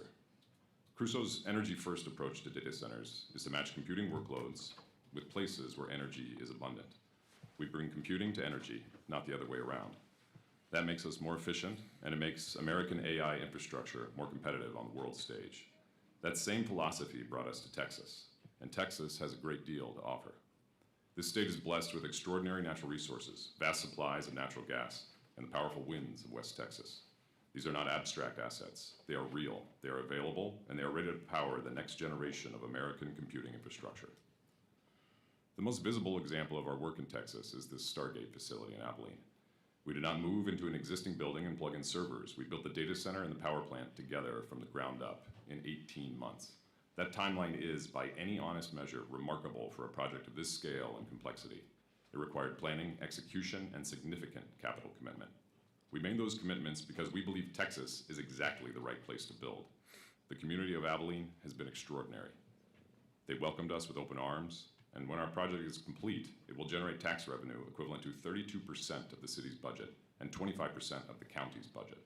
That is real and lasting economic contribution, not a promise, but a plan already well underway. We've talked about it quite a bit today, but I want to re-emphasize it from Crusoe's perspective, and that's the topic of water. West Texas is no stranger to drought and water scarcity. The communities here have worked for generations to steward a resource that is precious and finite. We take that seriously. Crusoe uses a closed-loop, non-evaporative cooling system that we've discussed today, meaning we do not consume and discharge large volumes of water to keep our facilities cool the way traditional data center cooling designs did in the past. The water in our system circulates and is reused rather than evaporated into the atmosphere. In a water-constrained region like West Texas, this is not a minor technical footnote. It is a fundamental design choice that reflects our commitment to being a responsible, long-term neighbor. We believe you can build world-class AI infrastructure without depleting the aquifers that farmers, ranchers, and families depend on. That is the standard we hold ourselves to. I also want to address something this committee cares about directly: grid stability. We hear concerns that large data centers strain the grid. I understand that concern. We are not a passive consumer of grid electricity. We are an active participant in energy infrastructure. We also have the ability to curtail our loads rapidly, which means in moments of peak grid stress, we can step back in ways that most industrial consumers cannot. Done right, a data center like ours is not a burden on the grid. It is a stabilizing force. As ERCOT and the PUC have navigated the large load rulemaking process, Crusoe continues to broadly support the initiative by partnering proactively with ERCOT on solutions, and will continue to do so. We understand the need for a strong and consistent process, and we are committed to being a good partner to the grid.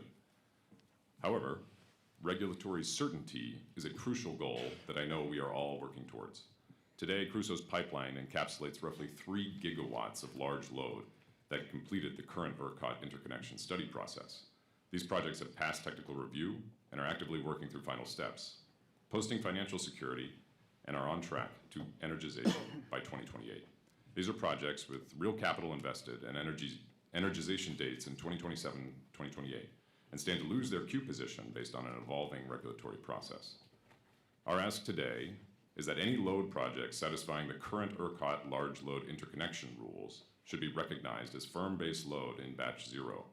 We continue to work together to provide the industry regulatory certainty and maintain not only Texas's competitiveness in the AI race, but also work together to build a strong and reliable grid for the future.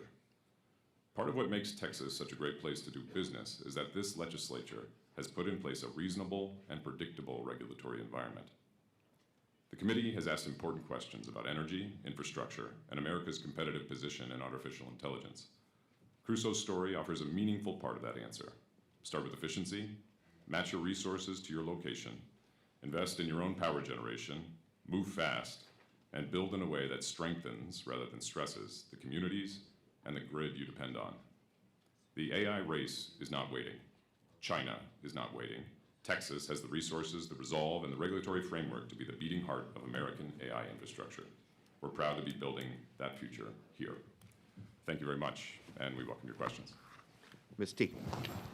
Thank you for your testimony. Let me ask you a question.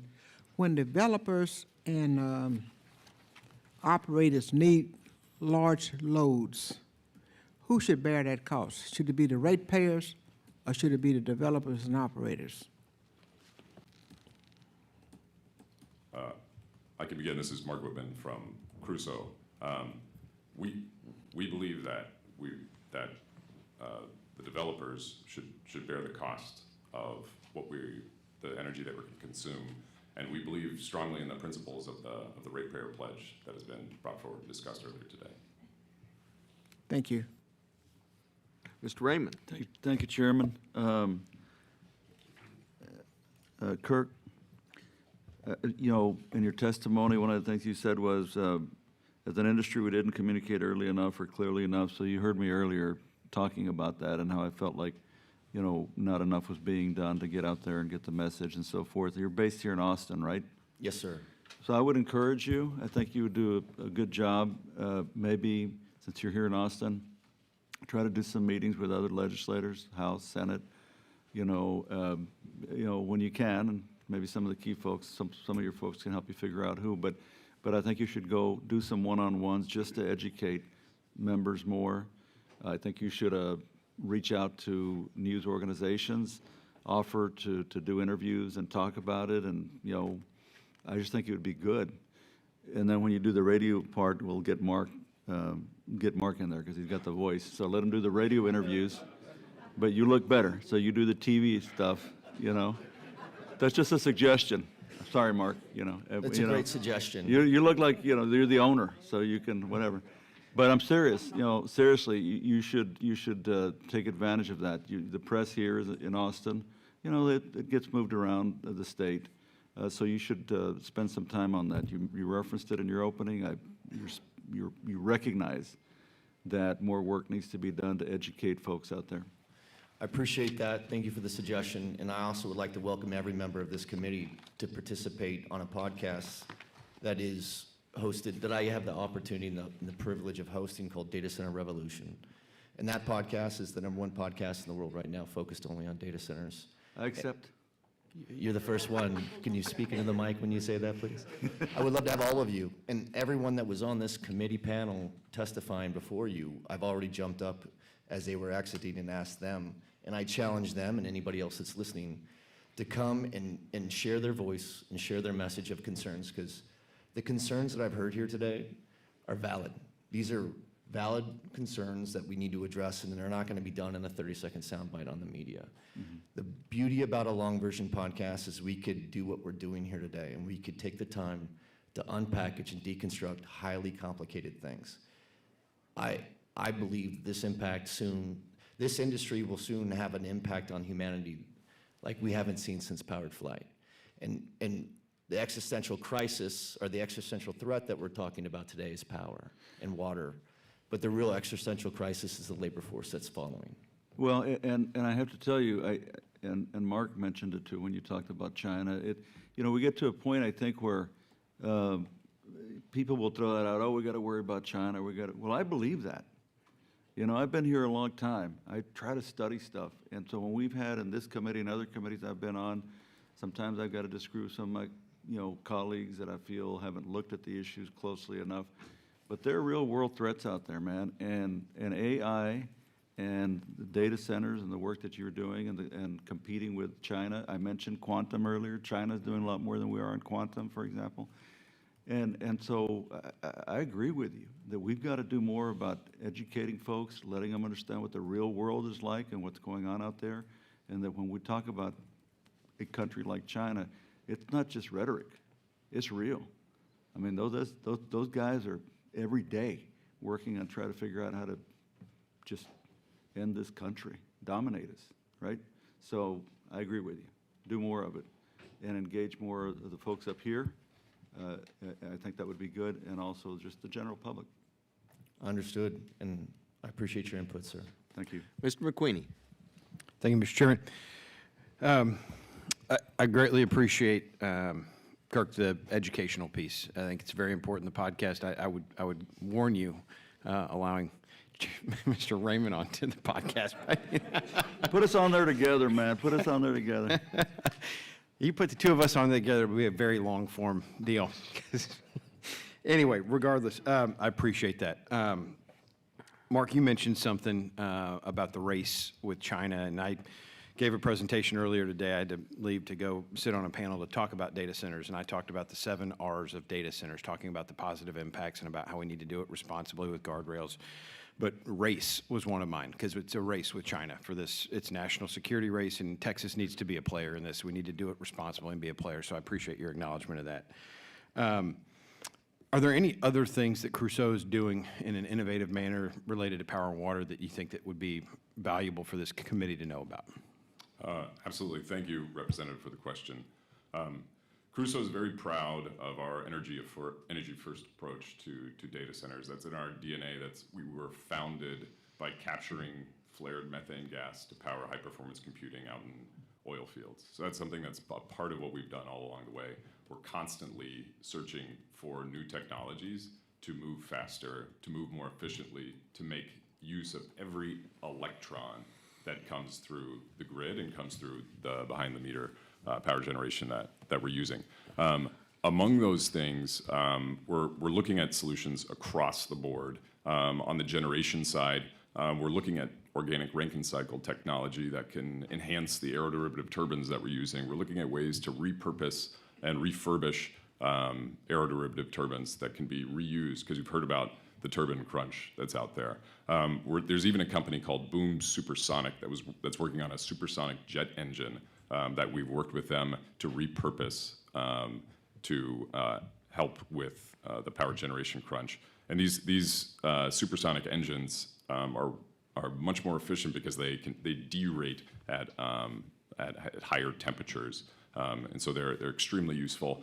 Chairman King, you mentioned before about what are we going to do with all the batteries. There's a project that we're doing with Redwood Materials that recycles batteries of all kinds. And so they've built a novel technology that we're working on them with to stitch together these second life batteries as a way to power alongside gas or renewables to power these data centers. So there's a lot of things that we're on the frontier on.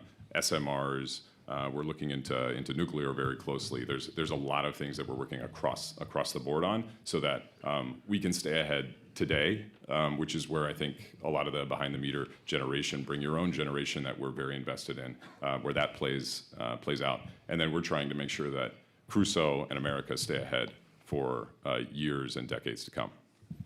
Thank you. Thank you, Mr. Chairman. Members, other questions of this panel? I see none. Thank you all for being here.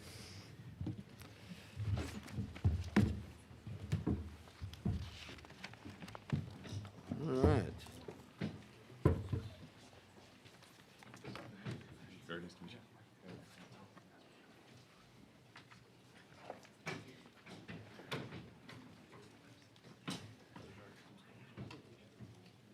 Okay.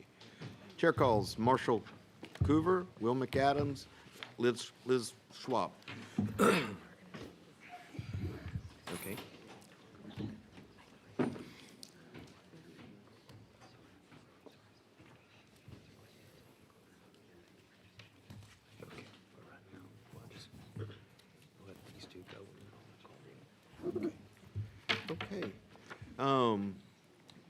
Liz, let's start with you. If you just state your name and who you're with for the record and begin with your opening statement. Thank you. Thank you, Chairman King, Vice Chair Hernandez, and members of the State Affairs Committee. Thank you for the opportunity to speak with you today. My name is Liz Schwab. I lead market development and policy for Google Data Centers, and I'm joined by my colleague here today, Chris Matos, who leads market development and regulatory work for us in Texas.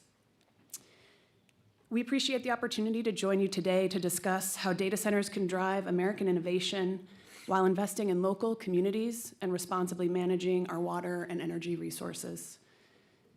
Texas is a critical hub for America's digital economy, and Google is proud to have had a presence in the state for over 15 years. In 2024 alone, Google tools helped provide over $50 billion in economic activity for hundreds of thousands of Texas businesses, nonprofits, and publishers. These are the tools and services that Texans rely on every day, such as Google Workspace, YouTube, Maps, Cloud, and Gemini. All of these services, of course, rely on data centers. We are committed to responsibly growing our infrastructure in the Lone Star State to meet this demand. Just last year, our CEO, Sundar Pichai, joined Governor Abbott to announce plans for a $40 billion investment over the next 2 years in this infrastructure. This investment will support new, hyper-efficient facilities that house the compute technology which powers the internet, enabling essential functions like banks and hospitals securely processing records, Google Maps helping avoid traffic jams, and cloud services storing priceless family photos.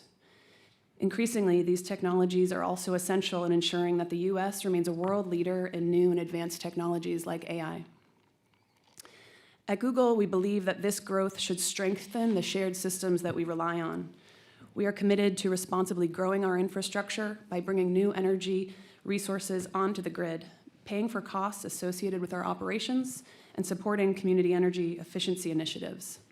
To date, we have contracted to add more than 7.8 gigawatts of new energy generation and transmission capacity to ERCOT in advance of our energy needs.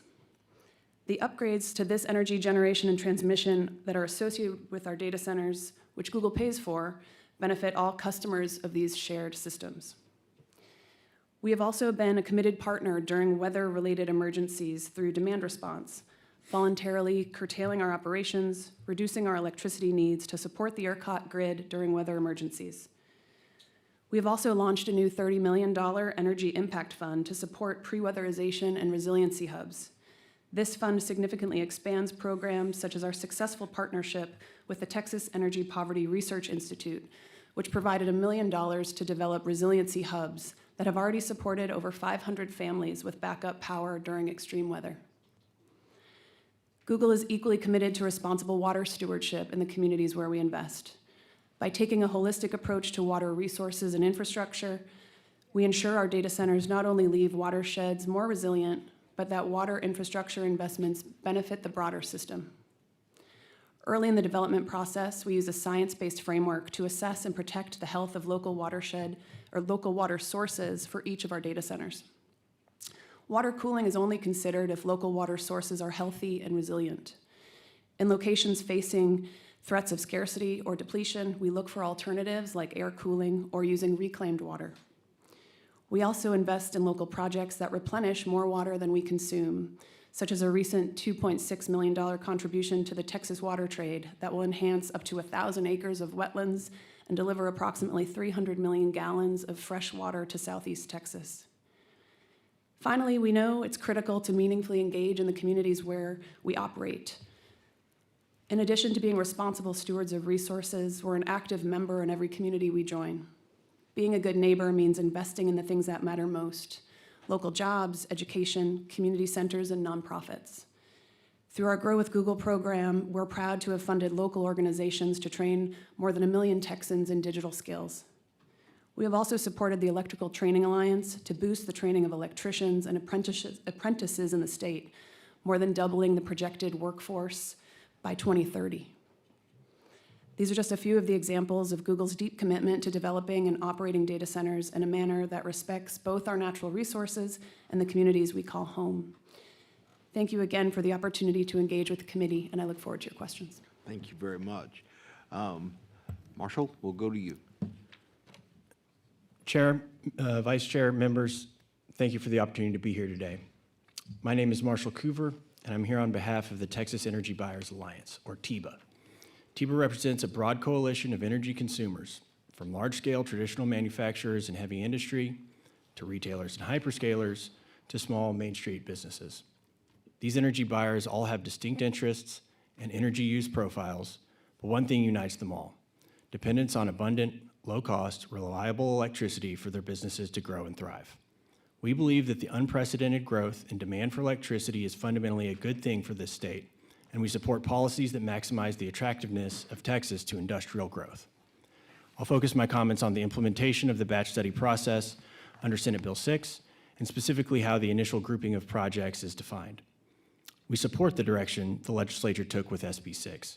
Bringing more structure and discipline to large load interconnection is a necessary step, given the scale of growth Texas is experiencing. One of the central themes of SB 6 is identifying real loads and ensuring that we are planning and building our grid only to serve those projects that have the highest probability of coming online. In our view, the most important opportunity in front of the Commission is to better align the batch study process with the work that has already been done through regional planning groups, or RPGs. RPG plans are ERCOT's forward-looking blueprint for where transmission will be built to meet expected demand. They reflect load growth that utilities have identified and, in many cases, are already planning infrastructure to serve. That is one of the clearest signals available that a project is real and that the system is preparing for it. Today, the proposed criteria for inclusion in the initial batch rely heavily on traditional indicators of project readiness. Those are useful, but they are not the only way to distinguish between projects. If a project is already embedded in RPG planning, that reflects a level of system-level validation that should carry weight in how the initial batch is constructed. Without that alignment, we risk creating a disconnect between two parts of the system that are intended to work together: transmission planning on one hand and load interconnection on the other. In practical terms, that could mean infrastructure is moving forward based on expected load, while the projects associated with that load are delayed by process. That is not an efficient outcome and is not consistent with how Texas has historically approached growth. More broadly, the goal of SB6 implementation should be to introduce discipline without introducing unnecessary delay. Large customers understand that they have a responsibility to demonstrate seriousness and to bear appropriate costs associated with interconnection. At the same time, we recognize that the profile of these new large loads is different and that it is appropriate for policy to evolve alongside that reality. That is why we have also proposed the concept of a minimum required transmission payment for new large loads, an approach that represents a shift in practice, but one that helps ensure the transmission system is being paid for by those who are using it. What customers need in return is a process that is predictable, aligned with existing planning, and capable of moving at the pace of real investment. Texas has built a reputation as a place where infrastructure and investment can move in step. As we implement SB6, the objective should be to preserve that alignment while improving how we plan.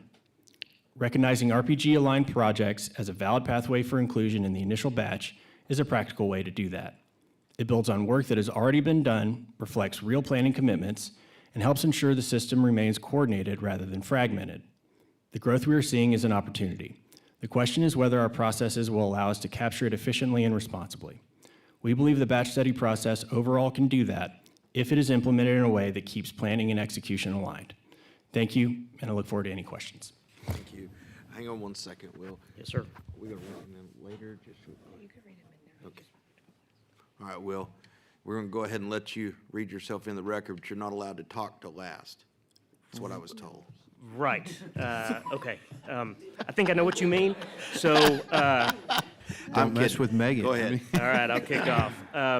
On behalf of the bottom of the order of the lineup, thank you for allowing me to appear today. My name is Will McAdams. I am president and founder of McAdams Energy Group. This is a full-service consulting firm focused on regulatory engagement and technical support to achieve grid service for energy users and suppliers in the ERCOT system. So just a brief disclaimer. As you know, I represent companies before the legislature and am a registered lobbyist, but the point of my testimony today is we have a growing segment of clients who do not ask us to engage on policy matters. They simply ask us to help them navigate the regulatory and interconnection processes, which are now in flight at ERCOT, the PUC, but had traditionally been in the purview and remit of their local utilities, where they were seeking electrical service. And after listening, and so my views do not represent the views of my clients today, but they are real-world experience of what we're seeing in the trenches in terms of trying to achieve grid service, especially over the next 5 years. What can you plan for? After listening to today's testimony, I want to capture really the tough spot that the Public Utility Commission and ERCOT are in right now. The situation is that the state's existing 345 kilovolt network, so the big highway of transmission systems across the state, is maxed out in terms of its capacity to deliver. Demand has outstripped that delivery capacity. And so really what ERCOT is attempting to do with the guidance of the PUC through Batch Zero is they're attempting to address an oversubscribed system by rationing limited interconnections that they'll dole out over this next half decade. And so that's what we're talking about today with Batch Zero. ERCOT is now operating in an environment where loads of all types, not just data centers. I work with factories, oil and gas, data centers certainly. They are all larger, seeking grid service now than they traditionally had been.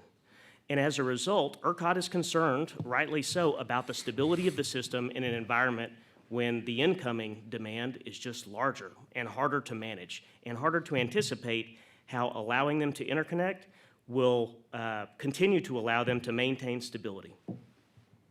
So to understand what they have proposed, we need to talk about where we've come from. And we've talked a lot about RPG. Prior to 2022, there was no uniform system for integrating loads. If you wanted to seek service, you went through your interconnecting utility, and they controlled that process. And Pablo even referred to it. So when I was on the Public Utility Commission, I asked point blank, really dug into the process of interconnection. And it was explained to me, basically, you're looking at anywhere from 12 to 15 months of interconnection study activity at your utility level. And then the final 3 months of the process was through ERCOT, where they looked at the local area, they could tell that balance was going to be achieved, system stability was going to be achieved, and then they'd let you go. They'd approve the interconnection. So fast forward from past history to 2022, we started seeing more tech-based loads come onto the system. That was cryptocurrency miners. You remember that phase. They were so large and they could react so dynamically to the system, ERCOT had to create a new process to evaluate them. And that was the Large Load Interconnection Study System, LLIS. And you hear a lot about that in the context of Batch Zero. And that began the slow march toward ERCOT assuming more of the system management control in terms of onboarding loads to the system. So fast forward still further, 2024, the Permian Basin Reliability Plan. Oil and gas is laying in wait for years because we haven't committed to building transmission yet. All of those loads were seeking interconnection through their local utilities. That was building up to ERCOT through their RPGs, Regional Planning Group processes. All right, so that was establishing the need case that the commission ultimately reviewed and approved these massive 765 kV transmission lines based upon. And those loads are still sitting out there, waiting for approval. They're waiting for the 765s to be built, but they're also waiting for the sub-network to be constructed. That's all the 345 kVs, 138 kVs, 69 kVs, so on and so forth. So what you got to realize is ultimately things began to fall apart. I noticed it in my world in July of last year. Right after session, notices went out from the TDSPs to their loads that were seeking interconnection that they were now a part of a cluster study process where they were not going to be evaluated just on their own basis, but they were going to be compared to a load down the road in the same area to see how they interacted, to make sure stability could be maintained. At that point, essentially most interconnection approvals ceased. And we really didn't know more information until 5 months later. ERCOT officially unveils a new process, which eventually morphed into Batch Zero. And Batch Zero essentially took authority in terms of interconnection process away from the wires companies, the interconnecting utilities, housed it at ERCOT, and it basically said, we're going to review every load on a system-wide basis. And when we study you, we're going to see how it affects the entire ERCOT system as a whole, not just the Abilene area, not just DFW. So here's where it goes. This led to a fragmentation that has created a split landscape. So you're pursuing two tracks now. You're still working with your interconnecting utility to justify the transmission that you need to serve your load. But at the same time, ERCOT's reviewing you to see if they'll just approve you, period. As a part of the interconnecting utility, the RPG, you are putting up tens, if not hundreds of millions of dollars almost immediately based on a schedule of securing long lead time equipment, securing the equipment that is going to be necessary to energize your load. So when everybody talks about are they paying their way, they have already started. And this is what I'm trying to stress. All those loads who have been laying in wait out in the Permian Basin for 4 years, they've put forward money to get energized. And so when we start to talk about batch zero and who gets into base, people have already committed. The question is, are they going to be served? And to what degree? And so, as I said, it fragmented the system. Currently, there is no clear standardized approach for how these in-flight projects will be treated in the batch process, and that's what you're hearing a lot about today, which increasingly appears focused on narrowing the set of qualifying loads because they've got to get the number down because they're issuing golden tickets over the next 5 years. So I won't cover the key steps of batch zero. You know the security disconnect. You know how much money they're asking for. You know the issue of whether it's refundable or not. But where are the gaps? Again, there's no clear path to power.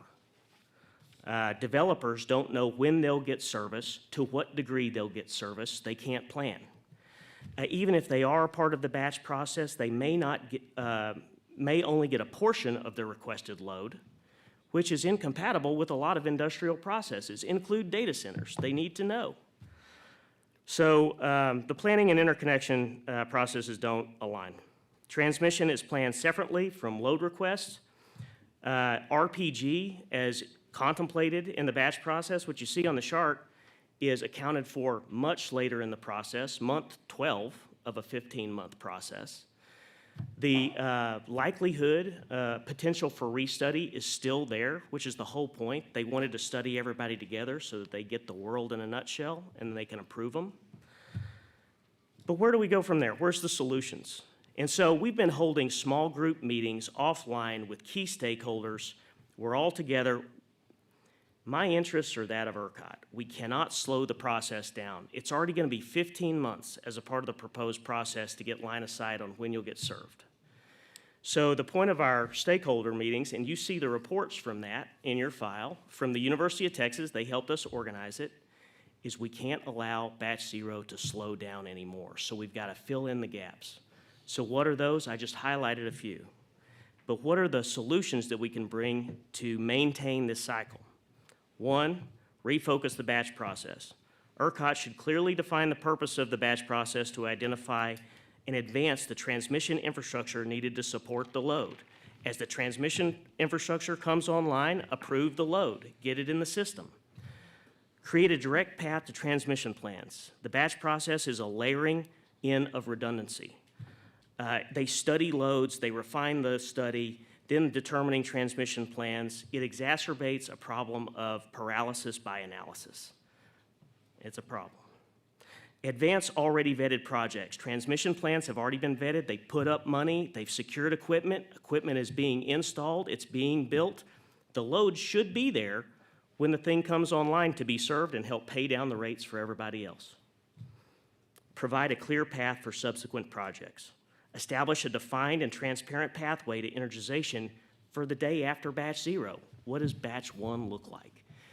The primary anxiety for all of my clients is, okay, we're not in batch zero. When are we going to get served? How do they fit into batch 1, 2, 3, and so on? And we don't have line of sight on that. And then the solutions that are clear to you enable flexible generation or flexible interconnection pathways, which involves generation.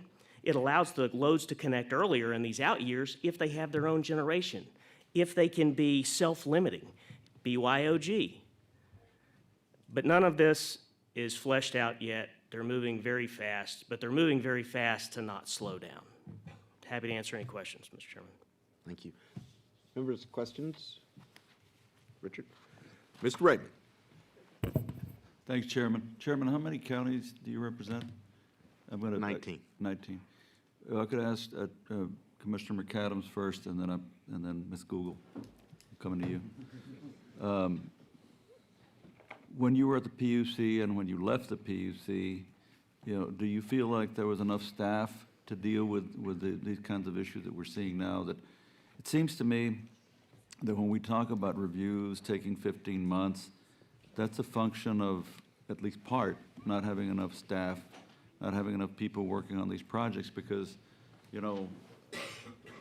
we have Kirk over here served in the military and nuclear sub. I promise you, when they need to do something, it didn't take 15 months, okay? And so, even though we're not in session, I think of it this way, Chairman, if the PUC needs to hire some more people to move things along more quickly, the LBB has enough authority to meet now and to shift over some money to get that done. So what was your experience when you left, when you were there and when you left? Yeah, well, the commission is always having layered on more work. Really, right now, in terms of batch zero, it's the technical engineers at ERCOT that we need badly. Well, whether it's ERCOT or PUC. And I'll tell you this, everyone is at such a loss. ERCOT they are highly desirable employees for everybody in the system. And so it's a problem of retaining those employees. It's a problem of expanding their capacity. Well, what I'm asking you is, do they need more people? And if they need more people, I just think it's something that we ought to let the LBB know, hey, guys, this is important. I'll be honest, I think they need more people. Then I think it's something, Mr. Chairman, that we really should relay, and maybe somebody's listening. LBB, I know the staff, they ought to be listening, but the members on LBB, that to talk to ERCOT and to talk to PUC and say, hey, how many FTEs do you need? What do you need? Let's accelerate this and not wait till, goodness gracious, next February or March with a supplementary appropriations bill. Yes, sir. Right? So, But we can certainly recall ERCOT, and you can ask that question. well, the answer is going to be, if you want more done, they need more people. And just so you know, so Done more ERCOT quickly. can flex. I do want to recognize they're naturally constrained because the market is so tight for these specialists. The data center community needs them bad. So ERCOT's really competing with the market that they're trying to serve with, if that makes sense. Well, if they have the money already and they can hire them, they're just not able to, that's one thing. If they don't have enough money to hire the extra people they need, at least for the period of time, to try to accelerate these processes, that's a separate issue, right? So whatever it is, Chairman, you're right, we need to ask. Well, we'll get there. We'll get there. All right, let me ask Ms. Google over here. I'm sorry, Lynn or Ms. Schwab. This Google works. Yes, well, you're not going to be smiling in a minute. No, the reason I was asking the chairman how many counties he represents 19 rural counties. And who doesn't love Google, right? But, I come from an area where I have a lot of ranches, people who own ranches, and so you know what I'm, so Will knows, the commissioner knows. Since I have you here, I want you to follow up with me because I have a constituent issue that I promise you many people in the chairman's district probably have run into, where they don't have access, to the internet.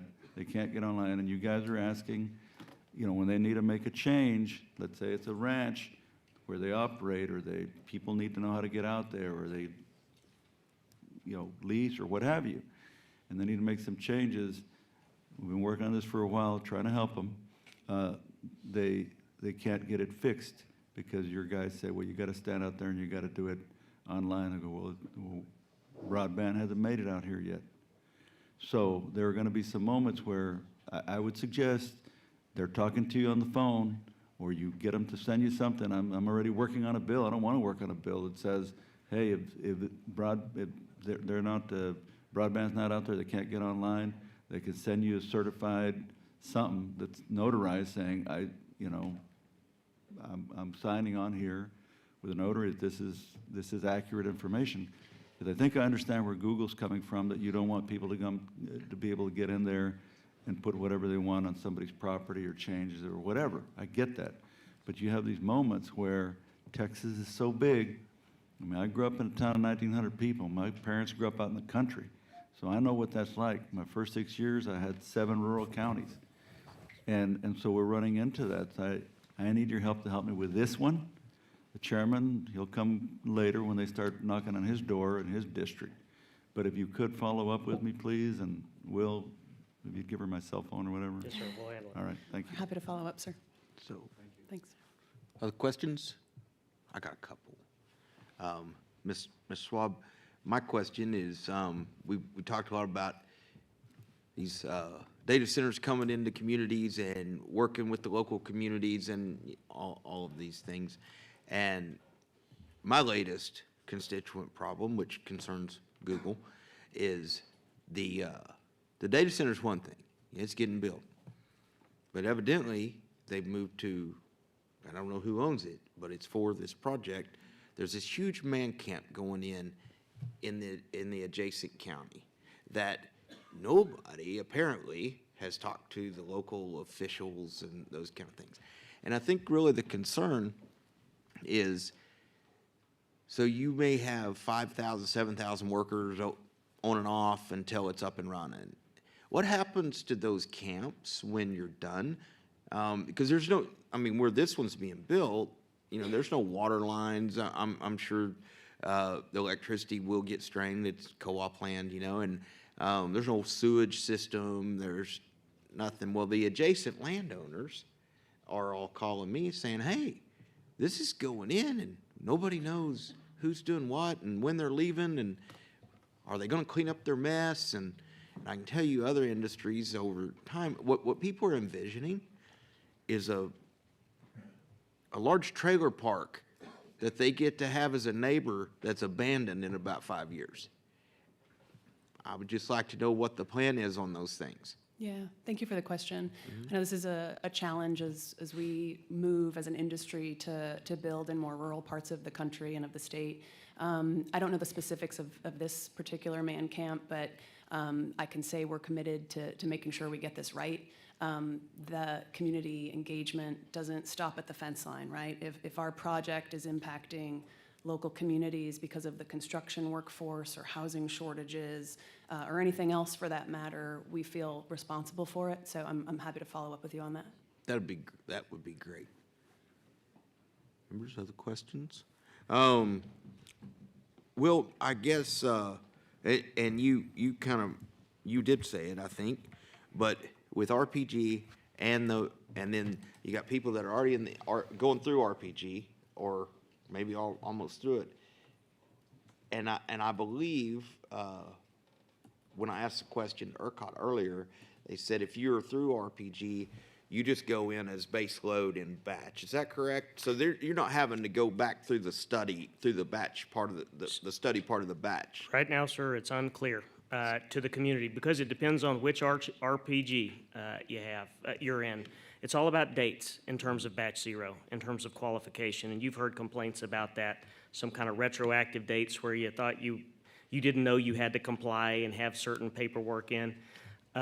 So it is unknown in terms of the interplay how RPG helps establish the base case of batch zero.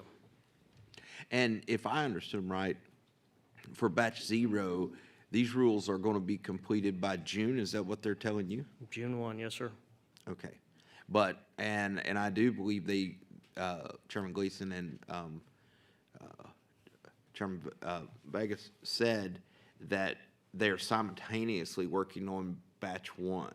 Is that correct? That's correct. But staff is trying to work on some complicated stuff. So again, we haven't heard anything about batch 1 yet, about how it's going to functionally, how batch 0 will waterfall into batch 1, and we'll see that natural, seamless transition. Okay.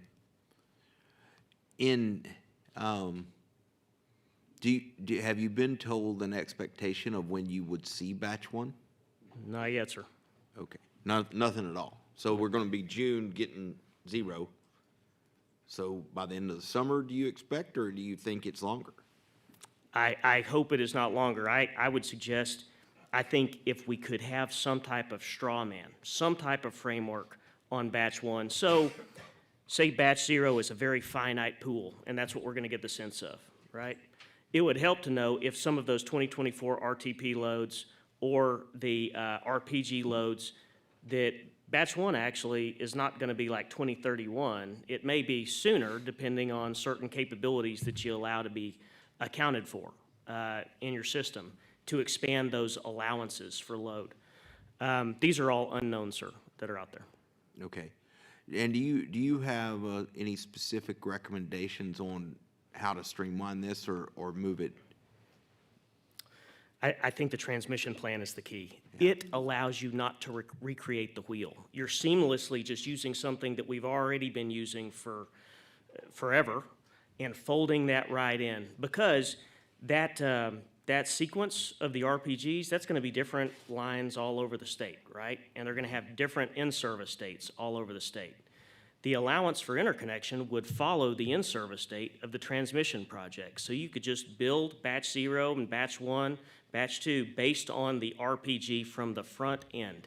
And that's where, when I show you the chart, when it's all the way back at the end, that's where I start to get worried, is the sequence of how RPG is accounted for. Okay. Members, other questions for this panel? I don't see any. Will, would you stay there? I want to recall,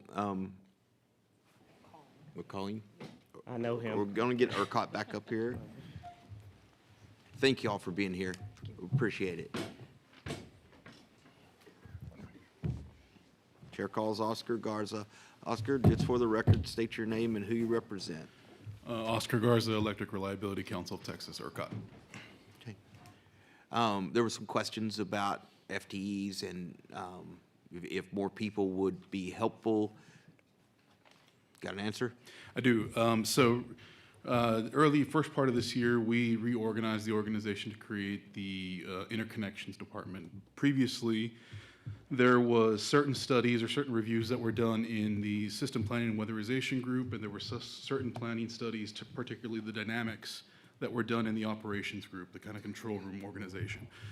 And so since there was a lot of, as we've received this tidal wave of applications and having two separate organizations having to have a part in these studies, we have reorganized the group to have a single interconnections group that's led by Jeff Billow, who is currently leading workshop number 7 on the batch process, which is happening concurrently with this hearing right now. And so when it comes to the FTEs and the organization of ERCOT, our budget is set by the Public Utility Commission. And so every 2 years, much like the legislature does before when you're in process, we develop a budget that goes through our board of directors process. The board of directors then approves that, but it's not a true approval, because all that does is it sets a recommendation to the Public Utility Commission. The Public Utility Commission then approves ERCOT's budget with any other conditions that they may want to put on it. And so that sets what is called the system administration fee, which is our funding source. And so our budget is fully approved by the Public Utility Commission, and if we need to make changes in between, we can do so. We are not a part of the state budget. We do not receive any state appropriations. Our funding source is the system administration fee with oversight from the Public Utility Commission. So the answer to your question is, do we have the flexibility to do the things that we need to do? Yes.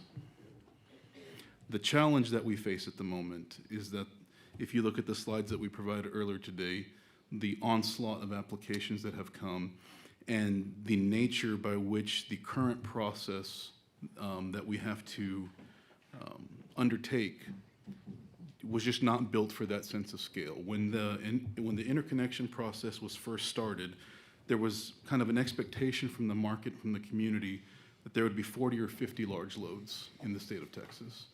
Just this past quarter, we had 198 applications in one quarter. And so that gives a sense of the scale that we're dealing with. So yeah, happy to answer any other questions. Mr. Raymond. Well, it seemed to me that it's time for you guys to go back to the PUC. Yeah, we continue to have those discussions, and in fact, the PUC is part of our most recent budget that was approved earlier, I guess say within the last 6 months. December, yeah. Had a provision in there for us to do check-ins and basically metrics. Improving the large load interconnection process was one of those metrics that the PUC is. Well, I mean, it sounds to me like you weren't expecting what you got. No, that's a result of what we've received over the last year and a half. The wave of large load interconnections that we've received started largely in the first or second quarter of 2024. That's when you start to see the uptick. So we've been getting into this environment, but I guess the nature by which the serial process of interconnection studies and reviews that we've had to go through has necessitated the need to move into this batch process. And, as Will said earlier, there are some risks of some loads not getting their full allocations or requests. That exists today. So that's not necessarily a function of being or moving to a batch process. That's largely a function of the location of where that load is going to locate and the transmission capacity for that area where that load is going to locate. Okay, well, my point is, at least I want to say, and I won't speak for everybody else, but that you guys get put into these positions to lead, and so we need you to lead. Yes, sir. And if, I know that around this time of the year, the IRS has a bunch of temporary employees that they hire. I'm not saying you got to hire temporary employees, but, when demand grows and the longer you take at doing something, the more it's going to cost. Yeah, we have the ability to have contractors, obviously, as well. And additionally, I think sometimes there's a lot of, I don't want to say misrepresentation, but just a misunderstanding in some cases of who's holding the ball at a certain point in time. A lot of times there'll be cases where some customer doesn't or is trying to figure out or has frustrations about where their project is in the current process. And they'll have an assumption that it's because ERCOT needs to do something and have a review. And when they look into it, they might find out that it might be the case that the ball is in our court, but most of the time, or in some cases, it is still we're waiting on information from the transmission service provider. And that disconnection in the communications is one of the things that we are wanting to and are leading on in fixing, in establishing those clear lines of communications and developing a portal for the customers who are wanting to go or who are going through this large load interconnection process, so they can have secure access to this information and know where their current project is at and who has the ball and where those clear handoffs are. So that is something, because we don't have that direct relationship with the end user. Our direct relationship is with the transmission service provider.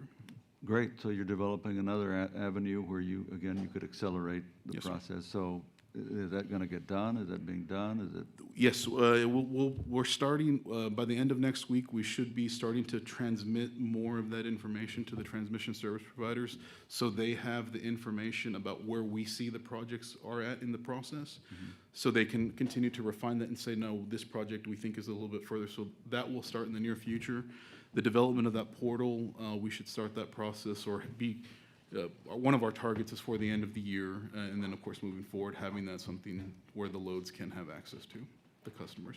Additionally, I think it's also important, there's been a lot of talk about the stakeholder process that we're going through. Much like the legislature, ERCOT has the stakeholder process, and it's like a mini legislature, if you wouldn't want to call it that. ERCOT has the ability to file. So, a member of the legislature can file a bill to affect the statutes. And in the ERCOT stakeholder process, a market participant can file a revision request to affect the binding documents. And ERCOT has the ability to file revision requests, but we are not a voting member of those committees that they go to. And it's the market that is the voting members of those. So all the language and all of the different input variables that you're hearing about today that could affect the batch zero composition for the inclusion criteria for what it takes to become a part of that batch. We are leading that discussion in regards to that that revision request, but ultimately that has to be voted on by the members of the Reliability and Operations Subcommittee, which is made up of the consumer groups, co-ops, the generators, the marketers, the retail electric providers, and the utilities. And then if it gets out of that committee, then it goes to the Technical Advisory Committee, which is analogous to the full house, so to speak, and it requires a 2/3 vote there of those market members. If it gets to that point, then it goes to the ERCOT Independent Board of Directors, and then after that is approved there, it goes to the PUC for ratification. That structure was something that was done post-Winter Storm Uri in that legislative session in terms of having to have the PUC ratify all of the revision requests that we're going through. So this is a market-driven, ERCOT is leading on this process, but at the end of the day, the market participants are the voters for this in the stakeholder process. But staff hold a key position in that. So that staff is incredibly important to the development of this entire apparatus. So yeah, we have to, ERCOT staff has to manage not only the analysis for the revision requests that we are responsible for, but those that are filed by others. And it is a daunting challenge, and I have some very smart colleagues. Well, you might need some more, is what We I'm might need saying. some more. Thank you, Chairman. Thank you, sir. Okay. Ms. T. When persons, operators give you the money that's gonna cost them for whatever the operation may be, and do you put it in interest-bearing account? In terms of the financial security, Yeah. that is held by the transmission service providers. That is not something that is collected or maintained by ERCOT. Okay. Members, other questions? So, Mr. McQueenie, surely you have something to say? Okay. Looks like that's it. Thank you all for being here. Thank you. Right. Before we get out of here, members, I expect we are going to have a busy April, May, and first part of June. It's kind of my goal to get through as much of it as we can where we're not here in July and August. So you expect a hearing notice coming your way soon. Members, that concludes today's agenda. Is there any further business for the committee to address? If not, the chair moves to adjourn. Is there objection? Hearing none, committee stands adjourned, subject call of the chair.